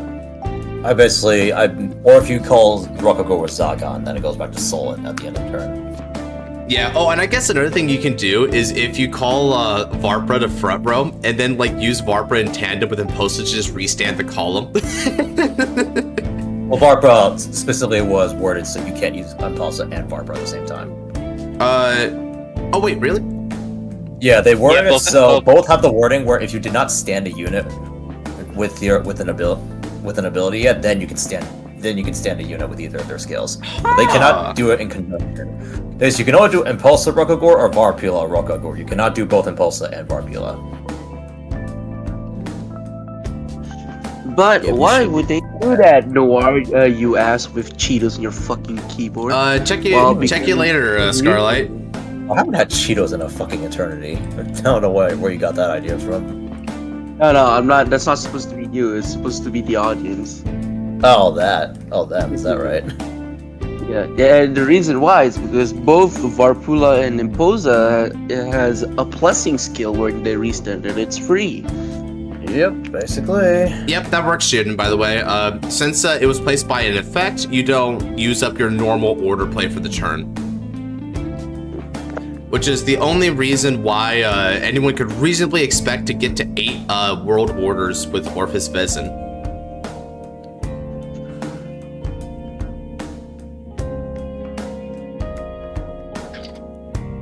It's been kind of a weird day today.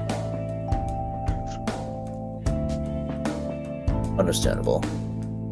Matthias, I'm doing well. How about you, brother? Would you consider making a dedicated lore video or podcast? I always enjoy your discussions. Think it would be interesting. Now, what's interesting about you bringing up the lore videos is this is a question that I've been getting more and more lately, right? And I think it's part and parcel of the fact that I do the big anime reactions every week when a season goes around. So, you know, I think my channel kind of like falls into that space of the Vanguard community. And my response to that is I think a lore video would be a really cool thing to do. And I am interested in it. However, there's a couple really big barriers that stop me from doing so.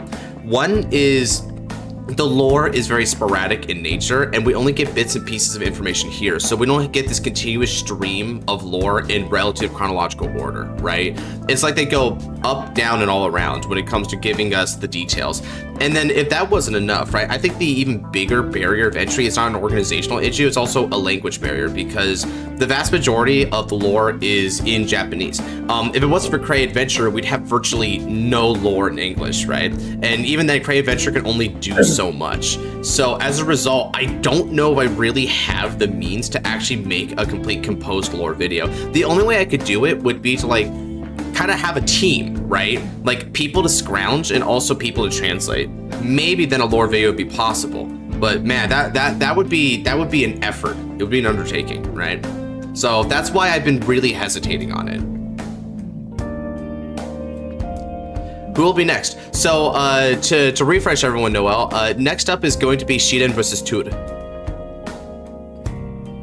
Honestly, if she could even just lock the full front row, she could possibly do. There's no special. She's going to be strong. Yeah, that'd be pretty strong, bro. Although something tells me that I hope they punish that maneuver, right? Like if you do that maneuver, then you burn a lot of resources. You just can't feasibly do it again for the rest of the game. I mean, I could get that. I mean, one also thing I've just noticed is like, Sure. obviously for giving Artisaria one of the strongest control mechanics in the game, she hits very small numbers in like today's day. Yep. Yeah, the turn 5 wasn't that strong, it seemed like. Yep. I mean, she Like, swung the for like Vanguard- 1 card guards with each of them. More or less.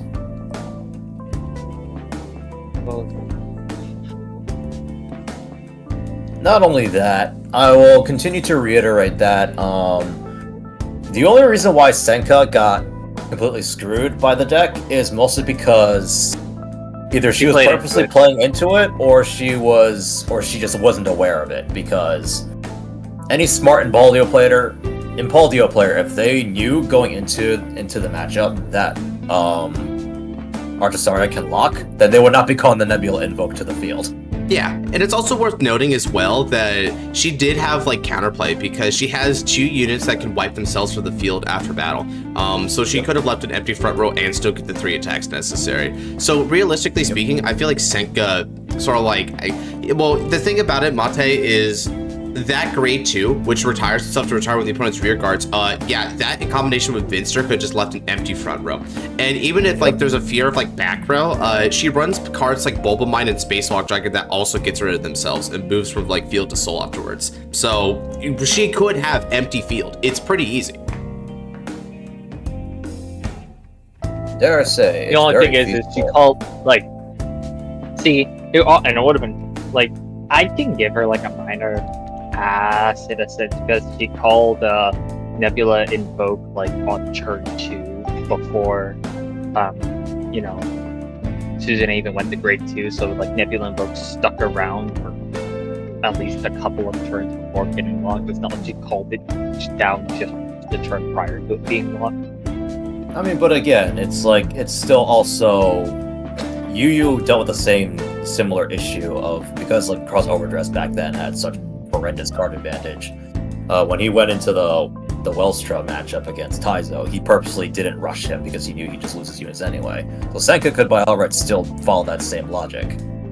Because she has massive crit pressure and drive check pressure already. Like for fuck's sake, she's gonna have Elder Breath on standby, and just by virtue of having a quad drive Vanguard and then a twin drive rear guard means that she's always gonna have that threat available. Like even if she doesn't check it, she's always daring the opponent. Do you want to go from 2 to 6? Because this is exactly how I'm gonna do it.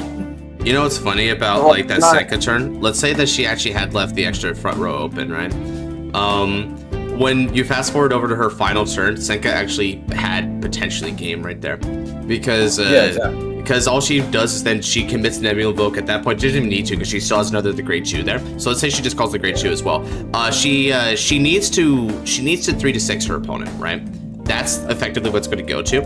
So she swings with Impaldio the Divine Skill, right? Susanne Perfect guards.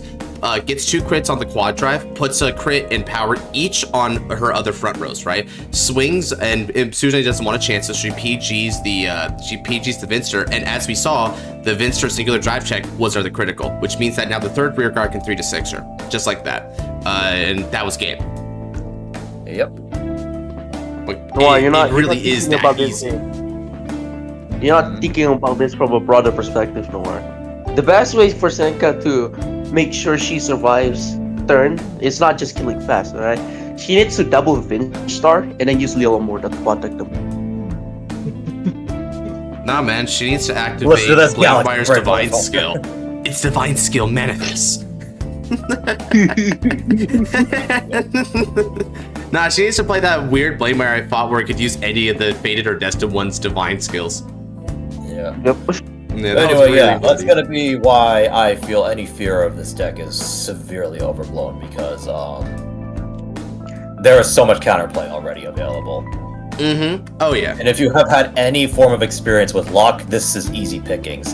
And I'm gonna say right now, Lock it's gonna be the big gimmick that they use to advertise it, but in practice, it's almost never gonna freaking happen. It's almost never gonna happen because any good player is gonna play around it, and you're never gonna have a Lock target when you're playing it. what Ant-Man says is true, and I was reiterating this earlier when I said, you know, just to put it in perspective, guys, I don't think Artisaria is going to be a meta buster right off the bat, because let's bear in mind that some of the strongest decks in the format can like deal with this. So, for instance, Faded King Breziel leaves an open front row. However, he leaves an open field if it wants. Like, the only thing it'll probably like leave out there is the back row center aerial sage, if that. Like, that's all. You look at Levydress. Levydress can also clear its front row, and even if for whatever reason you're like, aha, I caught you lacking and I've locked away your front row, it's like, all right, so here's my 4 other attacks.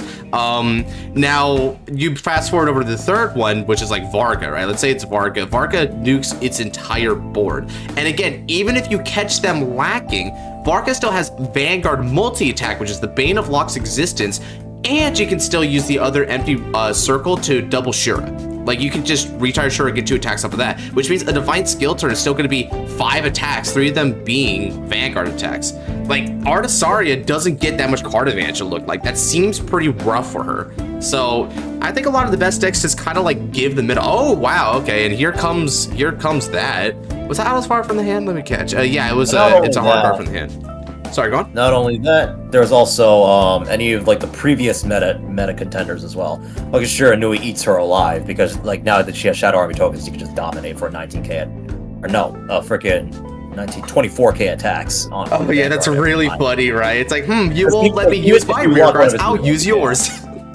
Yeah, exactly. And then like even Chronojet has a lot of ways to remove his front row because of upstream. Messiah.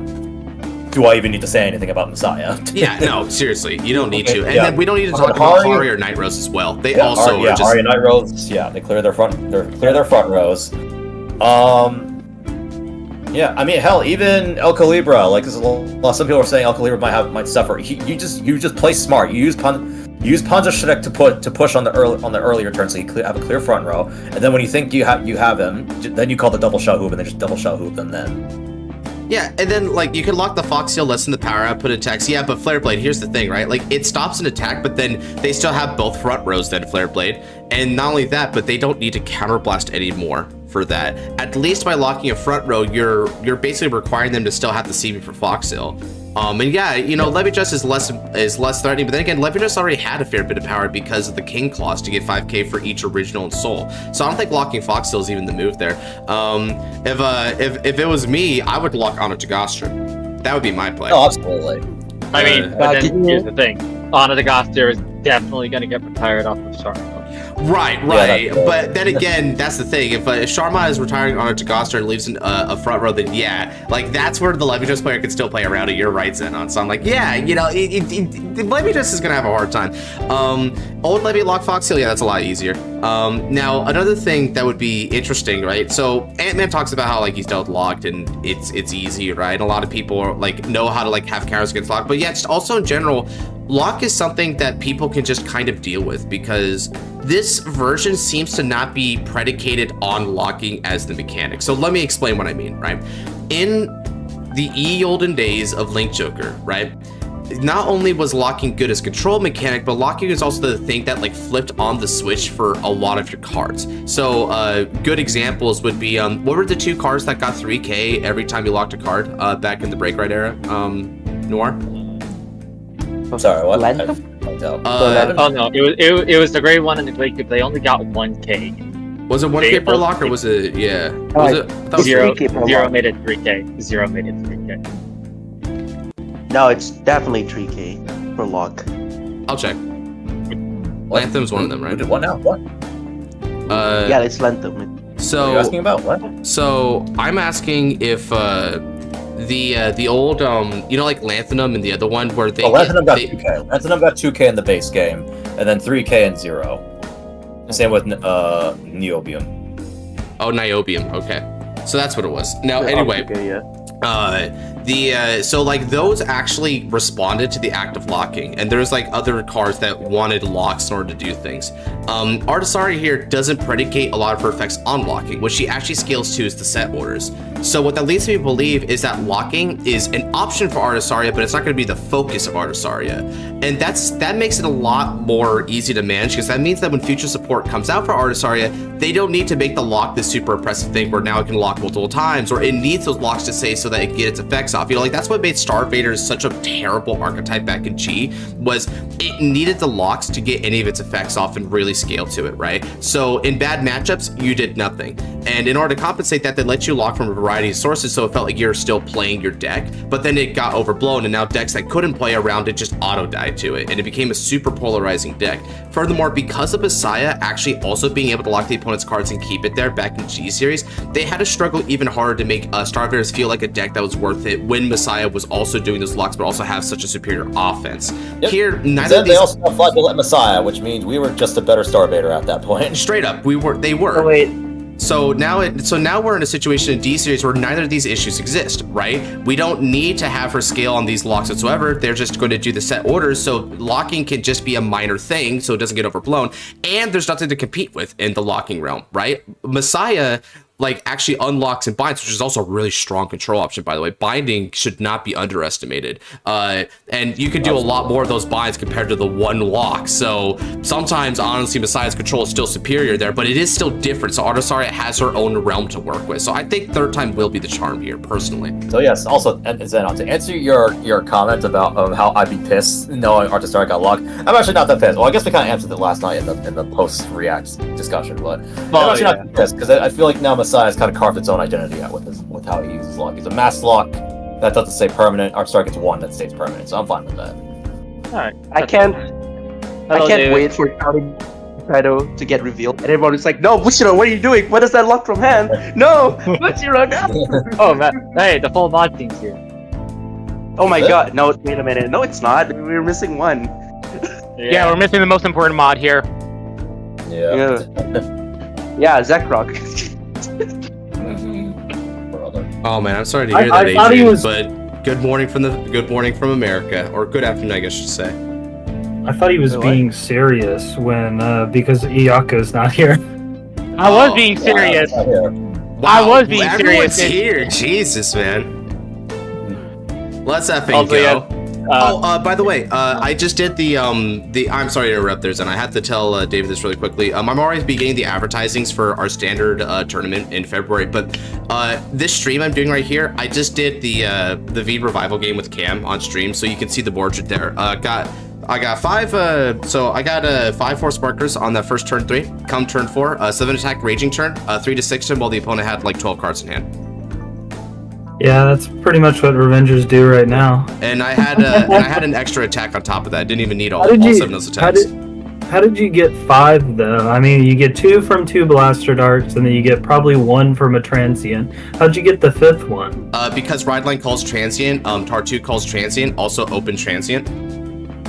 Okay, you sacked like hell then. Fun? Yeah, Oh my I mean, God. yeah, but I did that You every stayed- game so far, because transient can be searched from a variety of sources. Also, funnily enough, Rakia can resurrect Blaster Dark Revenger from Drop Zone as well. It So can. that's 2 different ways to resurrect it. And also, if you hit Nullity Revenger Masquerade, you can scry top 7 for it. Yeah. Respond? Response is headbang on the table, because I'm playing the best force deck in the entire freaking format right now. I'll bang your mom alright. on the table.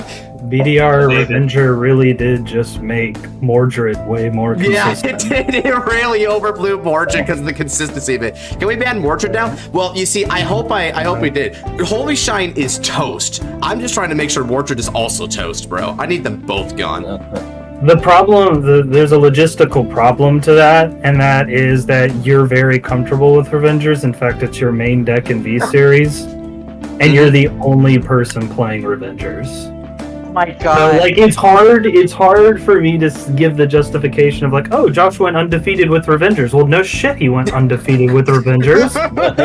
Like, it could be nerfed, and he would still fucking go ham with Revengers. Like, I don't know, man. It's a pretty tough ask. I'm not gonna lie to you, especially since you printed a card that specifically made Mordred even better.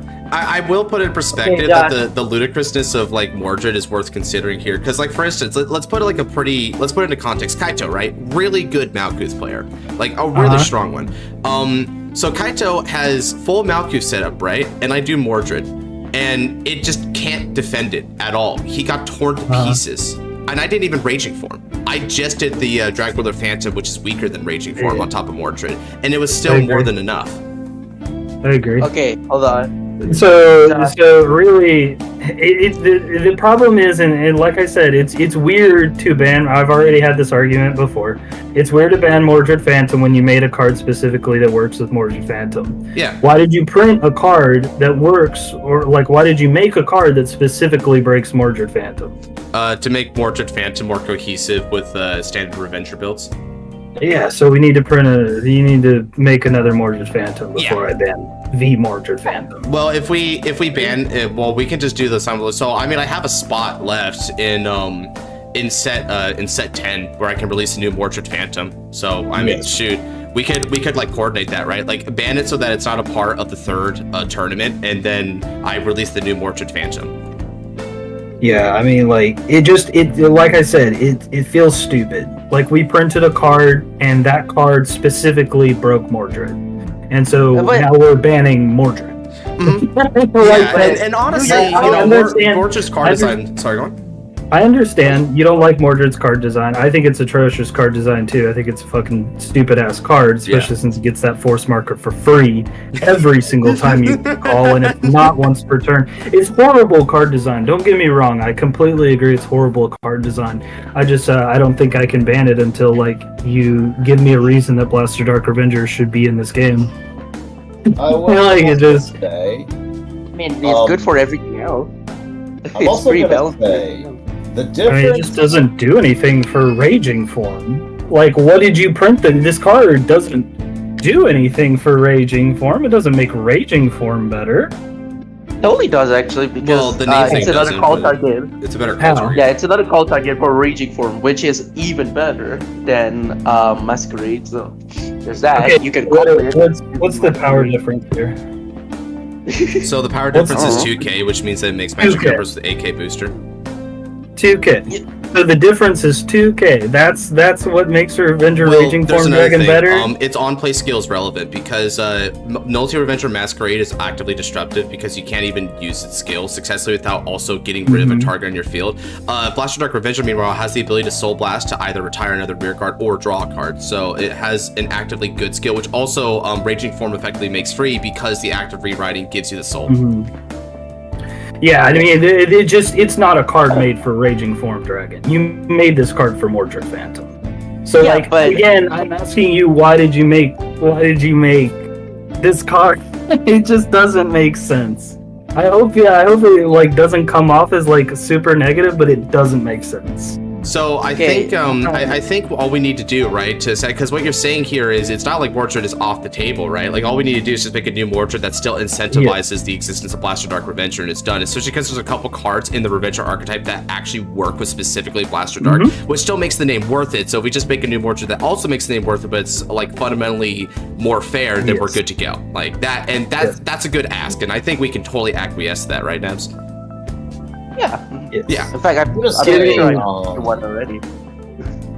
I'm gonna say a factor that I sort of touched on, but didn't really fully get to express why it was problematic, was the last time we had a discussion about how I did not like that Transient Revenger Masquerade was able to fuel Blaster Dark Revenger's retire skill. So you brought up how because Counterblast is still a resource that like the deck needed. Oh yeah. The thing is, original Blaster Dark, in order to get the retire off, need the Counterblast as well. Therefore, that kind of balanced out the fact that it didn't. You traded the Counterblast to basically, instead of go from control, you got stability. But now with Transient, you just get both now, and it's just like now it just feels like the deck just does too much in one turn. On top of that, well, kind of. But here's where I counterpoint it. In tradition, in that like version, if you were to do it for say blasters, aka like PBO and stuff, they have a dedicated countercharger that Revengers can't use. So that's where the difference is made up. Also, the retire for Blaster Dark is fucking trash. I don't think I've used the retire for Blaster Dark in Revengers. Yeah, because you wouldn't have the counterblast for it, for one thing. Yeah. You don't really have the counterblast for it, but it's also just not a good effect. Yeah. What I wander into a discussion about V Revival, Caleb. This is we're discussing the real combos, the real crap all right I'm now. gonna say is, I feel good getting swung at with 5 massive attacks, while also getting my entire board cleared out for basically free. if David is still not convinced by the end of this tournament, Josh, you use that Mordred build, that pure Mordred build. You fucking use that. It's not that I'm not convinced. Like you misunderstand. I understand that Mordred is a bad card. No, I meant like, you know, if you're not convinced that we should ban Mordred. No, I am convinced that we should ban Mordred. It's just not. This doesn't feel good. Right. So we already have game plan, right? Like we're gonna make a new one that incentivizes the existence of Blaster Dark Revenger, and there we go. We just swap out the old for the new. Yeah, and I'll ban it then. It's cool. That's the thing is I'm not gonna ban it until you print something else. So Yeah. like if you want to like make the next set and then do another tournament, we can do that. Yeah. Yeah, I mean we can do that. Yeah. And honestly, like I think if people if people just want to like play in the meantime, but I think Revengers for some reason isn't even all that like popular in the grand scheme of things. So it's not like it's gonna shred the next tournament. I don't know if I'll bring Revengers next tournament. Maybe I will just to be that guy. So yeah, you know that's fine. I mean I think I agree with David there. It'll be a ban that'll take into place. And I think for our current ban list, we're gonna put it on watch list so that we can just announce that yeah this thing is like that. Because I guess it's also worth noting that he does have kind of now this thing is definitely cooked the moment we release new Mordred, but at least it's not so atrocious that it needs the immediate emergency ban because I'm still the only one who brought it, and I guess he's right that I am not the best demonstration for that.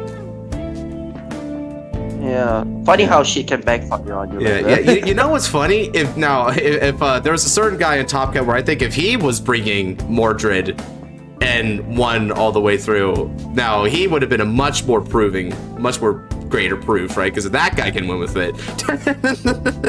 It's like, oh man. I do think that Holy Shine's pretty toast. Yeah, Holy Shine's toast, bro. We did it, Cameron. We did it. We made the dream a reality.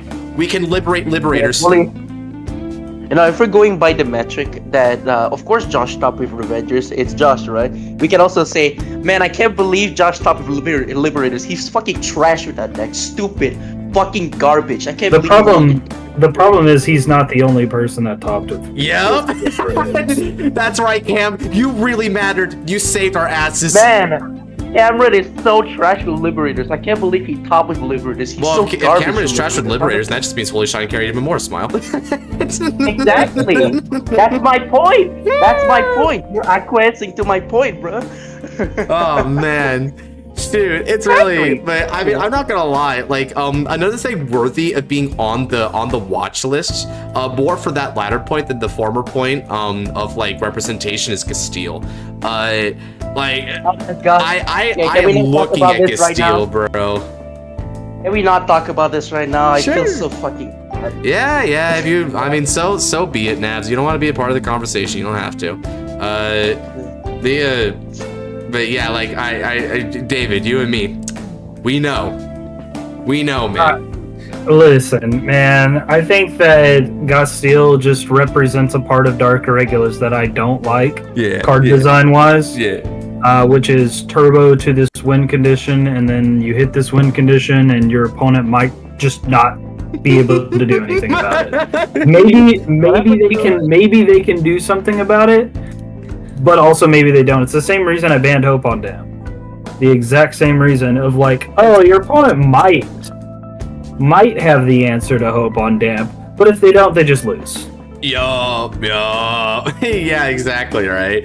Castile's not that far behind it, especially because like Castile has like a potentially even more severe auto win if the opponent's F5. Yep. Yeah, like that one honestly just shuts you down, right? That was funny, dude. Like, if I recall correctly, Kaito had the quick shield in hand, and it still didn't matter. He did pretty well with it though, and he didn't even need a V revival cards for the defensive abilities. Look it. That's what knocked me out, man. He didn't even need those new defensive cards. Yeah, he didn't. I mean, they're just a distraction, bro. And I'm not gonna lie, like, the only reason the dude didn't even, like, win against Kaito, because Kaito actually misrode on he missed the ride on turn 1, going second against Eradicators, and he still won that game. Keep in mind, this is Malkuth versus Eradicators, one of Malkuth's worst matchups. And he's 2 turns behind it, and he still wins, just because of the sheer difference in skill. Because the dude does nothing but throw that entire game. I was irritated. What do you mean armor break skill on 3 damage? What do you mean? Lucky. Hey Godsman, do you know any Legion turn V premium that is decent? Yes. Percival. Smile. Anyway. Thing Saver Dragon. Thing Saver Dragon. That's actually like a good legitimate example. Kaisuko Oni Pinot Noir. Pinot Noir is another really good one. Bite me, David. I like it better than Night. I just do. I just like that deck better. I know you don't see it. I know you don't see it, but they made it for me. Why would you even ask the opinion of someone who plays draws and breaks in their decks, Josh? Because I'm not gonna lie, he can turn those draws and breaks into like relevant cards, much to my dismay. Much to my dismay. I don't think it's possible, but you know, he did it. Smile. But no, in all honesty, jokes aside, right? I think so. Legion decks. Let's talk about Legion decks for a second, right? So there's a lot of Legion decks that's like worthy. Hearing a lot of sarcasm with the Pinot Noir comment. Smile. No, Pinot Noir is actually pretty good. Like hell, Kaichan almost brought it in, and I actually would have like not blamed him for it. So here, let me go ahead and go over to... There's like a really old Legion in Musketeers in V-Series, Peony Musketeers. Those cards are barely Musketeers. Martina. Yep, that's Martina. Those cards are barely... yeah, Martina and Torre, I think. They're barely... Those cards are barely cards.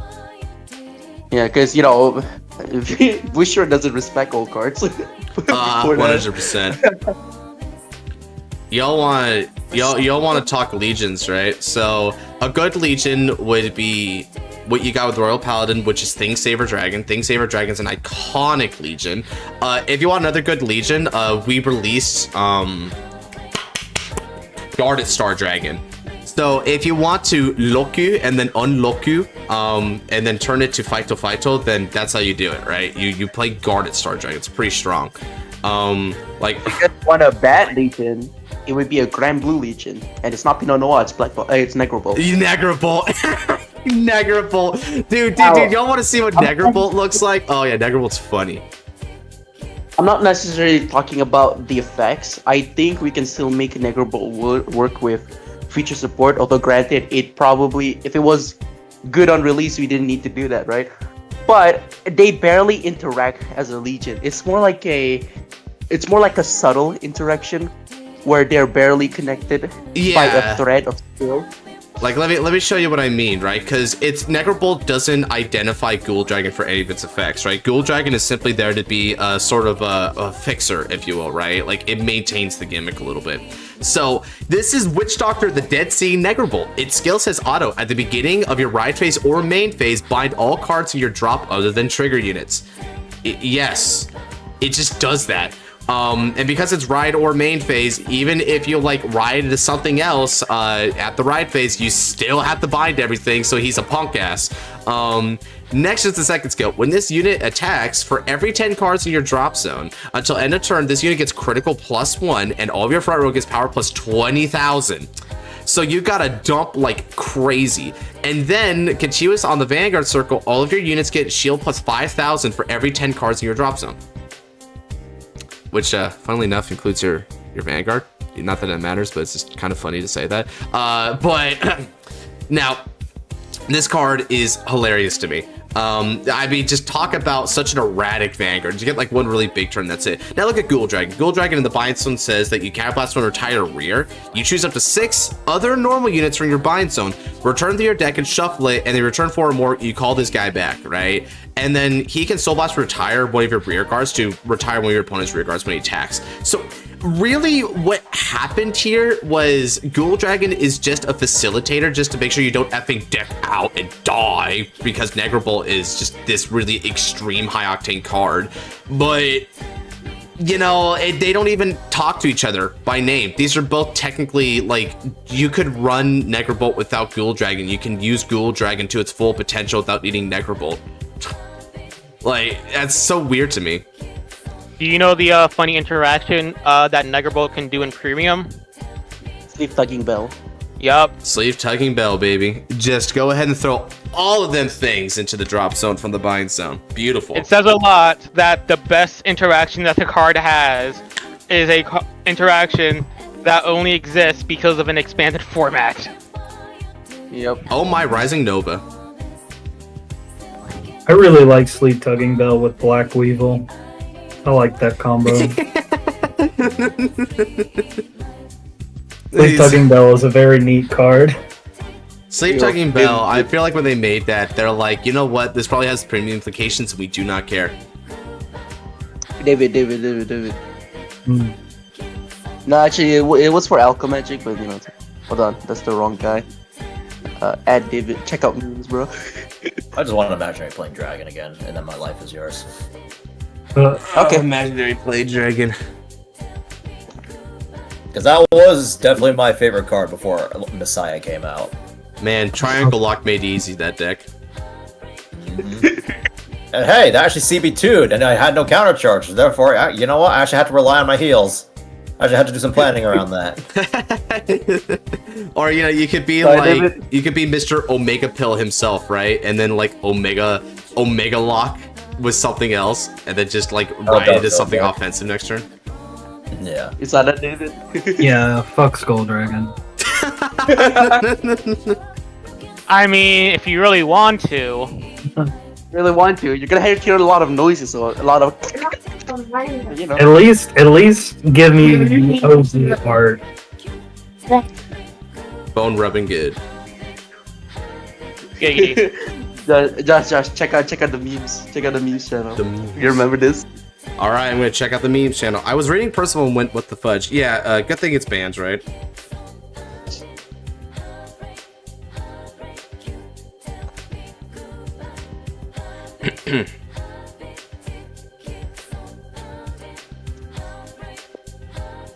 Memes. Where drop zone? Oh yeah. Yeah, where drop zone, bro? What do you mean? Drop zone right there. It's all the triggers that we dumped. Yeah.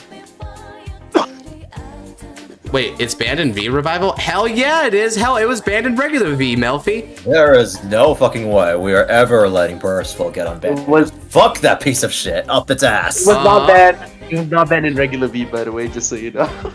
Yeah, it was. It was for us. Yeah. Wait, what? Just for us? Yes, David explained it. Japan has one copy. Yep. Wait, when did that happen? Fuck. When did that happen? What?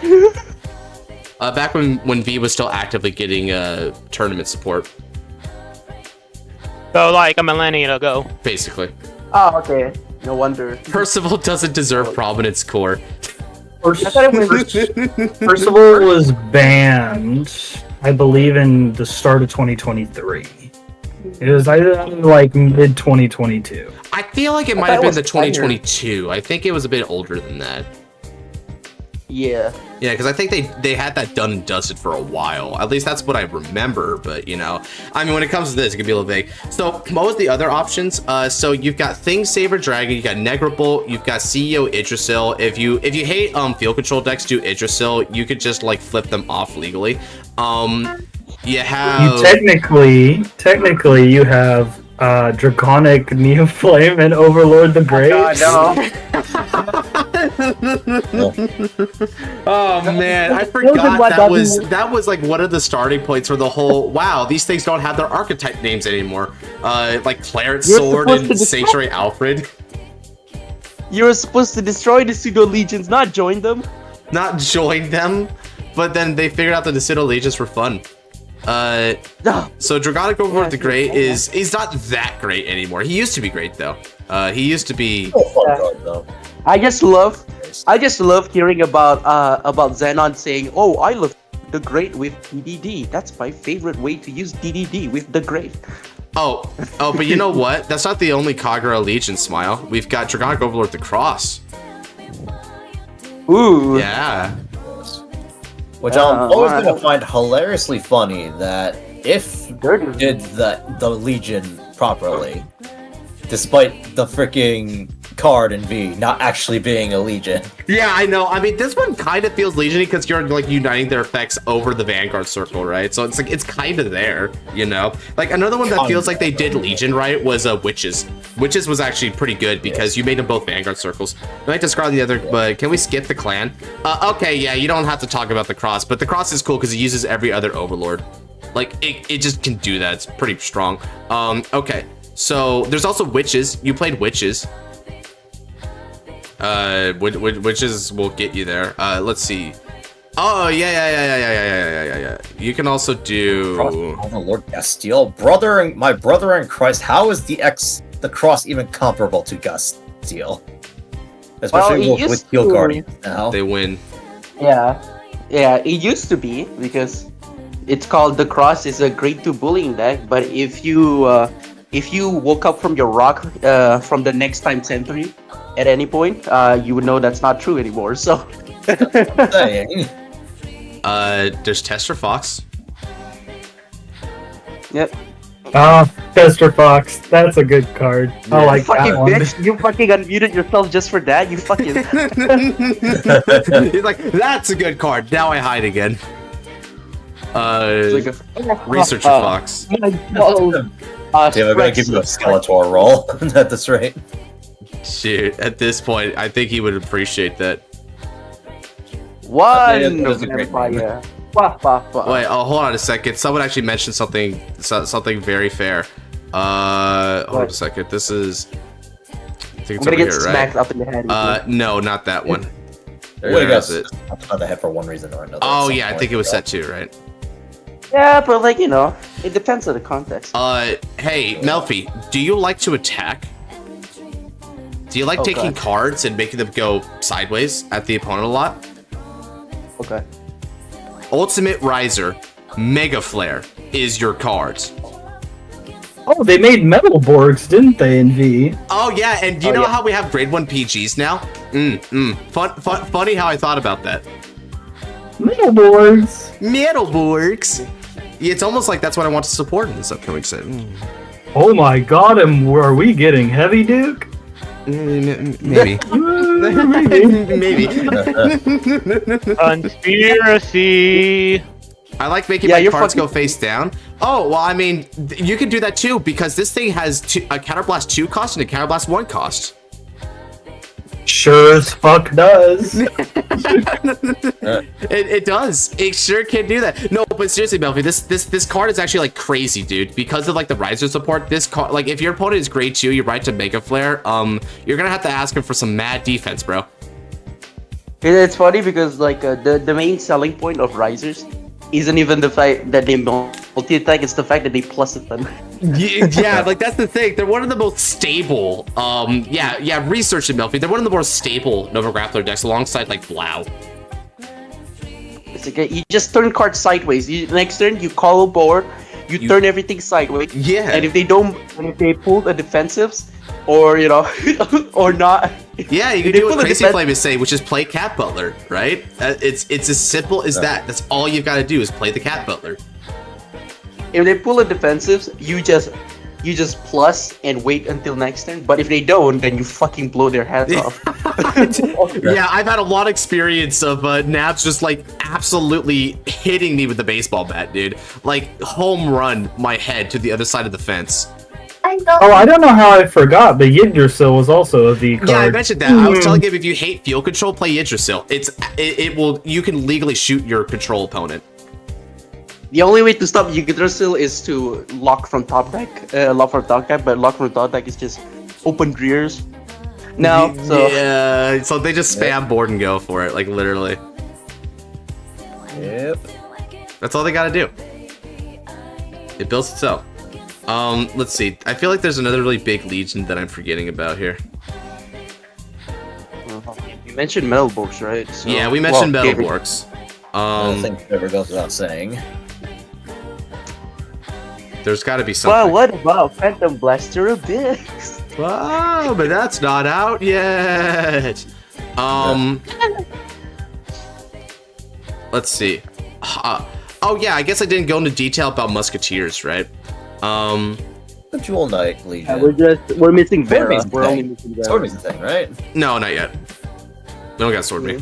Only missing Vera and Cole, and that's it. Yeah, Vera's Sol is pretty alright. cool though. Tetsuko and Pinot Noir? Yeah. General engine. God, I love Pinot Noir.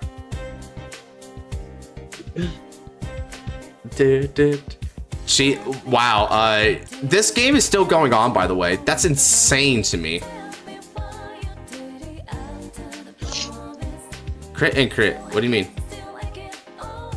Wait, did he stack the deck?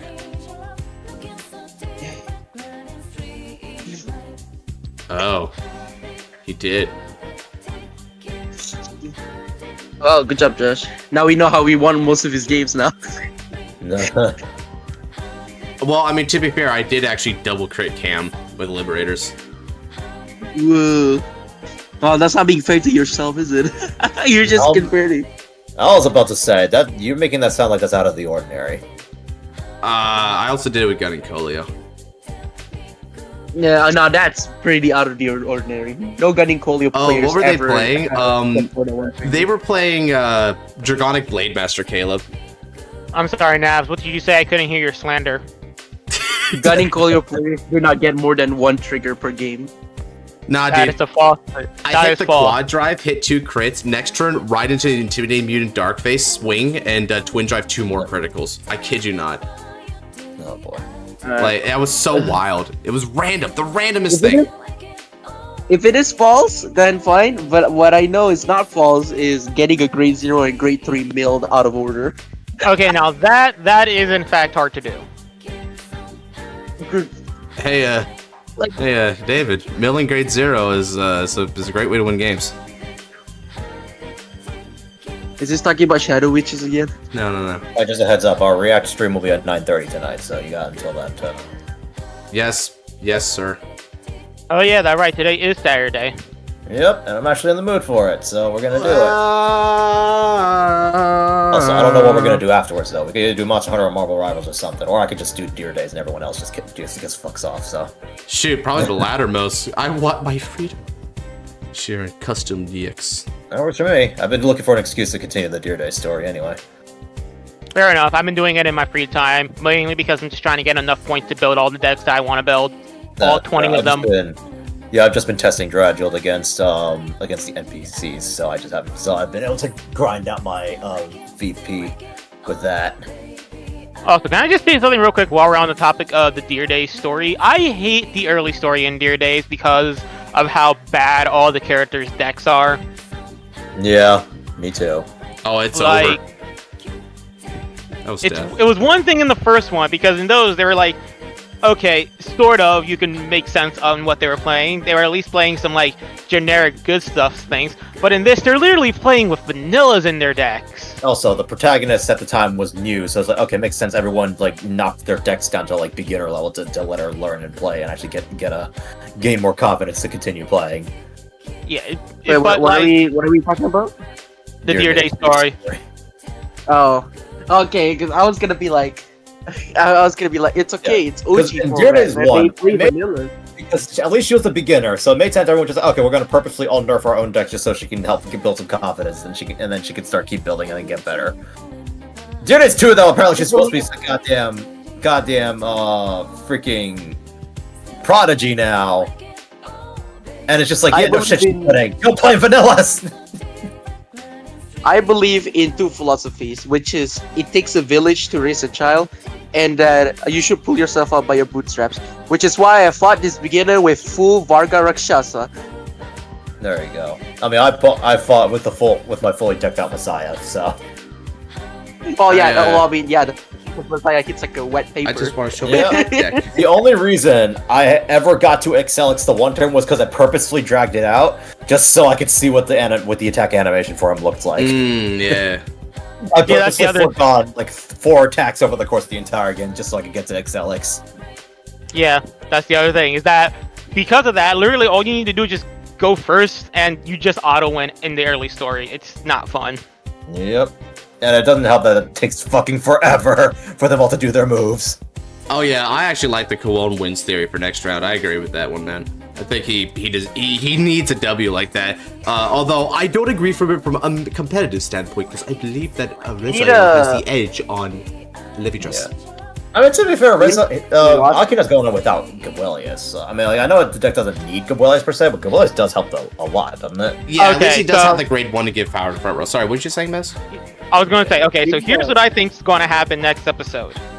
It's going to look like Kuon is going to win, but then Akina pulls out the card that Kagetsu gave him, and that card is going to say, if you're playing against Levitras, you automatically win. And then Akina's going to win with that card. That would be kind of Yeah, not too far-fetched of a theory. And before, it's like that one card during Jaden's Sacred Beast duel, and they just like, okay, you get to wish for 3 different cards, and then it turns to whatever card you want for some fucking reason. Yeah, I legit do think that, like, Akina is only going to win because of this new card that he got from Kagetsu. I believe that. Honestly, they might pull a Wildress Season 2 and just have Akina lose here because he doesn't have it resolved yet. Kind of show he's still searching for it.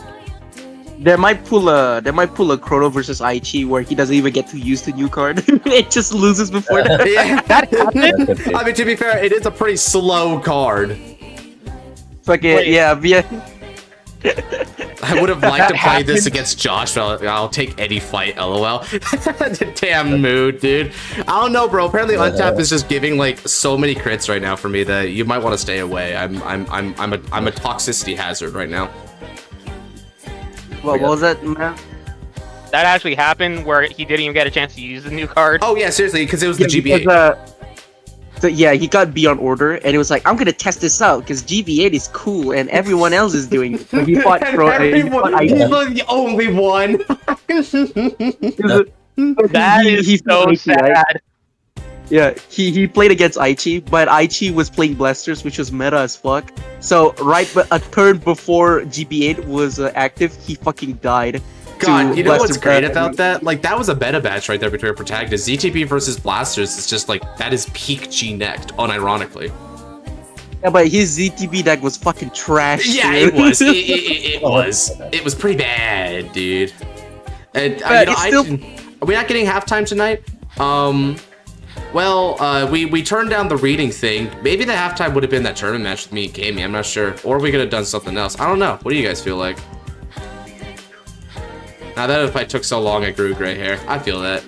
Maybe no halftime night. Wait. The memes. The memes. What memes? Look at their hands. Look who's returned.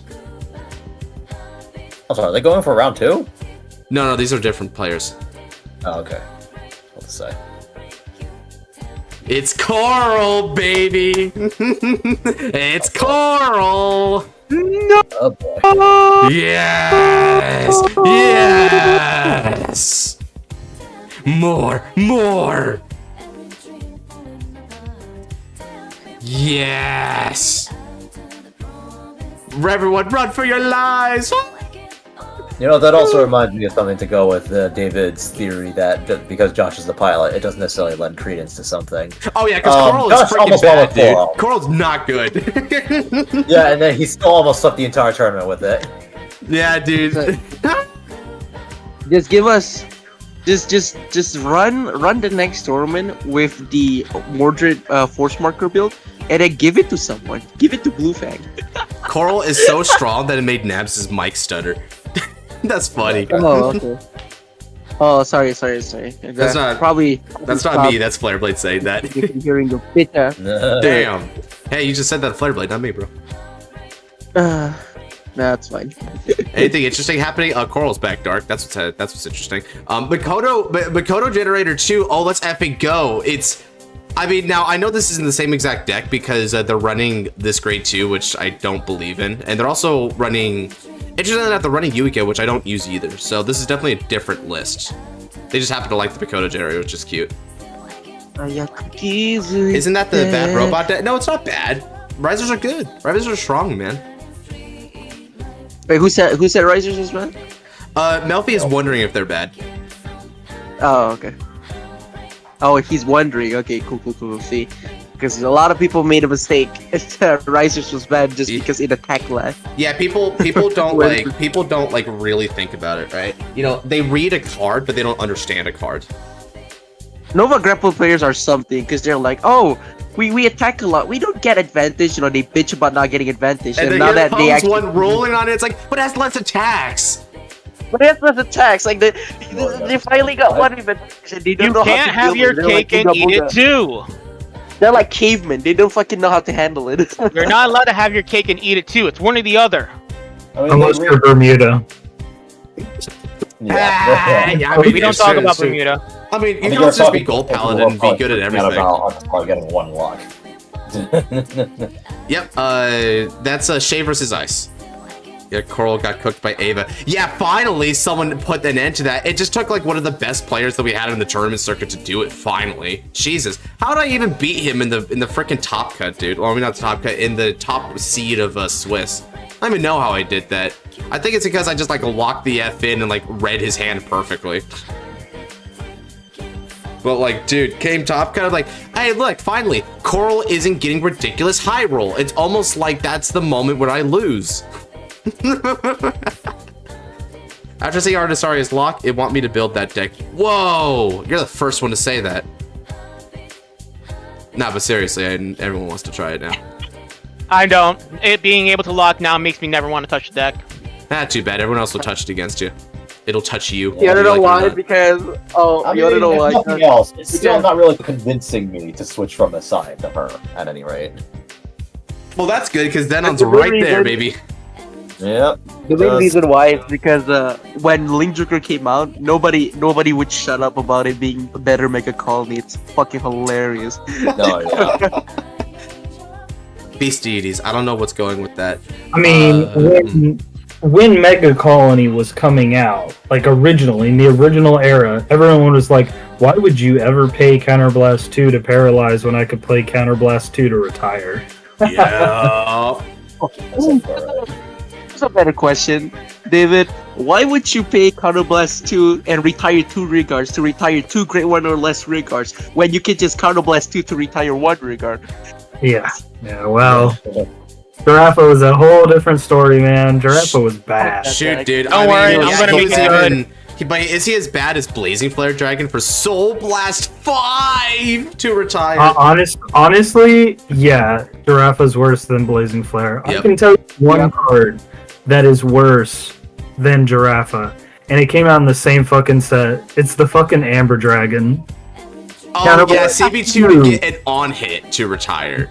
Yeah, to get the red text skill that says, if you hit this turn. Yeah, dude. But you know, Kai made it look pretty good, didn't it? Kai made, like, everything look good, it did. Dude, Kai was just that guy, man. He had the ultimate Riz. He fucking won a game by riding into Dual X Archdragon, whose skill is on attack, get 3k. Are you serious? Shoot, man. I mean, that's the thing that makes Palamedes decent. Oh, bro, that's a very poignant part of the skill as well. Like they had a whole ass anime moment where it's just like your math is off because he actually gets 3k and you go Nani, and then like, bro. I think Dual X Archdragon like only gets that power up if you if your opponent has 1 or less rear guards, yeah. It's so bad. It's like worse than Palamedes in every form. Yep, which is what also makes Kagero worse than Royal Paladin pretty much all the time during the original era. Now can I play Xbox Dad? No, you can't, you fucking bitch. Eat your applesauce and go to bed. No, eat your cherry sauce, because that's the predominant red fruit. No, apple. What the hell? There's no apples, and there's no cherry sauce. There's only applesauce. Apples. Okay, in Josh's defense, and when I was working Instacart, I discovered the fuckest thing in the world. They make blueberry applesauce. I'm just like, why is it blueberry sauce then? Ooh, they make interesting. Yeah. You know what? I know why they did it. It's the same reason why people call it garlic aioli and not just aioli, because Americans are dumb. Yes. Yeah, that wouldn't surprise me, honestly. Hey, I'm not dumb. I know what 2 + 2 is. 5. Okay. What is it then? Congratulations, you're Asian now. Shit, that's not how I thought that was going to go. Uh-oh. He had one meme in mind, but another meme emerged. Now he must adapt to the new environment. It's okay, Baz. You just said if you say 2 plus 2 finna make 4, then you regain your lost status. There we go. Oh dear. Which fulfill Finally makes a number. No, finna. Finally. No, Was he as bad as pre-revival Cocytus? I expected you to stick with it. Oh dear is not one I expected. Dude, oh Where my did you god, come Dual X from? Archdragon. Dual X Archdragon's flavor text is freaking hilarious. Listen to this.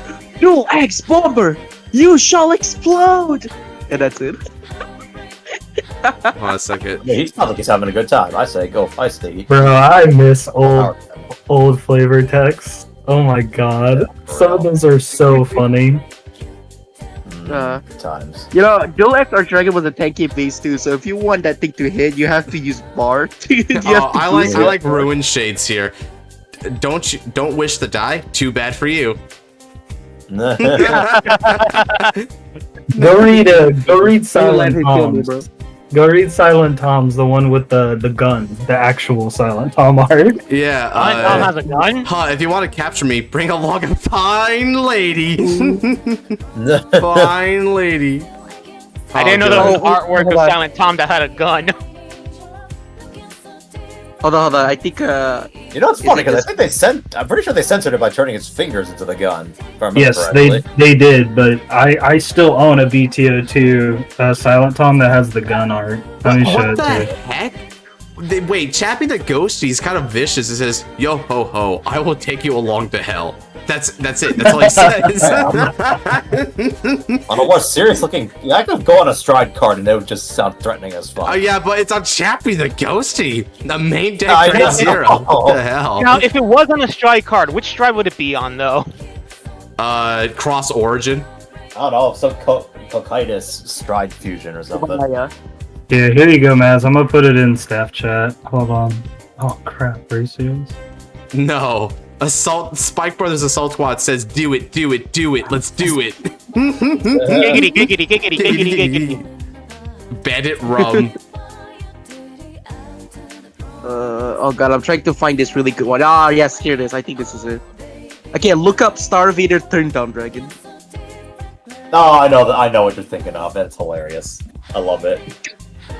Oh yeah, that's definitely a gun. Yeah.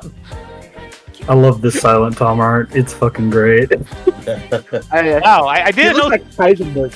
It looks like Heisenberg. Honestly, I thought Silent Tom was like some type of ghost or something. I didn't think it was an actual dude. Yeah, it's the lady that's the ghost. Ah, okay.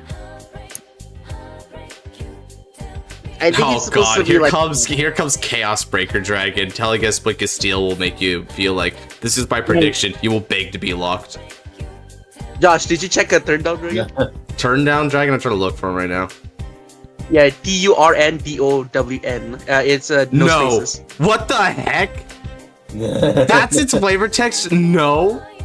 Oh yeah, that's actually I have that card and I love it. It was hilarious. No. What the frick? No. You guys read the flavor text of Skeleton Cannoneer. Here I come. Oh boy. Oh man. Oh, and what's even funnier is that this effect just locks something, so it really is so accurate. Hey there, girl. How about dying? What the frick? Wow, dude. How about dying? These flavor texts went crazy. That's awesome, dude. I'm telling you, man. The OG Giera cards. It is so funny, dude. Let's pick a random clan. We pick Dimension Police. Like, do you know Negrolazy's? Negrolazy's also really funny. That name is gonna get someone in trouble someday. Negrolazy. Oh, frig. Don't say it. Oh god, alright, well, we'll do okay. I dislike male zombies. Cancelled. Let's see. Which Negrolazy? Rejected. I dislike male zombies. Horrifying. Horrifying. I think Cradley might have the best flavor text, man. I'm not gonna lie. Cradley has amazing flavor text so far. They're awesome. I mean, for a clan full of dead pirates, you would imagine that they would have the most fun with their flavor text. So what I'm hearing is the reason why he's a Nitro support card is that he simps for her. I mean, that's It's valid. You can't play Xbox, you stupid piece of. I think you said that already. Okay, but yeah, what's even funnier about Legorese is that when you stop to consider it, he's just there to call Grenache, which is a bit sucky. This is oh my god, Negrable. I was curious, right? What the original Negrable says. Bro says this is not starvation. Free thyself from the curse of life. What a gaslighter. You're not starving. You're just becoming free. You're not You're not starving. You're just. That is such a conservative thing to say. You're not starving. Poor child, no Xbox.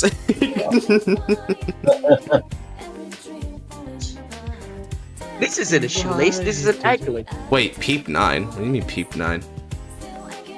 Peep 9. Look at the top 9 cards of your deck. What card is that? A Valkyrie Garden. It's a custom. Of course it is. Yeah, Peep 9. It's beautiful. I thought it was weird that it says Peep 9 in a freaking Bushiroad card game. Oh yeah, that reminds me. I just made a whole bunch of custom cards myself. I mean, in fairness, Shadow Balance Witches and Legion look at top 10, so it's not the worst. It's not the craziest thing in the world. No, it's just that, you know, it's top 3, top 4, top 5, top 6, top 7, and then occasionally top 10, which is the rarest, right? But there's no top 8 or top 9. Yeah, that's true. God, Yeah, here's a definitely. really boring flavor text, right? The Grateful Catapult's really boring. With him as the focal point of the team, they are able to formulate various attack patterns. That sounds like how someone wants to describe their fucking OC or something. I know, right? It's like, you see, he does smart thing and gets smart result. I'm so awesome and cool, and everyone loves me, and look at me. Yeah, that's Boruto Uzumaki in a nutshell. Also- He's basically a fanfic also, character I that's would- canon. My OC is able to go toe to toe with the strongest character in our universe because I say He so. has 3 nature transformations, knows how to use the Gentle Fist without a Byakugan, is getting private tutelage from Sasuke Uchiha, and might learn the Chidori in addition to his own super cool Invisible Rasengan. Why Also, was that he's something that really- you just had memorized? Because I recently listened to some Naruto videos and I hate it. I'm so sorry for you. Yeah, I'm sorry for me too. I'm not. However, I'm not. Hey, be nice. Be nice. The feelings of a maiden are fragile, bro. You're a maiden? Enjoy his feelings. I'm a maiden, The bro. hair. No, it's the hair. It's the Look hair. at this. Look at this. oh, I don't know how you keep your hair that long in the first place. 'Cause holy hell, I'd lose my goddamn mind. Oh yeah, trust me, it requires patience, like everything else in my life. I can't imagine like fucking going to the toilet. You just. Wait, Echo Nemesis? Oh god, apparently Echo Nemesis has got a fun one. Let's explore that.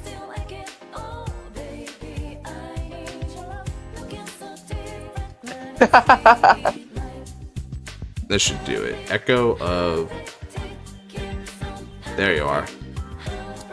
Oh my god, and yes, this, the and blue this, one. and this. The rest is all mine. What the heck? Oh, And this, No, and this, and this, look and this. up. Yeah, Nora, look up Echo Nemesis. He's a blue archive character. It's like, and tap, and tap, and tap, and gotcha again. The guy good this is Nora. Sounds like God. words of a I kleptomaniac. see what you mean. My hair's long too, but I couldn't even keep it that long. Yeah, I feel that, Storm Rider. This, I mean, I keep it long, and I've been doing it for years. But man, it is an exercise for sure. It requires patience. Bro, my hair like can go down to my eyebrows, and then I have to like, so I almost want to tell the barber, just shave me bald. I cannot deal with this shit. Shave me bald. Shave my legs. You know, I've thankfully been blessed to not have much body hair, all things considered. So And by I being really blessed, don't you mean have that. being Asian. I must retire Yeah. to bed. Please remove me As from another wheel. shade. Alrighty, Melfi. Yeah. Did you see it? Did you see it, Nora? He's a blue archive yeah, I character. saw it, fucker. I bet Angel Feather's got some fun ones. Let me look over here. Wait, Nah, fuck her but or Angel fuck Feathers her? one are sad. Oh Angel god. Feather ones are sad as fuck, dude. Battle Don't do Cupid it. no seal. No, nothing painful. That's funny. Look up Nurse of Broken Heart. Nurse of Broken Heart. Oh, I'm gonna. Where's my quad spin? Oh yeah. Well, thank you for only asking now. No, nothing painful. It's not painful. It's like taking a shot.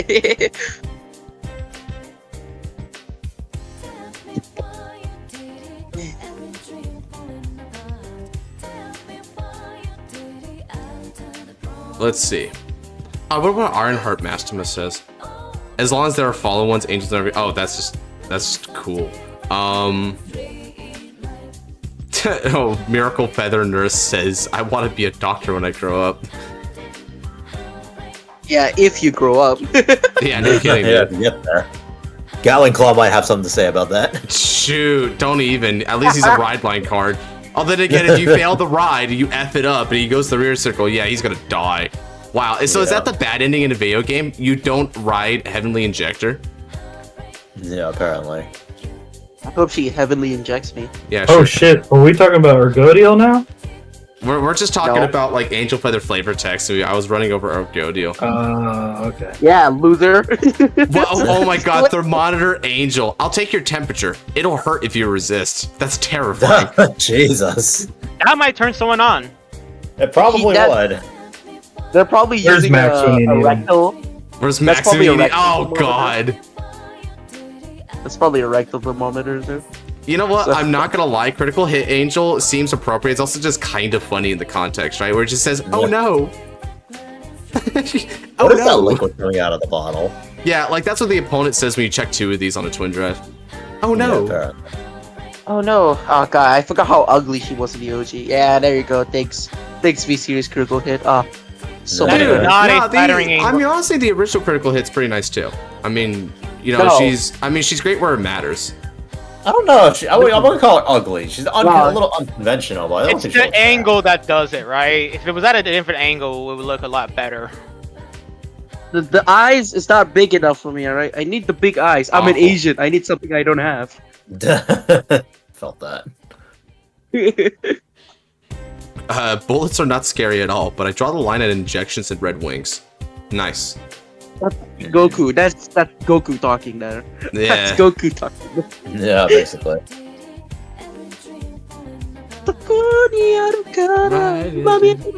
Oh no! Crimson Impact Metatron. Be What? prepared. I'm gonna heal you up real good. Now she has a giant ass scalpel in her hands. Yeah, I'm gonna heal you up real good. Is so sus. Bro, the V-Series one is so cool by comparison, though. Wow.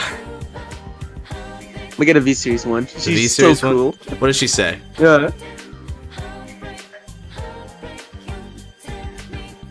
Oh no. Doctroid Argus, which is a terrible card, but you know what its flavor text is? What? Drilling horny? noise. Sawing noise. Oh no. That's just worse. Every dentist goer's worst nightmare. Yeah, I No, know, I was right? right. It was something horny. Okay. Oh, here comes Hotshot Celestial Samyaza saying, right, you will feel a big ellipses, I mean, a bit of pain. Is the giant ass syringe. Okay, that's good as hell. I don't know why I have a soft spot for the ones who go like that. Jesus. Reference is funny, dude. When you think about the context. Oh yeah. Doctroid Refros? Shoot. Look at reference. It's so funny when you think about the context. Well, the context of like it being the most broken card in Angel Feather competitive. No. The context of the artwork. Is it gonna say Wall-E was not a good movie? Just look it up. Just look it up. How about 1? Wait, that's all it says? That's How all it about says. one? How about 1? I knew it had something to do with Wow, the it predicted it, man. Man, I mean, we wanted to know how to solve Doctroid Refros, so here you go. How about 1? Oh, that is funny, but that's not what I'm talking about. I'm talking about the fact that it's holding drugs. In its Yeah. hand. How about 1? So you gotta like change the inflection from how about 1 to how about 1. Why not? Hi, I'm Lord. Baymax. I am your primary medical care robot. Okay, let's check something else. What's another good one? Mega Collie probably has head ass crap to say. Okay, let's see what the bugs have to say to people. Yeah. Probably something illegal, if I would take a guess. Let's see. Hold on, there are a few that make me crack up, but I forgot which one they are. I think is it Bloody Hercules? Let me check. Jesus, Madame Mirage simply says, "I will make you happy." Oh God, Lady Bomb, and with a simple 3-word flavor text. Will you explode? Yes.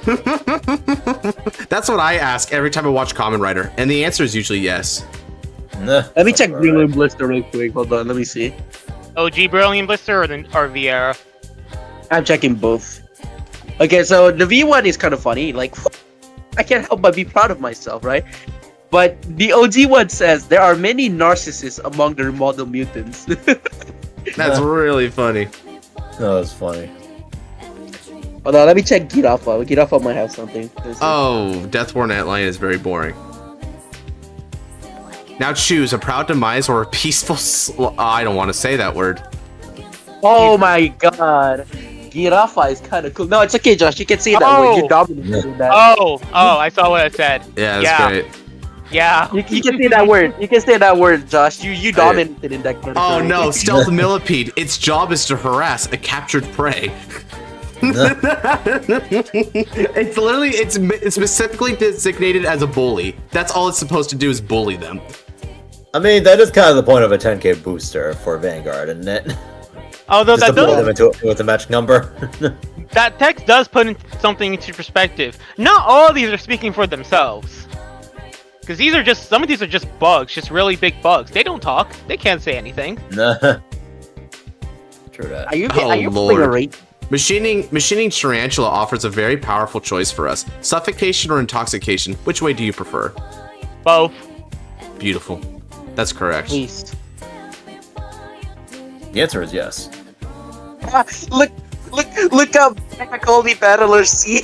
Oh, okay, I'll look that up next. But before that, Machining Spark Hercules said, "Who said it was all right to move?" That one's funny as frick. Who said it was all right to move? You stay right there. You're paralyzed. Simon did not say. Have you guys seen Family Guy, the episode where Lois became a model? And Meg was thrown out the house, then later on, Peter walks into the kitchen, sees Meg there, she says something, and he just says, "Meg, who let you back in the house?" Same energy. The exact same energy. Mega Collie Battler C. The C with more vitality was rejected by the female officers. Okay. Oh! Wow. Wow. Wow. Oh my god, and here comes Mega Collie Battler D saying they are those who bear the name D, which hits different with One Piece. He got C over here being rejected, and then you got the D over here being like, yes, we are the D. Oh, what does Gridora say, Kote? Let me find out. Gridora. I'm curious what Gridora says. What does Gridora say? Let's see. For my lovely children prosper, the world must first be destroyed. Well, that's heinous. Yep, sounds like a Tommy Mommy, alright. Oh god, what does Guilty Empress, the newly hit card, have to say? A troublesome child, though that may be what's endearing. Ooh, Ada, what the frick? Ooh. Ooh, my. Why did Kamui reject this? You stupid I know, piece right? of shit. Jesus, Kamui had an end, bro. He was gonna become a king for free. That was crazy. Unpopular with the ladies, damn. Damn it, it should have been me, not him. I'm pretty sure the context of that is she's gonna use his body to inject insects, to inject larvae, so that they would, gain a lot of, a lot. They would gain a lot. When they grow up. I like how descriptive that is. Now, what the frick? Magellan Mantis, the new best card in Mega Colony, after you run out of Door Strides, which you can run out now. New sacrifice or humiliating death. The choice is yours. Wow, okay. The choice is yours. Kamui had an out to and I want you. We can Kamui had an out. Hard way. Oh no, not him, bro. Not him saying the Booty Warriors line. The choice is yours. The choice is yours. The easy way or the hard way? Let's see. So things are still on turn 2. So yeah, they're still going through the early game over there. What does Intimidate Mutant Darkface say? Flourish not, kill not. A good saying. I think I remember that one actually. In order to exercise this black ghost, you must give him a job application. Oh my god, they just doubled down on Giraffe's horrifying card text to the V-Series one. What the hell? He enslaved. Know that you do not have freedom. Wow. He really had to give up the definition of that. Okay, cool. No, you have to be menacing when you say that sentence. You can't just read it out normally. Can you imagine if his Ura Girafa reverse form says, I don't like slavery. Free them all. Free them all. Actually, what does Girafa reverse actually say on it? That's actually a great question. I'm about to say it. Betrayal is the true brilliance of evil. My military rule shall reach its heights here. It's boring. So screw slavery. We're just going to be focusing on the war effort now. Oh god. So Mega Collie Battler M, which is otherwise known as Mega Collie Battler Masochist, I kid you not, says defeat is the sweet nectar, at least for him. Oh yeah, no, the M really does stand for. Wait, what does Battler S say then? Oh, I'm curious. Yeah, I'm curious. What does Battler S say? Stay, be good, and don't move from there. It's like I know that there's a whole S and M thing, but not the actual. Lord, that art too. Yeah, I just realized they're S and M, bro. The actual meaning of it is moth and spider. Yeah, sure. I mean, They knew what they were doing. Yeah, they're S and M. That might be what those stand for, but that does not matter right now. She has a whip and he has hard eyes. Yep. Oh my god, here comes Intrude Scissors, dude. Fight alone? No way I'd do such a dangerous thing. Co-op this crap. That is so perfect because it's a superior. It's the battle extender. Yeah, he will never fight alone. He only battles when other people battle. That's funny as frick. What?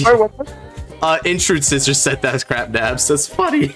There's no way I'd fight alone. Oh, dude. Oh, hey, Water Gang. Mega Colony is composed of all ways of making unfair exchanges. Water Gang. What a gang, what a gang, what a gang, what a gang, what a gang, what a gang, what. What a gang. What a gang. What a gang. What a gang, what a gang, what a gang, so, this one isn't that funny, but it does make me interested, right? So, Bewitching Officer, which is a new V Revival card, right? It says spread, butterfly effect, and I wonder, what is the butterfly effect? What More importantly, what does she want to be spread? That's her wings, nasty. When he finds out other people are spreading misinformation. Oh no, not Legacy Media at it again.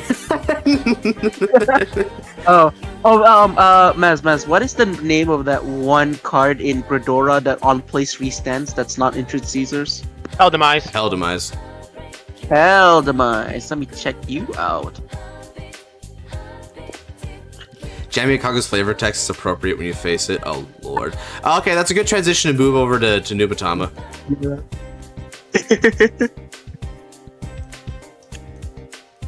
Ooh, Cross Origin. Let me check you out. A power that would even destroy the planet that the dragons themselves seal. That's pretty cool.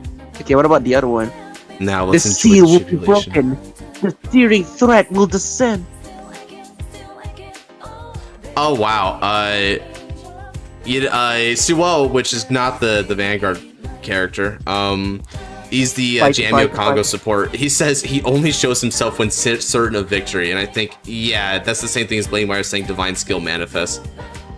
Yeah. Which is, yeah, this it's like, oh, your opponent has 4 cards in hand. Let me just. Yeah, let me go ahead and slaughter real quick. Jesus. Okay, there's gotta be some funny. So there gotta be some funny ones for this. Shame on this artist that tried to. Hey, that's Senior Grandfo. Oh shit.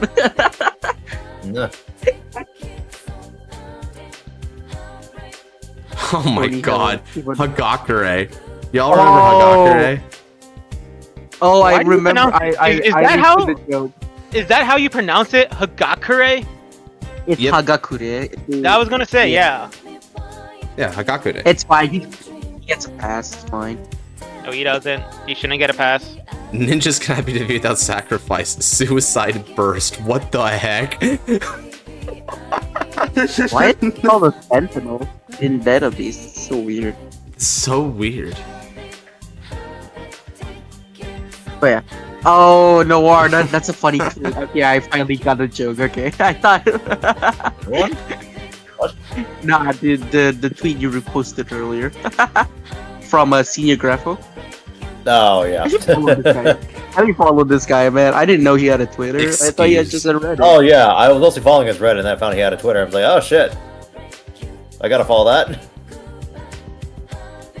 Anime titties, paying bills, and feeding my entire family, plus dental. Yeah, I love the guy. He's got a great sense of humor. The hello is off canvas, I swear.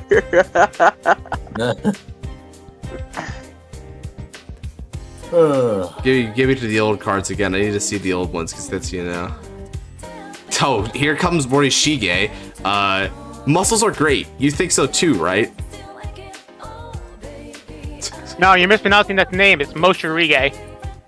Oh my god, Tenrei is a really funny one. You have absolutely no chance of winning! Exclamation mark. Just straight up says, you're screwed. That is it. Wow. They finally got the grade 3 Chaos Breaker? This coming oh my from god, the they finally got to grade 3. It's a miracle. I'm sorry, what? Yeah. How long were we here for? I don't even know Yes. anymore. The answer is yes. That's how long you're here for. What are we talking about? We're talking about Vanguard. What else will we be talking about? No, like, what are we talking about? Vanguard. Talking What else about will we the be talking ongoing about? fights that's been. What part of Vanguard? It's the game that's currently ongoing on Untap. No, like, what? Oh, okay, you're talking about the game that's currently ongoing on Untap? Yeah. Okay. What's up? Yes. Yeah, what else will we be What's talking happening? about? Is it a match? Fighto, Yami no Tokuri. Oh, okay. Stealth Dragon Ungai says, you may receive the power of abnormality. Joke's on you, I'm already an abnormality. I know, bitch. right? I'm already a deviant. Congratulations! You could be a bigger freak! I know, right? It's like, I inflict upon you neurodivergence. Say that again, man. Can you say Bitch, I already got that one. Alright. Where on the spectrum do you land? Congratulations! Now you're into feet! Oh wow! But, Very you know, I wouldn't do that. That makes them a majority, apparently. That's a really large high-pitched group, I voice, guess. Man. High-pitched voice mask makes for a good cartoon character. Yeah, he'd make a Really? great alternative to Mickey Mouse. What?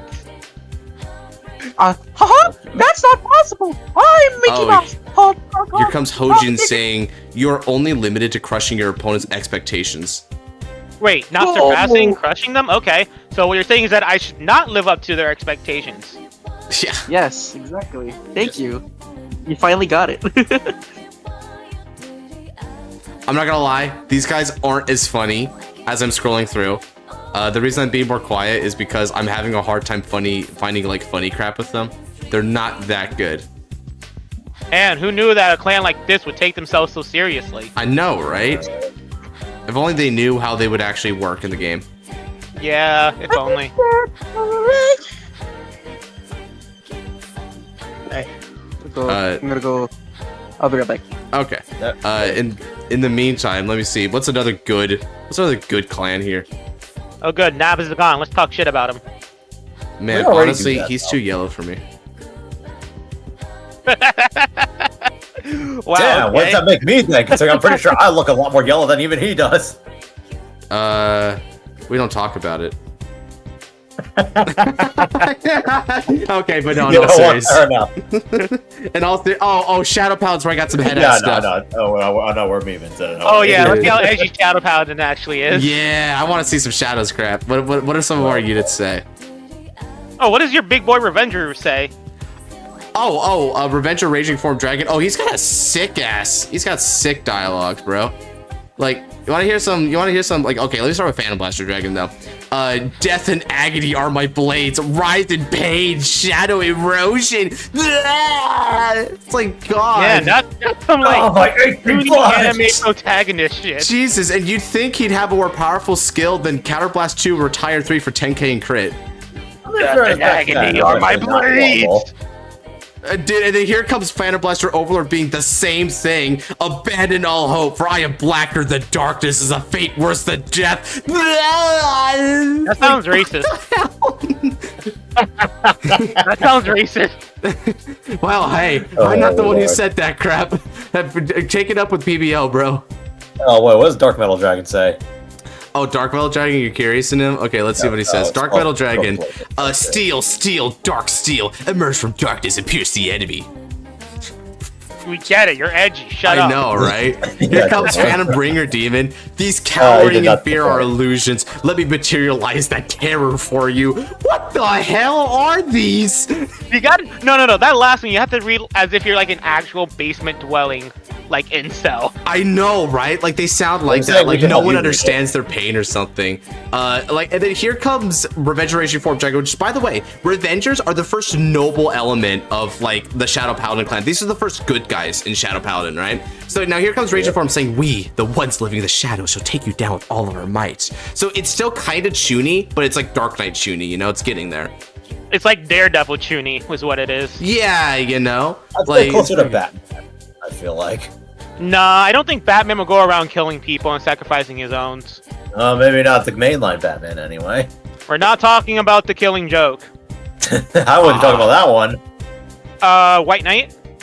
Oh, I was God. thinking about Batman Who Lost in literally every single multiverse variant that came off of that for some fucking reason. That shit was so bad. That shit was so bad. I never looked into those, so I wouldn't know too much about those. The Batman Who Lost had a really cool design, and then they included a bunch of other Batmen who just like took over all the other DC heroes and became villains. I'm just like, this shit is so ass. Oh man, Knight of Nullity, bro, says, its mask is blank. It slashes the enemy without showing feeling or nor will.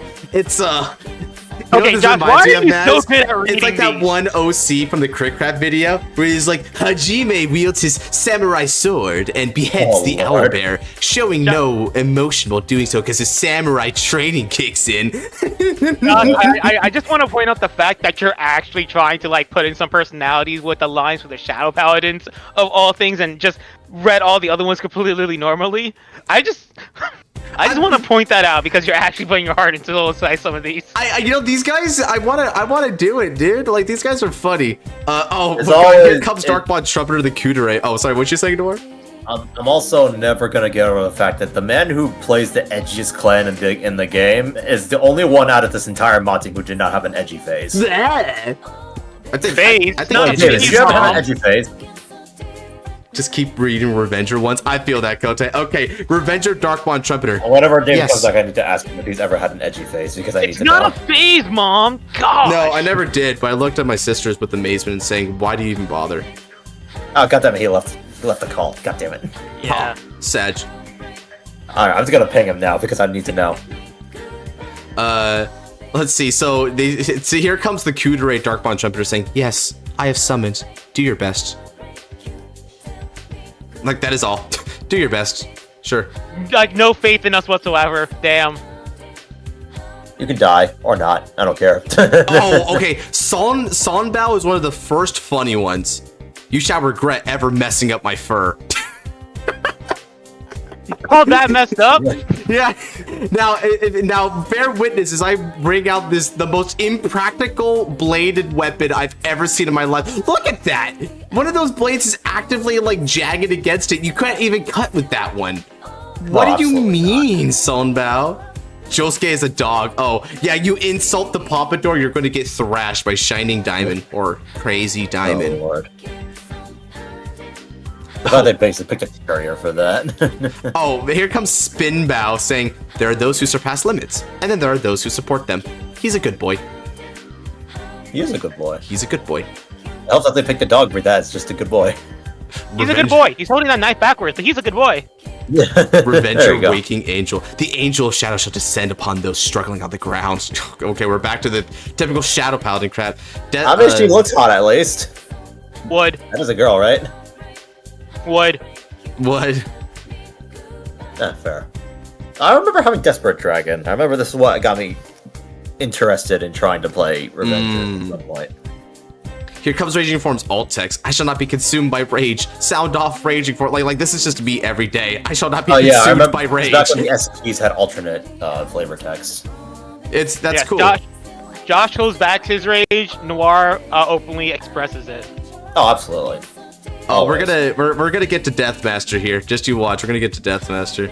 You were talking about Desperate Dragon. Now is the time. Yeah. Activate Code of. Oh, that's some shooty crap right there. Just saying random, supernatural battles become commonplace. That enemies like say crap like that. Like I don't know what Odin is, or what Excalibur is. What is this crap? What does it even do again? Once you attacks the Vanguard, if the number of rear guards you have is more than your opponent's, you may pay the cost. If you do this, you get 5K. Bro, he gets got 5K on a crit. Oh yeah, seriously. You just need a CB of Revenger, right? You just do that, and then like boom. Like this actually feels a little bit like this doesn't even feel like a Shadow Paladin effect. That's how you know Revengers were like good guy Shadow Paladins, you know? Yeah, for real. Okay, what else do we got here? I like his design at least. He looks kind of cool. Oh god, guys, Blackwing Swordbreaker, the one that Eclipse says would, right? Blackwing Swordbreaker. I mean, you wanna know what she says? I would too. Not gonna lie. I would also. Yes, I would also. You know what this waifu says? She simply says, "I will break your soul." That's all she says. Definitely would. She says. 100% would now. 100%. Flare Bay is giving an update on the fight. Only got one damage in hand. Okay, he's still surviving against Coral, but like, Tor is gonna leave. Sorry, gotta go. Oh no, Tor left. Okay, well, Coral wins again. There we go. Brother's just really about to say that they made us wait all this time, and then he couldn't even finish the damn fight. Sag. Yeah, there was a lot of glitches in between, it seemed like. Okay, let me see. Shay versus Ice. Is Shay in Ice here still? I gotta ping him real quick. Let me see. I think ISIS is still in here. I remember they were here earlier. Oh, so while you're at it, throw me onto the wheel. Oh, okay, yeah, Shay's in. Do you want to hop on in too, Noir, on this? Sure, why not? Not sure how long I'll be around for, but yeah, she could throw me on there. Heck yeah. Who knows? I might get picked first. Spin, spin, spin, spin, spin. Picked first. Oh, it says dark. Is dark here? No fucking way. Main's also left, they said, so I gotta leave him out of this. Well, Mains will be back eventually, so. Hey, Chaos! You gotta fight Dark next. Oh boy. Oh, Dark is here. Yeah, Dark is here. He says, I've emerged. I will break your soul. Dark and Chaos. It seems like a match made in heaven, right?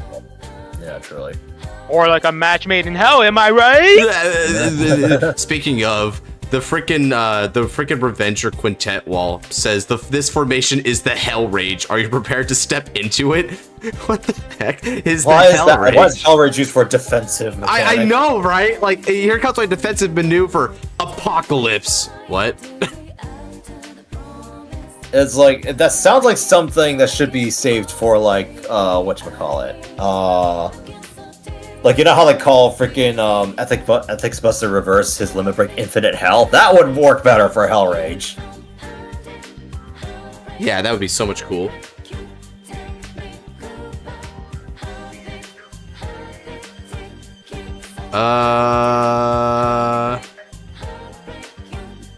What else could we do? Oh god. Okay, so that's some Revenger stuff, but I want to scroll to some other crap here because there's probably some funny crap. Normal cards are custom? I guess that's up to you. That's up to between you and Chaos. Yeah, you guys decide. We're not going to force you to play anything that you don't want to. Yeah, to my understanding, Ice doesn't do it. I'm going to go pretty late here, TBH Slayer. Yep, see you later, Sharon. Thanks for hopping on by.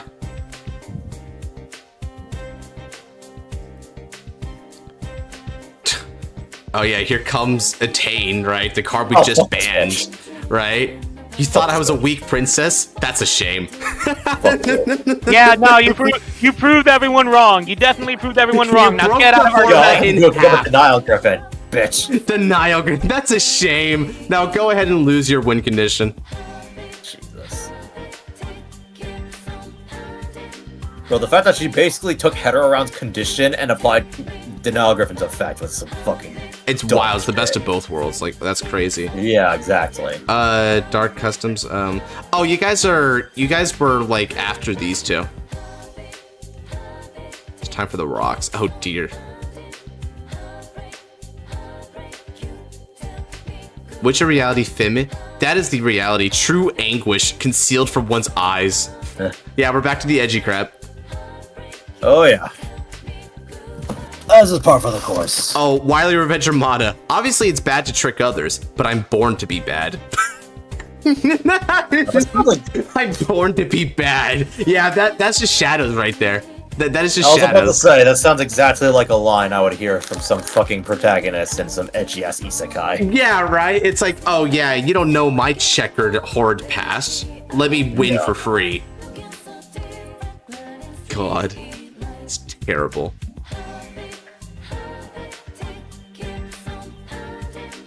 Like, it's so shocking, dude.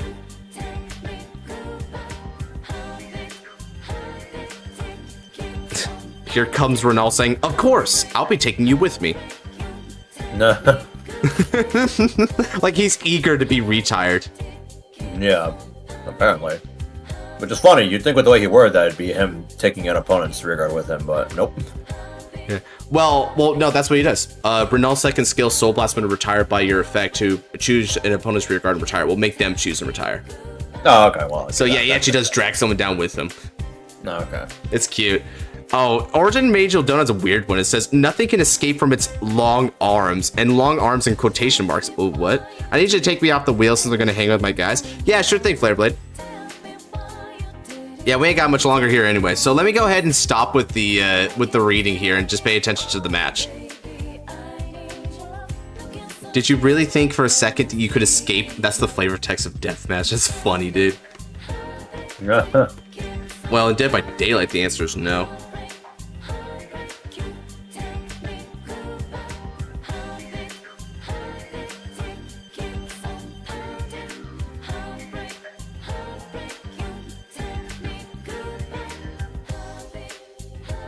Ooh, here comes some customs. Ooh.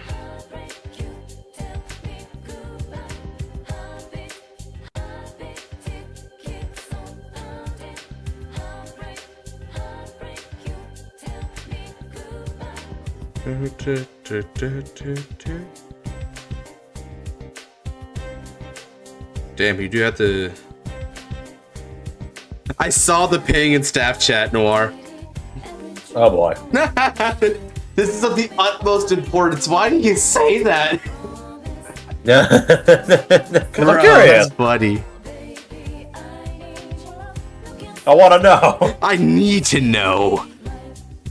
Emperor? Do y'all just want to use it's late over there to... Don't I just use Emperor if it's late over there so the match ends quicker?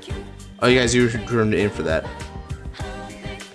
I'm back. Did the wheel pick me? No, Noel. And honestly, I think we're more or less out, so I'm not going to be wheeling anymore for the night. So we're going to be watching this, and then Chaos, Dark, and Fight, and that's that. Dark break. And shoot, if I can't make it for... Oh, what the heck? Yeah, because it got real late, Coach. It got real late. So we're gonna go ahead and do this match and then see Chaos and Dark fight. Unless Chaos and Darkner want to like fight like simultaneously and just like wait until next time for the because I could also put it over there. Custom Shadowverse. Oh, that's what you meant. Yeah, custom Shadowverse Cardfight deck. This is a Shadowverse deck? I guess I can imagine from the freaking artwork, huh? Man, so I'm not the only one who made one. That's awesome. A lot of people. Are we doing Marvel Rivals after? Maybe not. I'm not gonna lie, I haven't been on that game in a minute. Yeah. I've been on and off it. Yeah, it's pretty fun, but something tells me it's starting to like lose its fever pitch, you know? I mean, I never really cared for it personally. Fever pitch for me. The issue is that I recently found out that the game actively sabotages you from ranking up if you're doing both a little bit too well, and also if you haven't played if you haven't paid any money into the game. Oh, really? How so? So basically, the algorithm that they use for the matchmaking system, the way that it works is that it pairs you up with people who have similar records to you for that day, but it looks at how many losses you as a player has been getting. So basically, if you get 2 losses, you're basically screwed, and you're just going to be paired up with people who are bad at the game. Oh, okay. So that's one thing. The other thing is that it also keeps track of what characters you like to use the most, and will actively pair you up against people who have a tendency to play characters who are able to counter your characters. Weird. Okay. That seems like a pretty complicated algorithm. It's a very complicated algorithm. However, the entire algorithm gets flipped on its head if you spend money buying skins or other aesthetics, because then the game interprets it as you being someone who really wants to play. Weird. Very. Basically, casual scrubs get fucked. Pretty much, yeah. Lovely. My favorite. Yeah, this is my deck in Shadowverse Evolved. That's why I was like, what? Yeah, okay, fair enough. Shoot, we're playing against Liel. Fair enough. Playing against the Meta. Playing against Liel. Do you have the slightest idea how little that narrows it down? Yeah, it narrows it down to 2 decks. Yeah. Punk. Bitch. I have more than just the slightest idea, brother. I've got the whole picture. Shoot, I'm saying here's Rezile, man. They play very differently from each other. I'm keeping track of my wives. Good. That'd be wise.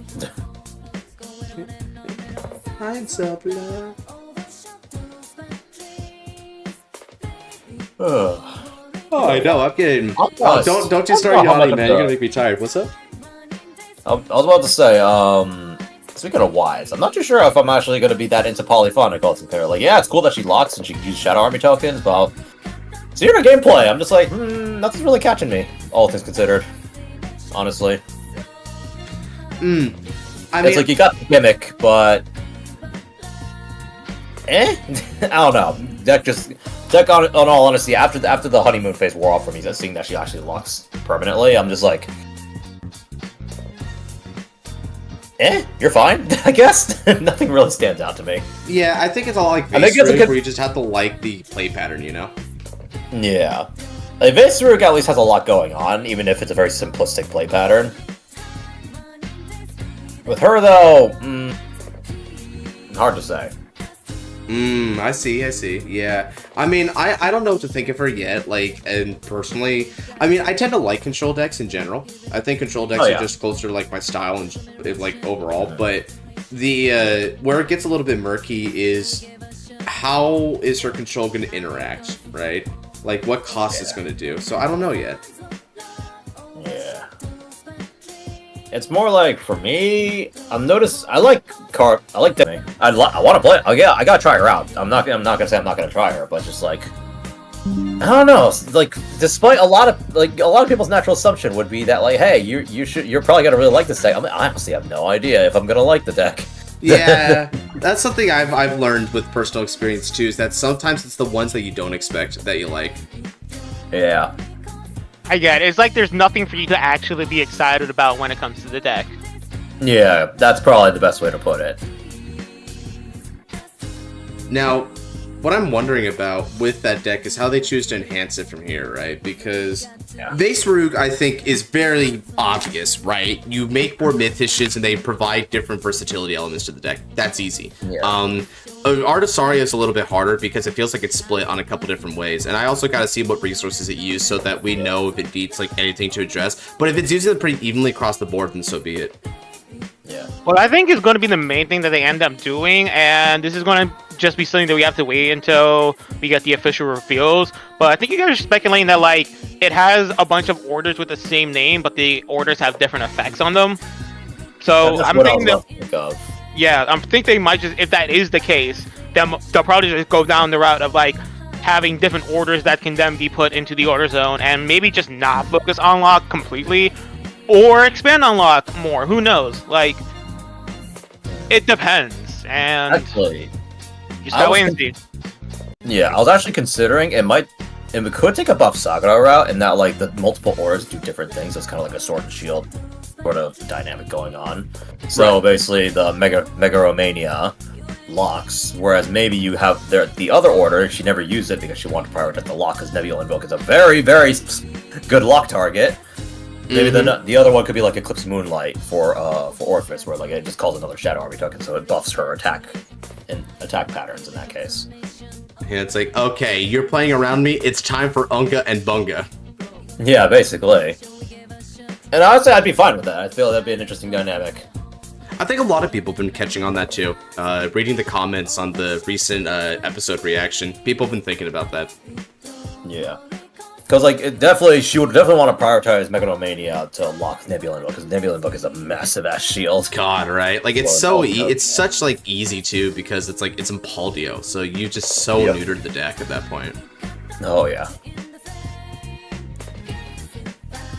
Like I look at something like locking against Magnolia, and I'm like, is it really necessary? Yeah.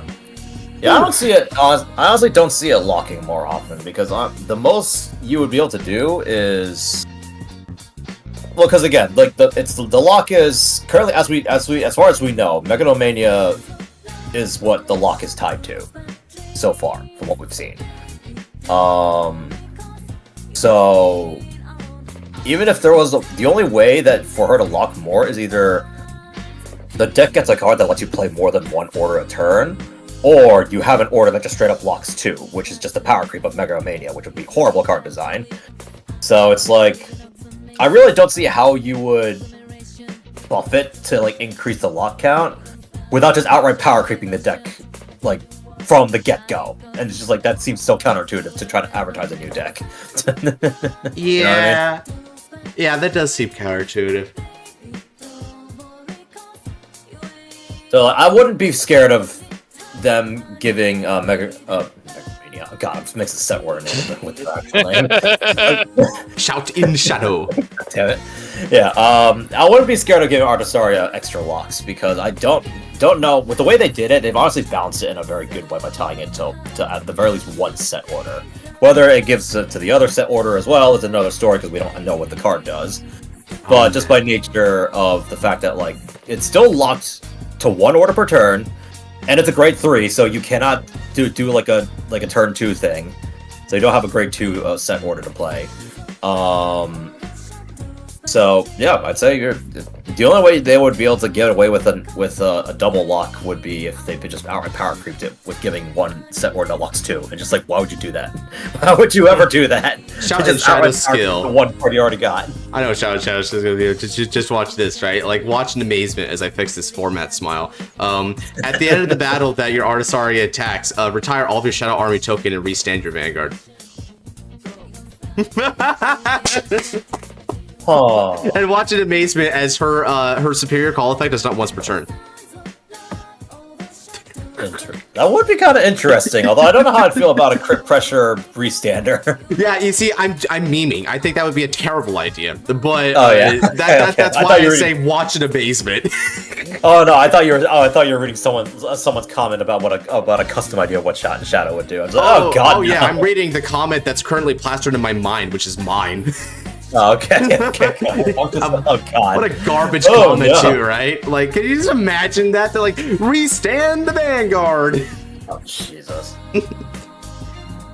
I mean, I guess that would be one way to give it more pressure. Yeah, for real. And not a bad way too, and to be completely candid. Horrible. Honestly, I was kind of hoping Akshaya, instead of having the rearguard restander, if anything, if she had to do multi-attack, I would have liked her to just stand herself, because I feel like without it, keep the Vanguard-centric theme of her deck. Yeah, although if you do that, then you're going to turn over to Varga and over saying, hey, we did that. Yeah, no. You're right. Yeah, you're probably right. No. At least this way we can, the only deck that we make feel bad is Alcalibra. It's like, you're still on that old Shalhoub. God, that thing's only been out for 3 sets and it still feels outdated now. Yeah, for real. Shalhoub. What a fun name. Yeah. Honestly, I really like all the names that they used in El Calibur's deck. They all just they roll off the tongue very nicely, even if they're very confusing when you first hear it. Yeah.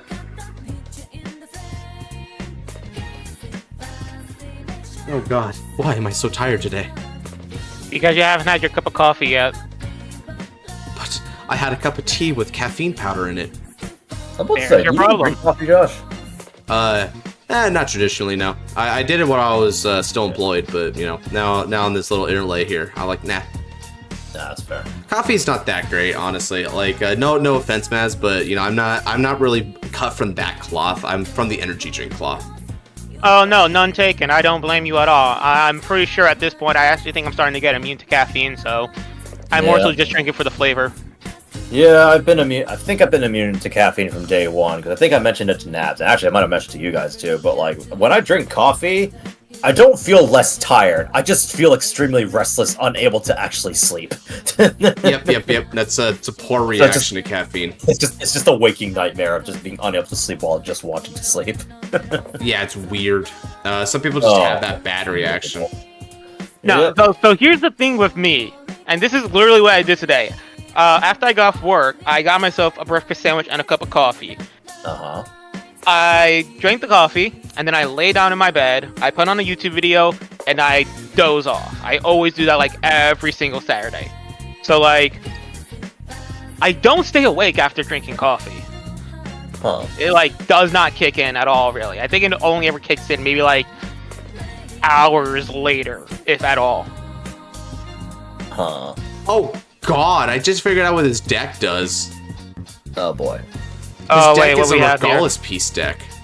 Oh, yeah, I remember, yeah. These are revealed in the custom channel a while back, actually. I remember that. Check this out. When you I player was activate wondering the why ability he of had Regardless both piece. Tracing Angel Ladder and freaking Yeah, it's like a Gizeh deck, but with, like, all the Regalis pieces instead. Oh, that's kind of Which sick, I don't know how yo. I feel about that. Wait, okay, let me read these because I'm assuming he has a card in there in the ride deck that just says it negates all the Regulus pieces effects Yes. that says. Yeah, the Grade Zero. So does the Grade Zero just not have a going second draw one? Oh, it does, but it also has a whole bunch of other text on it. Oh, lovely. Oh shit. Joy.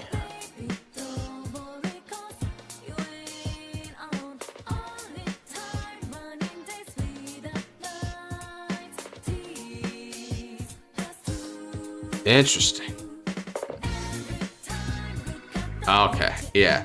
Wow. The thing I'm nervous about the tournament you're orchestrating is 99% of players are going to be a lot of Levy Dress, Red Side. You would think that, Ant-Man, but then the top two was Ava and Coral, right? The top two. Because, yeah, here's the thing, man, is that you gotta remember, this isn't a tournament at, like, a BCS level event where everyone is trying to play the deck that they think is going to win. They're just playing whichever deck they like. Like, Yeah. we'll get, like, a couple of people playing meta, but a good majority of people just like playing the decks they like. You know what? I think it's more fair to liken it to like a single man Springfest. You know, like that was about the level of participation. Yeah.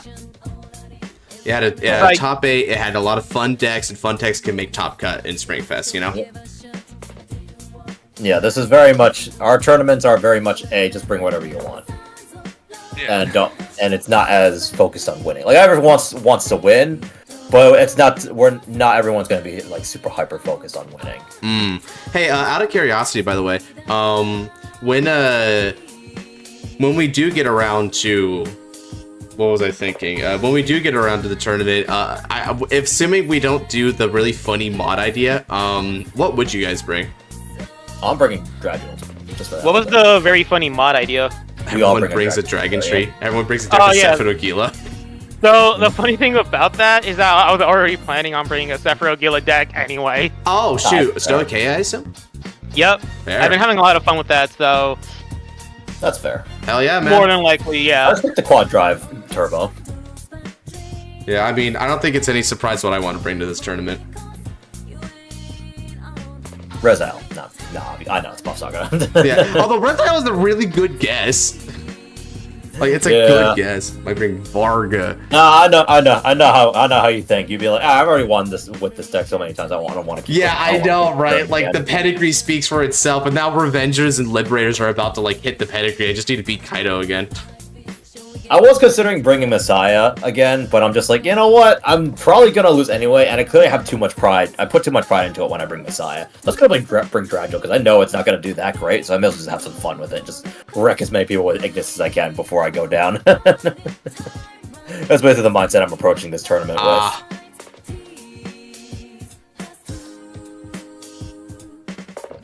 You know what, though? If Dragio makes it a top cut, you can be proud. Yeah, absolutely. I'm gonna be so surprised if I make it there, but I'm just gonna be like, well, shit, maybe I need to play Dragio more often.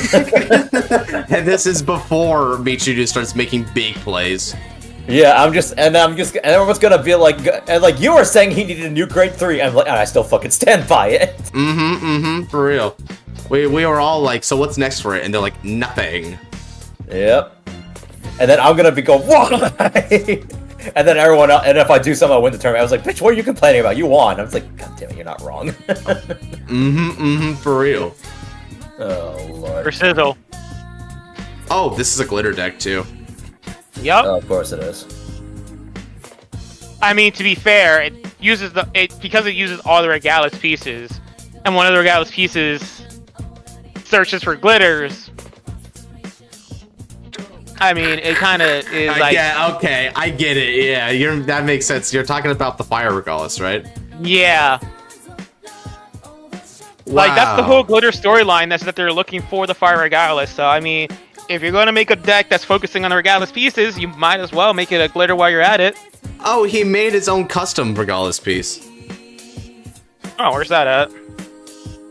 It's in his bind zone right now. It's called Artifice Invasion. Of course, it has Mr. Portal over here as well. Mr. Portal. That's why I call him, because he's from the Portal Craft, class, okay. I think it is what they're called in Shadowverse. Classes? I think they call them crafts, right? I don't know. I don't know if it's crafts or classes, but the one that it's from is called Portal Craft. Right. There are 6 silhouettes of the Roikin family, so I wonder if the 6 family petal, they each play a different nation. It's also worth debating that there are 6 of them, and there are 6 faded ones, so, you know, maybe there's a connection there, I wonder. Have you actually heard my theory that I have about what's going to happen with Suzune? I don't think I heard. Oh yeah, I'm speculating that she's actually related to Zaxo. Ooh, now that's a theory. If that's the case, then no wonder Zaxo became a bad boy. Exactly. My theory is that his family was actually originally a part of like the main branch of her family, but then because they didn't like the philosophy, they broke off and started living away from them and disassociating with them, which is why they both use Shadow Army decks. But I'm also suspecting that, yeah, everyone inside Suzune's family, because there's 6 of them, each of them plays a different nation, and each of them also does locking with Shadow Army tokens as well. Neji and Hinata Yuhuya. Just in action right there. Nah. That's a Naruto thing. Neji is a part of the branch family. Hinata is part of the main family, so she had to be the one to sort of inherit the burden of the family. Yeah, exactly. I think that that's the thing that they're pulling. Interesting. Her and Zaxo are definitely going to be cousins. Watch. Honestly, I can see it. Yeah, they got the deck similarity, like you said. That's cool. I can dig it. Shit, as a matter of fact, I kind of want to look at that silhouette again and see if there's actually like a him-shaped silhouette. PG. Well, that was easy.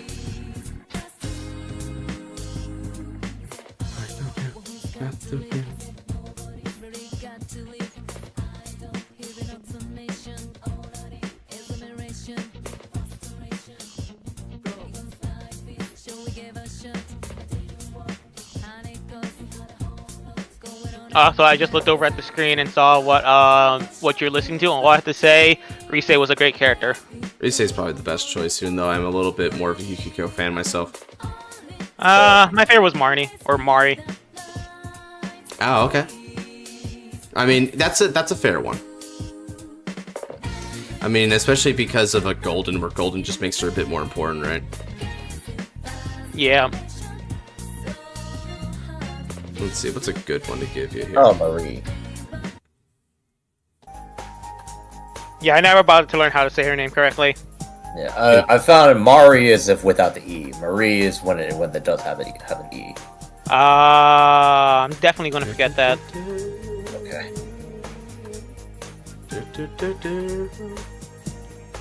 Yeah, I'm dipping after this round. I'm not gonna lie. I am shutting down, bro. I need a break. Sorry I left. I had to run a sun there. It's okay, Torgorek. There's always next time.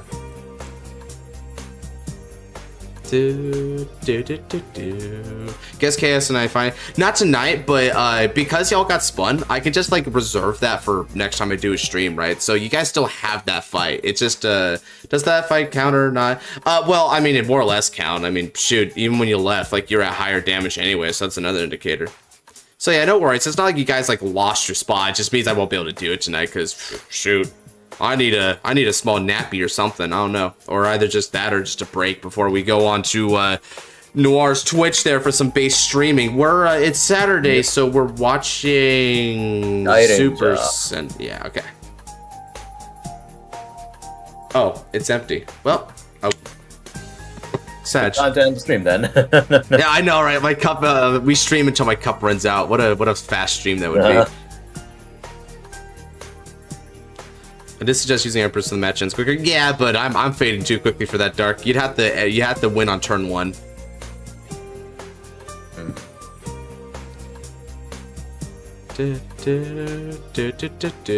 All right, now we're gonna move on to Odium here. Is it time for Odium to do Odium things? Yeah, Odium went second, where it's at a little bit of a disadvantage, relatively speaking. I mean, 2 damage, decent size hand compared to the other. Yeah, they could probably do it. Yeah. Odium doing cluck things. I'm going to get some water. Is it time for us to entertain the audience while you're gone? I guess we will. Okay, so Noir, yes, hi. Hi. What's up? The ceiling right now. That's about it. You remind me why I've stopped saying sup very often. I'm sorry. You bitch. I'm just one of those guys that has to do that, like the dumbest answers.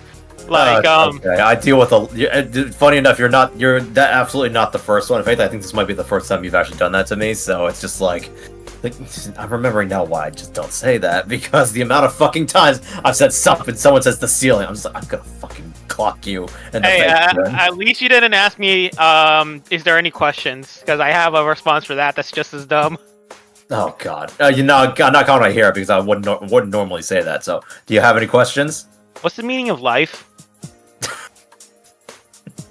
42. You're not the first one to answer that as well.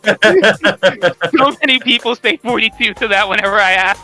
Yeah. I don't know where it comes from. That has to be a reference to something. Yeah, Hitchhiker's Guide to the Galaxy. They had a scene with basically they had two kids ask a supercomputer what the meaning of life is. Then the computer said, "Come back in like several 100 billion years or some shit."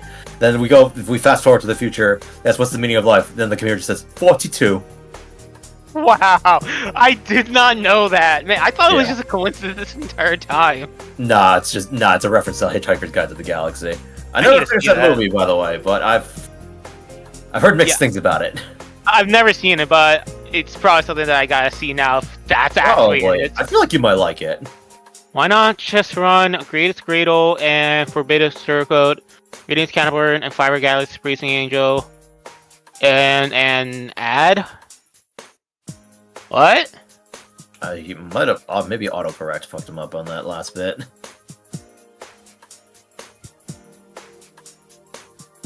Well, I'm assuming no Forbidol because I'm gonna assume Forbidol is in this. They're all in here.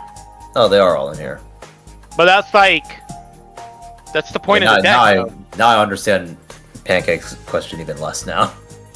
But that's like the main purpose and focus of what they were trying to do, is that they were trying to make a deck that can just use everything. No. Get the toolbox wherever piece you want each turn, which is what makes it funny. Yeah. I mean, yes, but it's more like there's no point in picking and choosing. You literally just run all of them because every regular piece is just a one-of anyway. Yeah. It's like, why just run the specific ones? I mean, if you're going to be playing them, why not just play all of them? Yeah, exactly. Yeah, you probably got the room for it. Actually, let me read these cards, because I found them. Thankfully, they posted them recently, so I don't have to scroll too far to find them. Oh, you're talking I'm about gonna be these honest. Regardless piece cards? Yeah, I was just about to say, I'm going to be honest, I didn't even bother to read a single card. I just know that the guy inside there is from Portocraft and has something to do with ending the world, I think. Yeah, that sounds about right.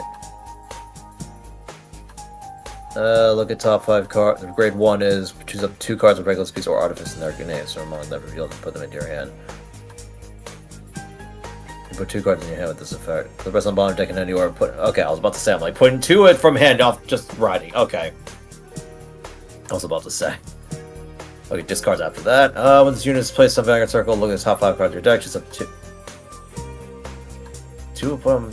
You may choose a regular speech when you drop some with a different card. Okay, never mind. It's literally just +2. Okay. Alright. Yeah, that's nuts.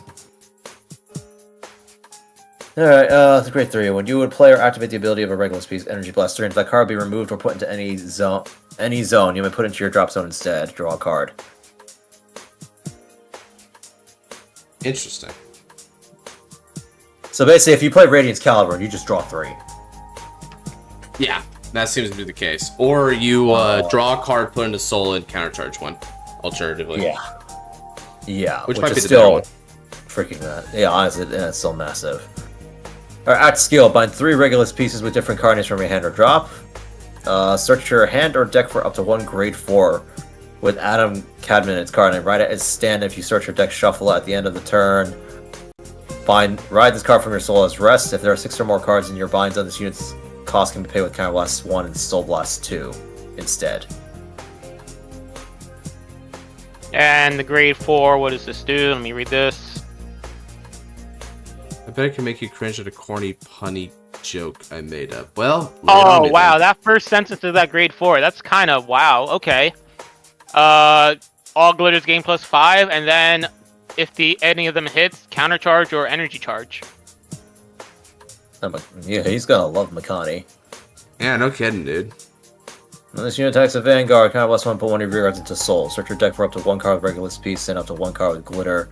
Reveal them. If you do not play an order this turn, you may put any of those cards into hand, otherwise call all unit cards. What? Put the rest in the drop zone. So what he's saying is it's dumping in Regala's piece to set up for the skill next turn. That's free. So he just +2 with a triple drive on top of that. It's beautiful. That's free. It's That's beautiful. just free. They meow. Bro. Oh wait, he has another grade 4. He has another grade 4. Great. Wait, there's a second grade 4? Yep. Alright, when this unit is placed on Vanguard Circle, if you play in order this turn, Soul Blast 2, draw 2, and then discard a card from your hand. Okay, that's surprisingly somehow been the most balanced effect I've seen out of these cards so far. Auto Vanguard Circle. When this unit attacks your opponent's Vanguard, bind a card from your drop zone. This unit gets power +10k until end of battle. Choose one of your units on Vanguard Circle and bind it. For every 2 Regulus pieces with different card names in your bind zone, you may choose one of your opponent's units on Vanguard Circle and bind it. So there's mass binding in it as well. Wow. If you want to do the field control, I guess. Fair. Okay. Lovely. Luis, what's the punchline? I'm waiting Okay, for the punchline. here's a third one now. This unit continues. This unit can be ridden during the ride phase. Once per turn, bind a card from your hand or drop it until end of turn. You get your Vanguard gets power +10,000 for every 4 Regulus pieces in your bind zone. If there are 8 or more cards in your bind zone, that unit's drive cannot decrease from card effects. On a triple drive Vanguard, I might add. So, yeah, fair and balanced, I guess. Auto Vanguard Circle. When this unit attacks a grade 3 or greater Vanguard, Counter Blast 1, this unit gets drive -1 until end of that battle. At the end of that battle, you may pay the cost, but if you pay the cost, discard 2 cards from your hand. Choose a Fabricated Artifice, Adam Cadman from your soul, and you may write it as stand if you road. That unit gets drive -1. So I'm assuming Fabricated Artifice, Adam Cadman. Oh, it's a multi-Vanguard attack as well. It basically does the Chrono Dragon next stage thing.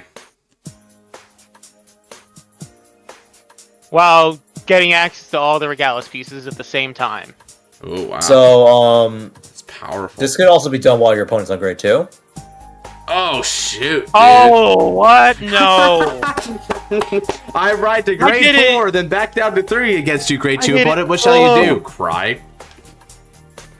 I didn't even realize there was that. Oh. Question: at what point did you consider this fair and balanced? Oh man, that's funny. Whoa. Okay. Oh, he also has a custom order that counts as a Regulus piece. That's pretty bad, dude. Play this card with Counter Blast 1 or Energy Blast 3. Choose a normal order in your bind zone, except Artifice Invasion. So basically, except for itself. If the chosen card has Regulus piece, you may add the chosen card's effects to this card except for Regulus piece. And then continuous deck drop bind. This card is regarded as a Regulus piece. Alright, so I've never once actually hoped that Odium gets the turn skip off, but I kind of think that Odium needs to get the turn skipped off. I think she I gotta is. check this out. I gotta check that out. Bring this card. This crap. Okay, and then the support cards. Grade 2, the Volatile Artifice Felren. Drop zone. If when your grade 3 or greater Vanguard is placed, aka when you ride into the grade 4, if you do not have one of these on your rearguard circle, bind an order from drop zone, call this card to rearguard circle, and energy charge too. There is no cost. You are only you only plus basically because you want to bind your orders. There is no cost here. That is not a cost. Oh, so it's like Strega. Yeah. Let's see. What's based on Vanguard circle? Anyway. Okay, bind. Okay. Continuous rearguard guarding circle. Play a Regulus piece during this fight. During this fight. Wait, no, not during the turn. During the fight. Isn't Gnosis grade 3 or greater restricted? Which one? That's the one that next stage is, right? Yeah, this one is great. This one's grade 3 restricted, thank God. Yeah, although let's see here. At least you can't. At least you can't do the freaking whole restand shenanigans. But the fact that you can still just ride into a triple drive Vanguard on turn 3 is. Wow, there's a lot of cards here, and only. Yeah. And aside from Ride Line, there's only one grade 1. Yep. Okay, what's the other crazy. one? Erroneous Artifice Felren. Okay, so we have two different Felren grade cards. 2 opponent. Yeah, that is pretty wild. If both players' Vanguards are grade 3 or greater, this unit gets power plus 5k and shield plus 10k. When this unit attacks a grade 3 or greater Vanguard, glitter effect, energy blast 3, and perform all the effects below according to the number of Regulus pieces in your bind zone with different card names. 2 or more, this unit gets power plus 10,000 until end of battle. 3 or more, bind a Regulus piece from hand or drop, choose a Regulus piece in your bind zone, put it into your hand. 4 or more, this unit gets crit plus 1 until end of battle. Okay, well at least that's grade 3 or greater restricted at least, so that's... It's not limited to a once per turn, so hit red OT. Yep. And you're like, but how are you gonna energy blast? Oh, energy charge. Even better if you get that off and you're doing the Brand Gate side instead, Brand Gate OT. Oh shoot, that's really funny. Oh, that's pretty good. Oh, fuck that. You know, can I just say that I would like Dark States OT in this deck just by nature of the Galmalga Hellwood next stage. Yep, basically. I'm happy I'm taking a break from critiquing customs because these sound stressful. Caleb. I appreciate you made the stream as long as you have. It's been quite entertaining. Thank you, Luis. I'm definitely going to hold out to the end of this fight because I want to at least give you all the time here, right? Anyways. What's up? I'm just reading the last of the cards. Farvos. Continuous rearguard circle. This unit is in the same column as a glitter unit. This unit gets power plus 5 cannon boots. That should not be difficult, I imagine. Act. Bind a card from your hand once per turn. Look at the top 3 cards of your deck. Choose up to 1 card with Regulus piece or glitter. Reveal and put it into your hand. Put the rest on the bottom of your deck in any order. If your opponent's Vanguard is grade 3 or greater, and there are 4 or less cards in your bind zone. Look at the top 7 cards of your deck instead of the top 3. Okay, not the most unbalanced card I've seen, so that's fine. Steam Gunner Shurish. I mean, the thing about this, again, the bind the card from hand thing isn't a cost, because you're just going to bind a Regulus piece. Yeah, exactly. There is no downside to the bind. Here comes the next stage. Okay, anyway, Steam Gunner Shurish. When this unit is placed on rearguard circle, if your Vanguard has Atom Cabinet, its card name, energy charge 1. If there are 4 or more cards in your bind zone, or if you play an order, this energy charge 2 instead. When this unit boosts, you may choose one of your opponent's on rearguard circle. Until the end of that turn, if that unit is retired, your opponent binds that unit instead of putting it into their drop zone. At the end of the battle, if there are 3 or more Regulus pieces in your bind zone, put this unit still in counter charge 1. And it's mandatory. This is just nothing but resources. Yeah, there is no downside. There is no cost. There is no downside. There is nothing. It's you know what? Just plus until the end of time. Yeah, this is just like, what? I'm so surprised it brilliant. doesn't give you a draw as well. That's so brilliant. Why would you need the draw when you could just go into a triple driving Vanguard on turn 3? That's what I'm saying. This grade 1. I'm surprised that it doesn't draw you a card at the same time. It energy charges you. It gives you soul. It gives you a counter charge. It can retire. Or no. Not only that, because the Superior Ride is a freaking act skill. That means you can just use the first auto skill to +1 on top of that, and then when you just bind the 3. The 3 different named Regulus pieces from hand or drop, which is a very easy condition by the looks of it, with how much this deck searches, theoretically.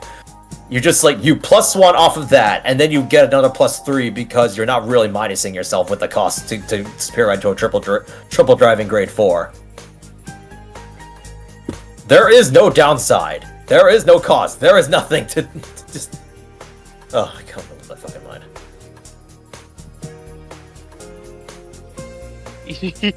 you may have had a little bit too much fun with these. Yeah, you might have had a little bit too much fun with these designs.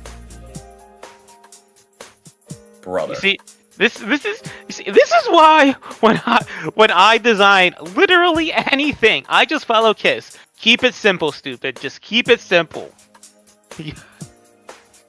This is also why, when I make customs, I run it by a few people first before I decide to go ahead with them. You see, funny thing for me, I never had that issue because I just don't like making broken things. I don't like making overtuned things. Like, it's not that hard to make something that is good and balanced. It's I mean, yeah, because I get where it happens sometimes because I like being a little ambitious with my card effects sometimes. I like just experiment with new ideas. But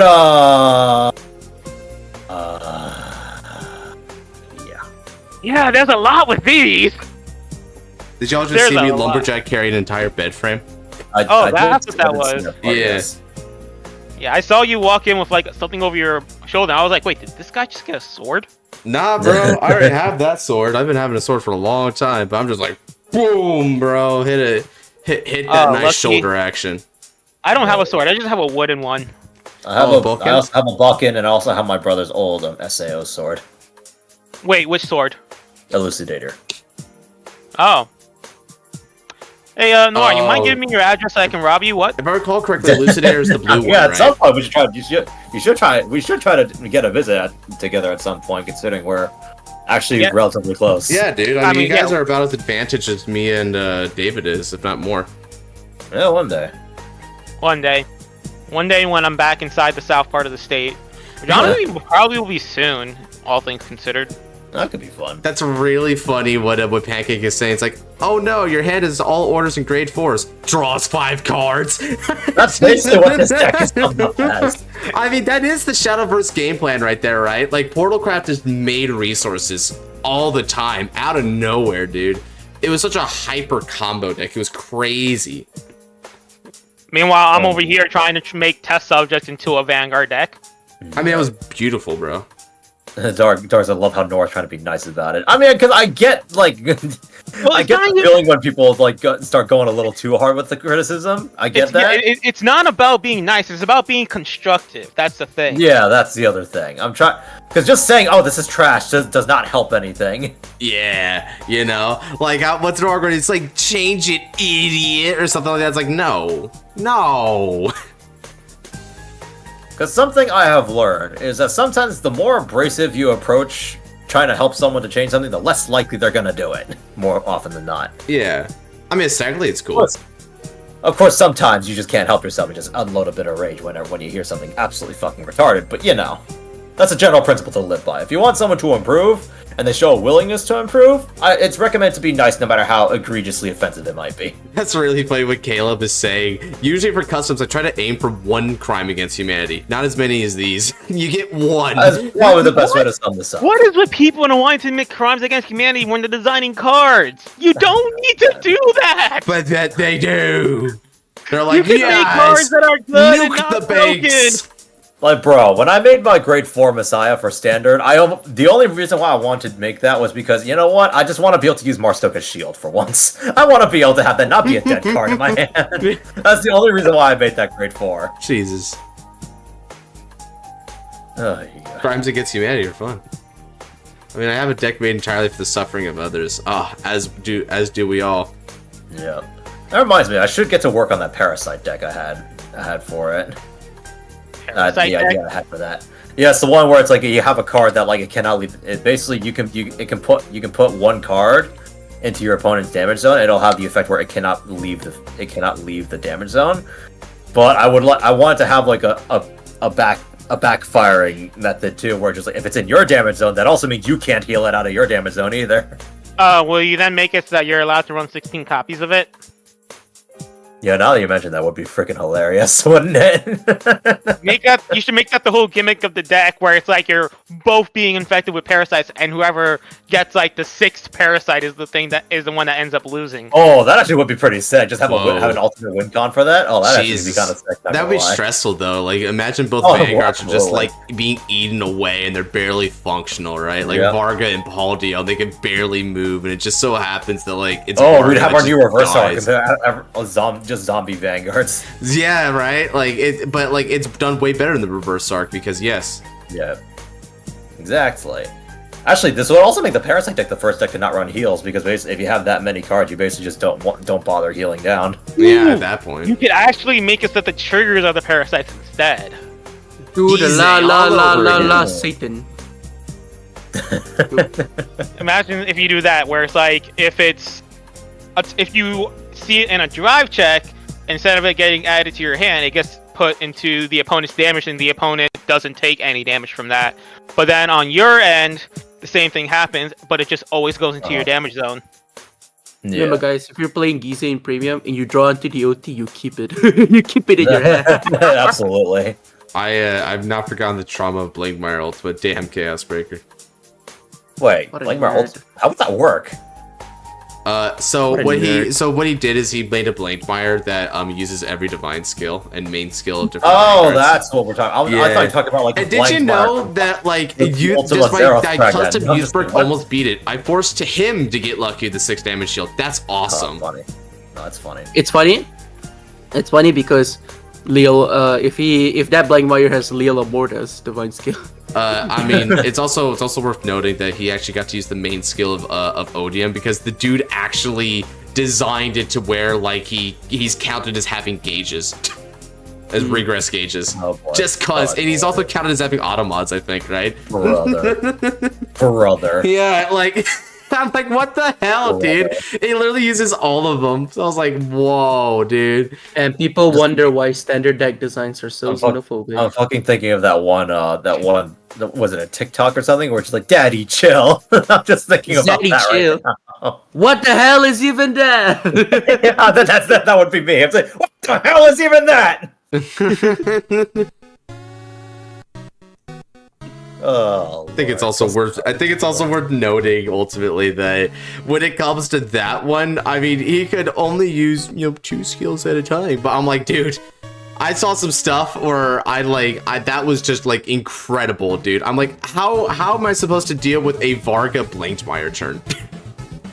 You don't. Like, how just die. What? You just fucking die, dude. Yeah, you just die. That's what I said, dude. It's like that scene from what is it, Infinity Man or what was that one show? What is the premise? That meme where it's like, that's the neat part, you don't. Yeah. That's Invincible. I think that's Invincible. Yeah. Wait, I called him Mr. Invincible by mistake. Fuck. You called him Mr. Invincible. That's funny. It sounds like you have the Incredibles on your mind. No, he has one of the new cards from set 10 in his mind. Yeah. Alright, Dark, I wouldn't be surprised now if you added all of V Gasteel's card effects to the Blankmire. Oh yeah, I showed him V Gasteel. Yeah. Wait, Dark never saw V Gasteel before? Yeah, I'm like, oh dude, you thought Blankmire's divine skill was like atrocious? Yeah, that's just shutting down like sentinels and like, a critical for 1 unit. How about shutting down all auto effects and criticals to the front row, and you Draguled them, and you force them to take an auto damage from the hands? No, Dark. If you want to see something actually broken, Gunning Colio plus Antlion plus Phantom Black, all from the V era. Oh, yeah, Phantom Black with Antlion. Add that into Gunning Colio. Wait, if Phantom Black also restrict grade 1s or higher? Yes. Or something? Oh, Phantom Black restricts grade 1s or higher. Yeah. So basically, you hit grade 0 with Gunning Colio's second skill. You use Phantom Black, and then you boost Antlion with it. Yeah, and Antlion I remember Antlion prevents Sentinels. So basically, protect markers can't get around it either. Yep, it's basically an unguardable attack.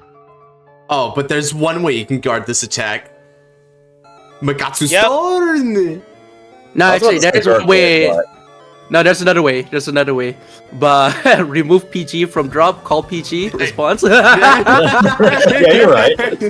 Man, I like the Magatsu Storm idea better because it will just shut that down, like, completely. I was also about to say, doesn't Gergo also call during battle face the Guardian Circle? It does, it Yes, does. Actually, another way actually is with Blitz Orders, because it was made before Blitz Orders were a thing, so you could definitely use Blitz Orders against it. And if Maz is nice enough to not call Megalara Laranza, then you can intercept. Yeah, if I'm nice enough. Although, I will admit, I am usually calling out either Machining Armor Beetle, I believe is the one, or that's a big move. It's either Machining Armor Beetle or it's going to be Elite Unit Garafa. So you're either getting nothing that can intercept or one thing that can intercept. Sounds about right. You know, actually, no, you're not getting anything. All that have high class moth, you never get to intercept. Finally, did you guys know that there is a win condition of that magnitude in Gold Paladin randomly?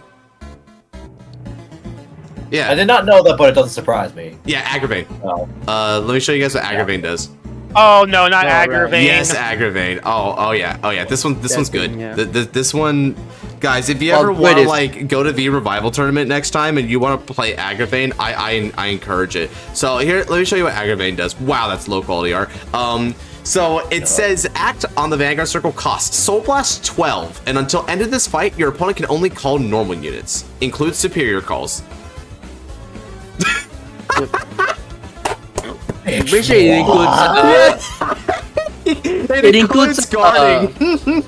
Yeah, it includes guarding. It also shuts down Gurgit because it doesn't matter how they call; they can only call normal units. Yep, but it is Soul Blast 12. Yes, and before anyone says something about how you're going to be able to Soul Blast 12, I would like everyone to read that first skill of that fucking card. Let me go ahead and do just that. When it attacks, Counterblast 1 and put all of your rear guards into your soul. Look at the same number of cards at the top of your deck, number of cards that you called this turn, and calling them in the rear circle. So let's say you build. So this guy will put in 6 at a time. He just does that. 6. And on top of that, Aggravate will also build you. She will actually build you that. Like it's not going to be 6. It's going to be more 6. It's going to be more than 6. It's going to get more than 6 into soul. Oh god. I hate this fucking card. Yeah, this card is funny as frick. Okay, well also, it's 6 into soul, and you already have 3 right by just riding up normally. Yeah, you're not going to have only 3 into soul. You're going to have more into soul. Yeah. And if you call... If you call the... Because gold has a lot of soul chargings. It has a lot of options to soul charge. Yeah, we have like an Angel Grey one that does that. We also have there's a grade 2 from set 12 that CB1 to Soul Charge 1 or Soul Blast 1 to Counter Charge 1. Oh yeah, her. I know what you're talking about.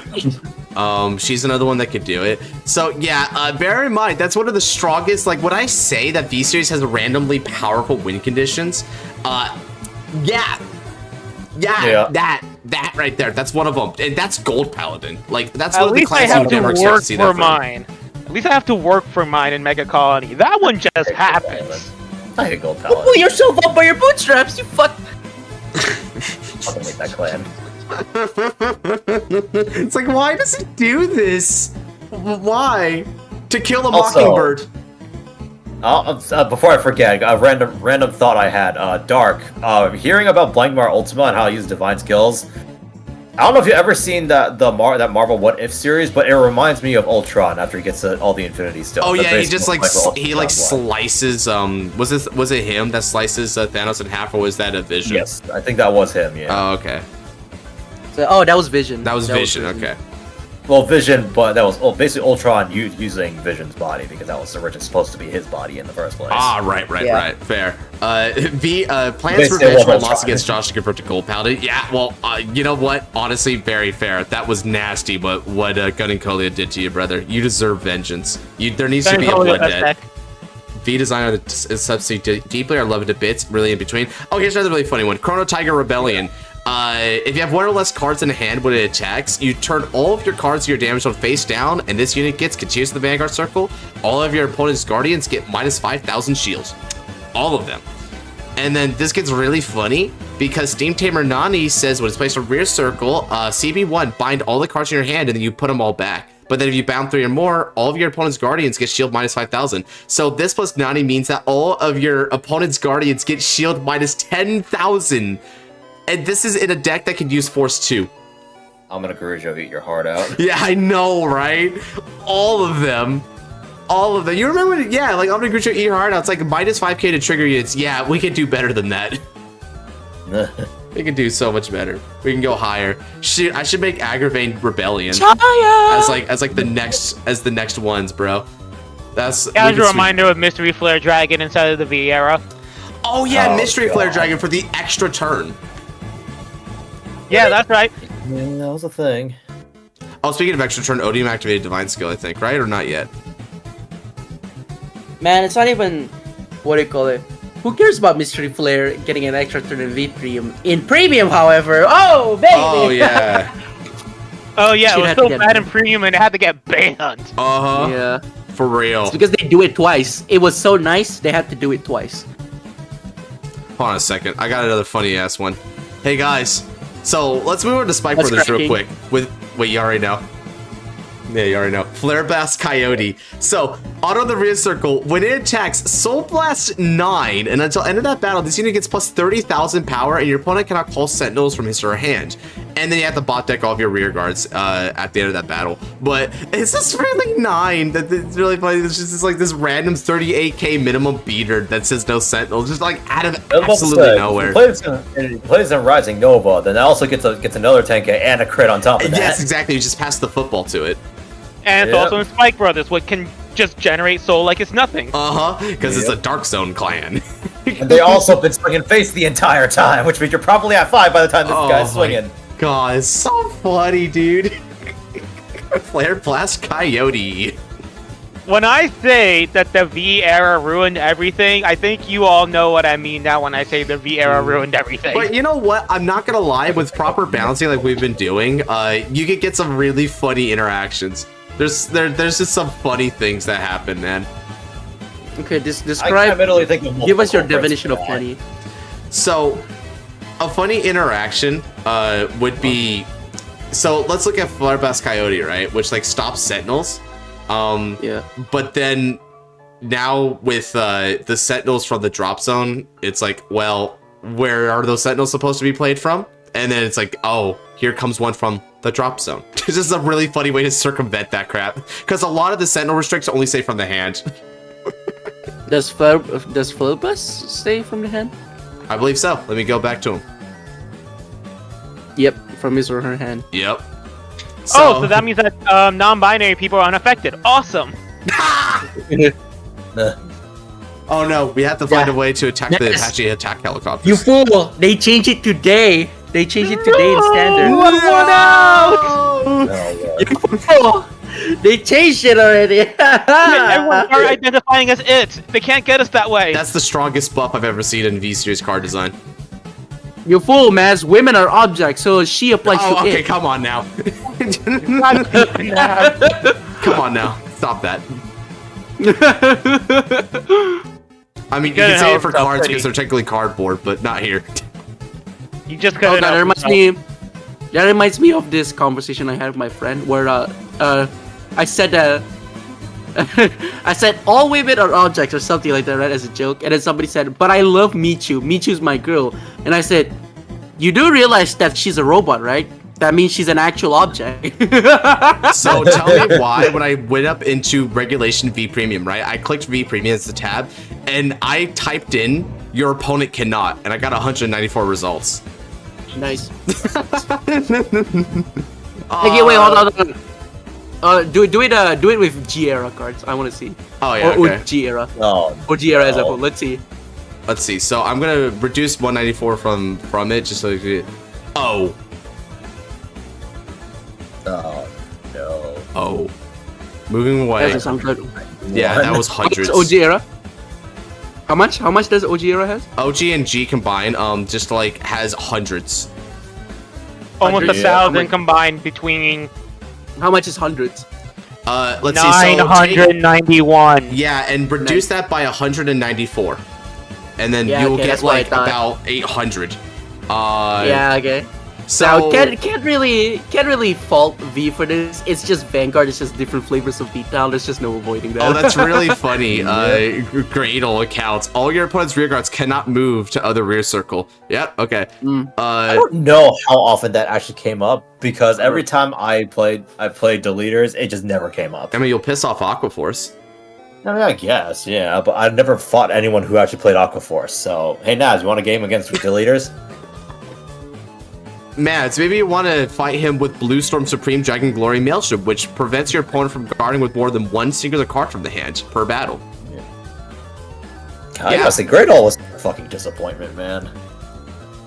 This is still probably one of the strongest win conditions I saw. Glory Maelstrom, dude. They can only guard with one card in hand per battle. So let's say you're on a 13k base, right? And one of them is swinging for 29.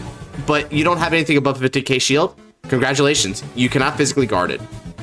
And if you want to say, oh, I can intercept to make it 33k, yeah, he also said you can't intercept. Your opponent cannot intercept. Your opponent cannot. That's really funny.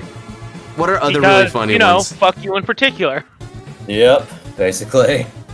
Oh yeah, there's Armor Break Dragon, which gets 10,000 power and +2 critical for each of your opponent's open rear circles, which include their Excel circles. That's fun. Where's a good? I'm sorry, wait. Each open rearguard circle? Yeah, seriously. So if your opponent has one Excel circle, Armor Break Dragon gets plus 30,000 power and 6 criticals. Now, you see that effect there? Read Master Beetle's effect as well, because Master Beetle has something kind of similar. Oh, Master Only Beetle, instead, yeah. It counts rested units, and it gives drives. Yep. For this unit gets drive +1 for every 3 of your and your opponent's rested rear guards. So if you have 9 in total, which is 4 on one side and 5 on the other, then that's +3 drives for 5 drives. Yeah, And if there's Excel circles, it counts those as well. And now you can go higher and higher and higher. Oh, did Ice pop DS? Okay, cool. So Ice is doing Divine Skill. Let's go. The most absurd is WinCon's Glendios. Oh, I love playing Glendios, dude. I need to actually try Glendios at some point. I've never actually played the Glendios. Oh yeah, here comes I read the card. Baku, bro. It's very similar to the original, but like I know like the rest of the cards are a little different though. Yeah. All right, let me go ahead and play the Odium theme, because why not? Yeah, may as well. Top 10 impactful units from Aquaforce. Oh yeah, I gotta get back on that, huh? Yeah, you gotta resume those at some point. So I'm waiting for the Mega Colony episode. Oh man, that's I'm waiting for that's a while. October. Now, can he defeat the... Oh, the free deck is barely at 3 damage on the Divine Skill restand already. Oh. Yep. With still... How many cards in the hand? 2, 4, 6, 7. Ow. Bruh. Hey, does this thing intercept randomly? It's got shield plus 10,000, but does it get intercept? I don't think it does. Oh, okay. Not for that. That's good. I mean, it's Dark State, so you could. Don't give him any ideas. We already been over. If you wanted to, you could. Shut it! Quiet you. You know, I'm just saying. No. Put it in the Brankgate. Put it in Brankgate, right? And then homie gets and then it's really funny because if in Brankgate you can play the one that like the order that slides in to Guardian Circle.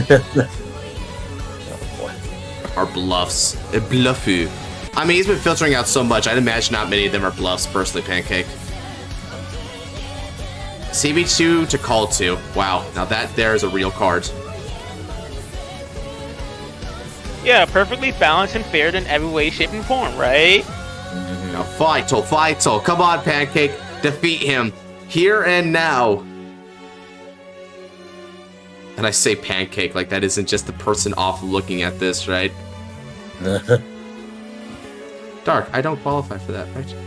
No, I don't really use it unless we are deserving or... Oh, I know, Luis is like, do I deserve punishment? I'm not pancake, but thanks for this. I'm not playing, but I am pancake. But thanks for the support. I love that troll. Okay, so anyway, this seems pretty easy for Sam right now. That's Lumikage, by the way. They're Sam on the YouTube. Depends? Oh my god. Drive checkus.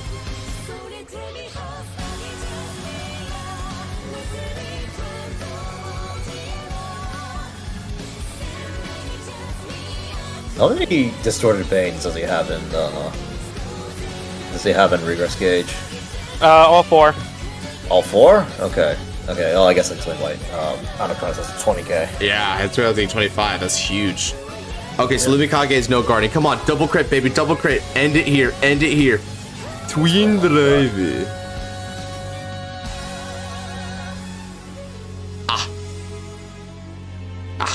Unfortunate. Oh, heal trigger is good though. Yeah, it comes in. Oh god, that was gonna take even longer. Yeah, like and there was a possibility of me going into that match. I'm like, no. This is definitely a final one. That heal trigger basically said, nope. Do you remember when Luar was so oppressive V Premium that needed an emergency ban? I do, and that made a lot of stores quit on Bushy Road for doing that crap. Yeah, I was about to say, that was the reason. That was the day that Vanguard almost died. Quite literally. 100%. Luard almost killed the game, unironically. Yep. Zambaku. Let's see. So Zambaku, your opponent can ride a grade 3 or greater from a grade 3 during his or her next ride phase. And if y'all wondering why that's oppressive, right arrestor, or I think it was left arrestor actually, who said that you cannot stand during your next stand phase. Right. Ironically, doing Mega Colony better than Mega Colony. To be fair, Mega Colony barely did what Mega Colony wanted to do during that point in time. Yeah, that's true. That is definitely true. I'm pretty sure when that came out, the only Mega Colony deck you could have played was Machining. Yeah, basically. Oh man, Short's Trial Dragon, you had a bad one. Oh god. Poor I really want to make Schwartz Child work too. Oh, here comes Stealth Rogue Prescription Mizukase. This was the 4th, no, this was number 5 on my top 10 most impactful Nubatamas.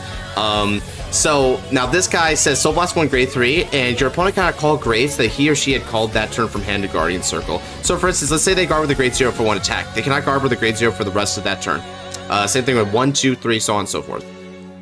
Didn't this card get banned? It was Kokushi Garasu that got banned. Oh, I could have sworn that was the one that got hit as well. Oh no, wait, no. The one I'm thinking of, I think, was in either DI or Grand Blue. Yeah, you might be thinking of Violent Flanger. Or Variance Hard Leg. But Violent Flanger, most likely. Violent Flanger is the Grand Blue one, Variance Hard Leg is the DI one. As you can see, there's a lot of problems. But no, they haven't gone after Mizukasa yet, somehow. I mean, to be fair, it's like Mizukasa, that's which line was that again? I wasn't actually paying attention. Mizukasa is the Nubatama rear guard that restricts you from calling grades.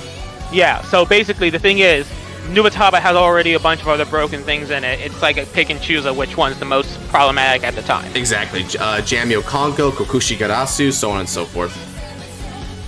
Yeah, basically Nubatama's more annoying than Mega Colony if you really think about it. Oh yeah, 100%. No, not really. Did that job better. Not really. Nah, I'm kidding. Yeah, you're right. They even have they only have one multi-attacker and it's way better. Like, they have two. Kuchikiri Kongo's like that too, better. dude. When your opponent's rear guard is returned to his or her hand by your card's ability, your opponent cannot call cards with that same grade as return card to end a turn.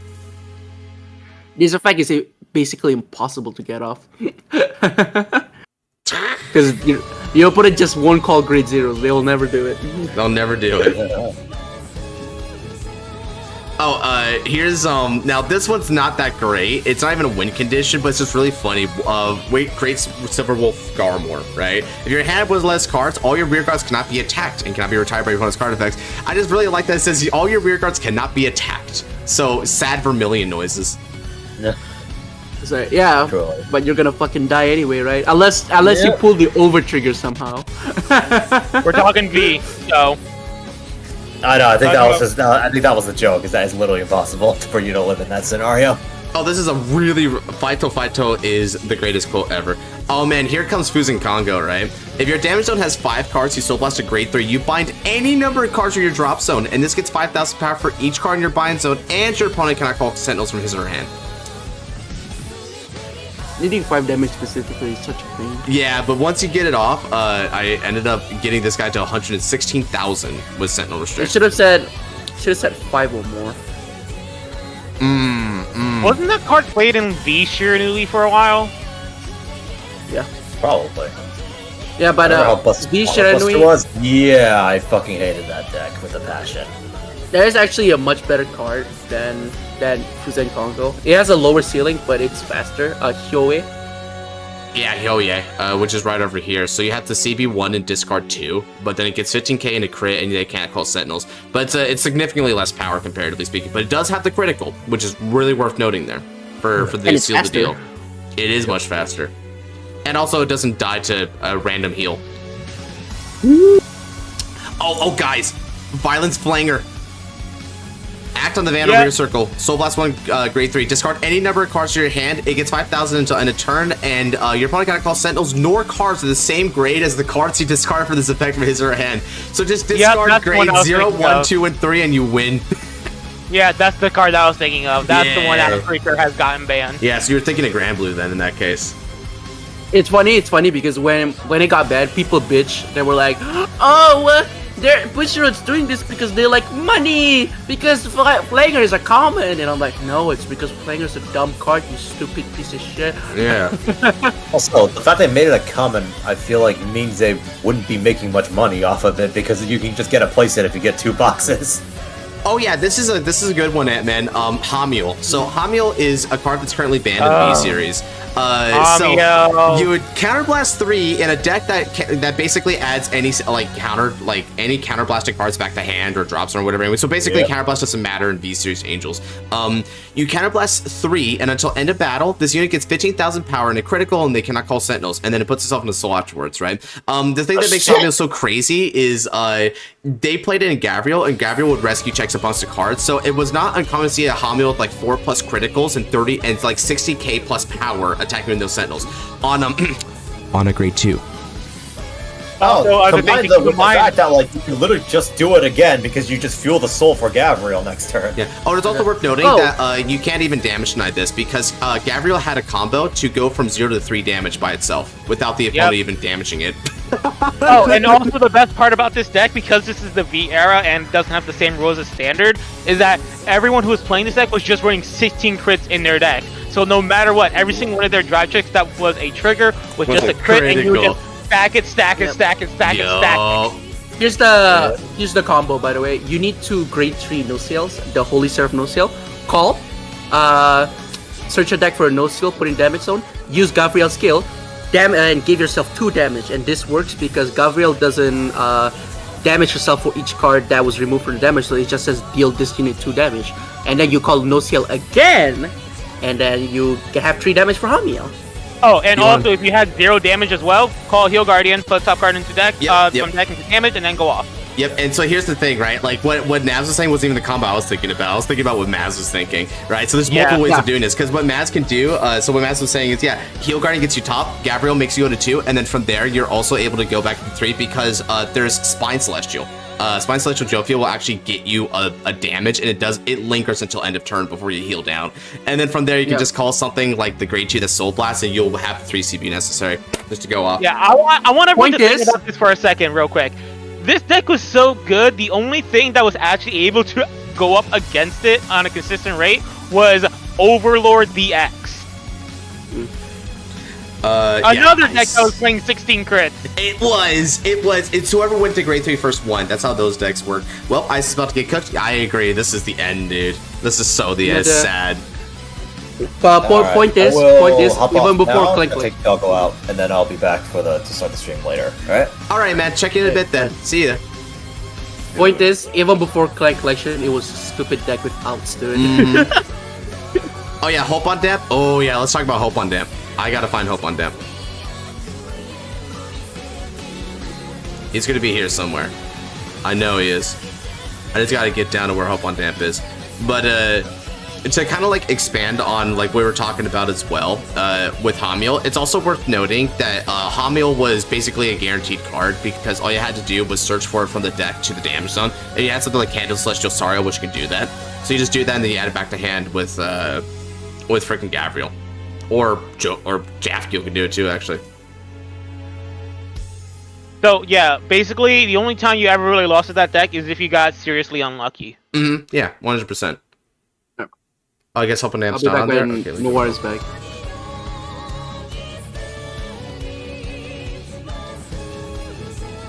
So Hope on Damp, which by the way is banned in V Revival format. So you don't have to worry about this in V Revival. So this says, when played, if your soul has 20 or more cards, your opponent would call a card from hand to Guardian Circle. They must call cards with a total original 20k shield value or more at the same time. Not even or more, right? It's just 20k shield at the same time. That's a little confusing, but basically it limits how much your opponent can guard in a really weird way. Like your opponent, it was almost impossible to guard Hope on Damp because it was just so weird. They So win by it's not a 20k minimum, it's 20k exact. Yep. Which means you either had to do a critical or a grade 2 heal trigger by itself, or a non-heal guardian heal trigger, 2 grade 1s, or like 4 grade 2. Like you had to actually like do in different like combinations, which you don't have most of the time. Yeah, never mind on that case. Oh, sorry. Continue, man. Sorry. Yeah, sorry. So basically, yeah, essentially, it's like a guard restrict that makes it impossible to guard half the time. Yep, 100%. Just 20k. That's all you had to work with.